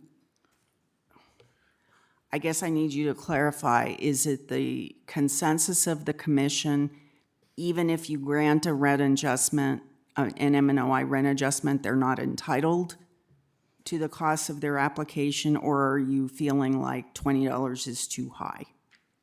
I'm struggling to figure out what is a proper amount, because I know there are attorney's fees that, just witness fees that need to be paid. I just don't think $20 is, a proper amount, not whether it's high or low, or it just, I don't know what a proper amount is. I think if there was an actual concrete number that we knew, or either I would know what that would be, the actual, I would have an easier time making a vote on that, or Okay, seconding. you have the records.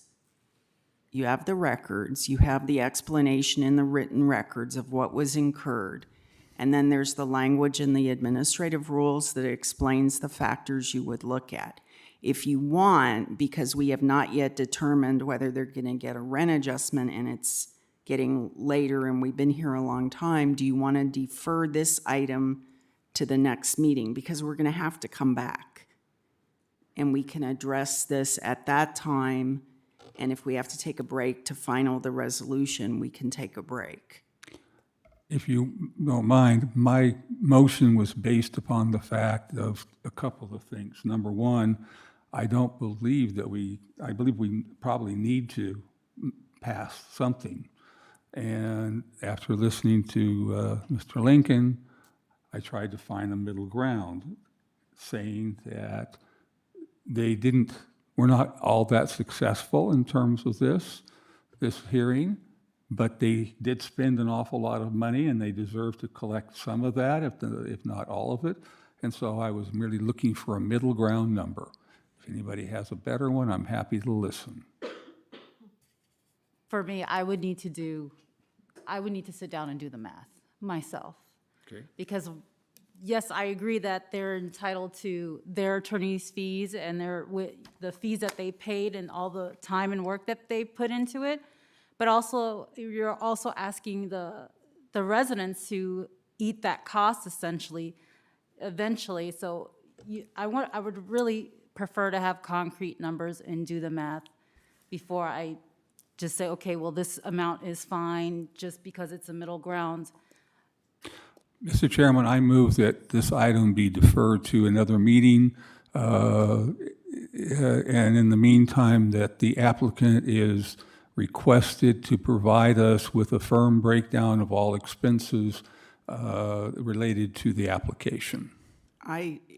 Again, you already have closed the public hearing again. You have the documentation. I don't have it in my hand. Yeah, It's you in your have book. what's in the book, and you have the additional materials. And again, to just point out to you, if you have them do that, they will then, I assume they will ask to increase the amount they are requesting. Staff can do the analysis based on what has been submitted and bring it back in the form of a recommendation.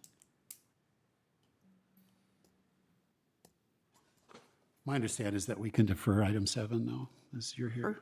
Okay. I mean, then my motion would be to table item number 7 until we continue the hearing, until the continued hearing. Second. Additional discussion? Do we need a vote on that one? I don't know. Yes. Yeah. Roll call, ma'am? Actually, can I suggest you table 7 and 8 because they go together? Are we voting on? I think that they're different. I understand your piece, Amy, but number 8 simply says it gives if that's passed, it gives them an opportunity of how to do it. Well, I'm sorry, 7, 8, and 9 all deal with the temporary rent adjustment based on the application and hearing costs. Yeah. So you're not going to reach a consensus on any of those tonight. So I'm suggesting you just table or continue 7, 8, and 9 to our next meeting. Okay. And I don't know if we have a date we can all agree on. Is that okay with the motion to move 7, 8, and 9? Yes. Yes. The seconder. Any change in votes? Hear you. So I'll motion to set item number 7, 8, and 9 aside for the continued hearing. And do you have a second? I agree. Yes. And there was no change in the votes. Do you understand?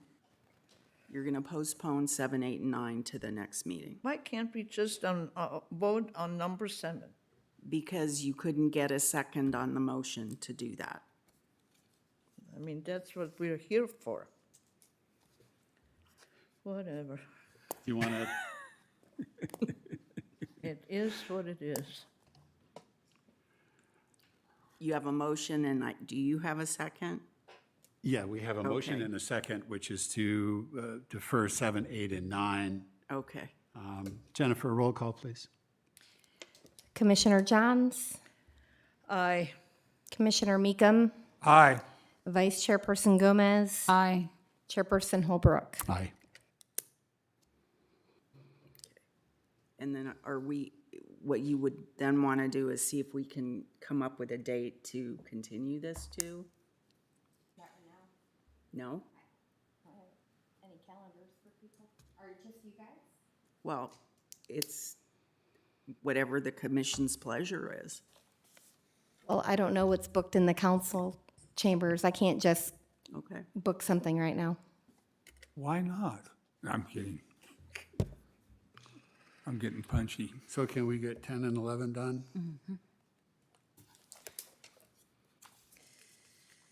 I'll move staff recommendation on 10.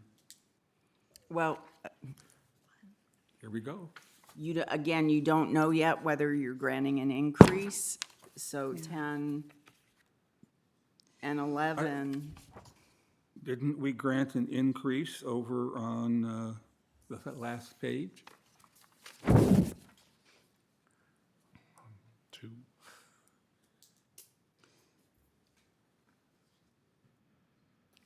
Did they grant an increase on 2? Didn't we? So the question, Amy, on number 1 is, didn't we already increase the MNOI? Didn't we already? You approve it? changed the base year rents, and you allowed and disallowed certain expenses. what you're saying is we don't know what it is, but what the motion was, I believe, if you want to go back, was that we would adopt a number that staff would put forward based upon our decisions. Okay, then if you want to go ahead and do 10 and 11,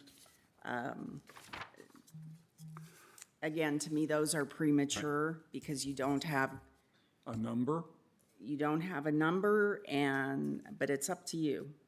You could vote on 11. That's an issue of excluding or not excluding. But if you want to vote on 10 too. What on 10 is dependent upon the rent increase? The number.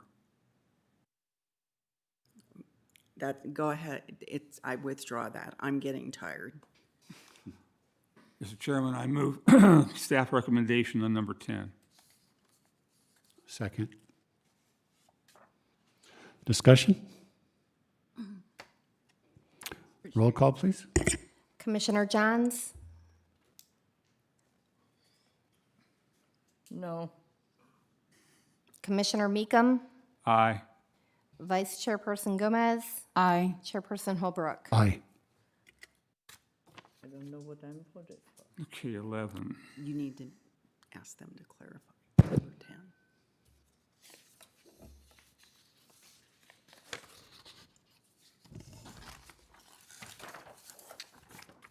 Move staff discussion on number 11.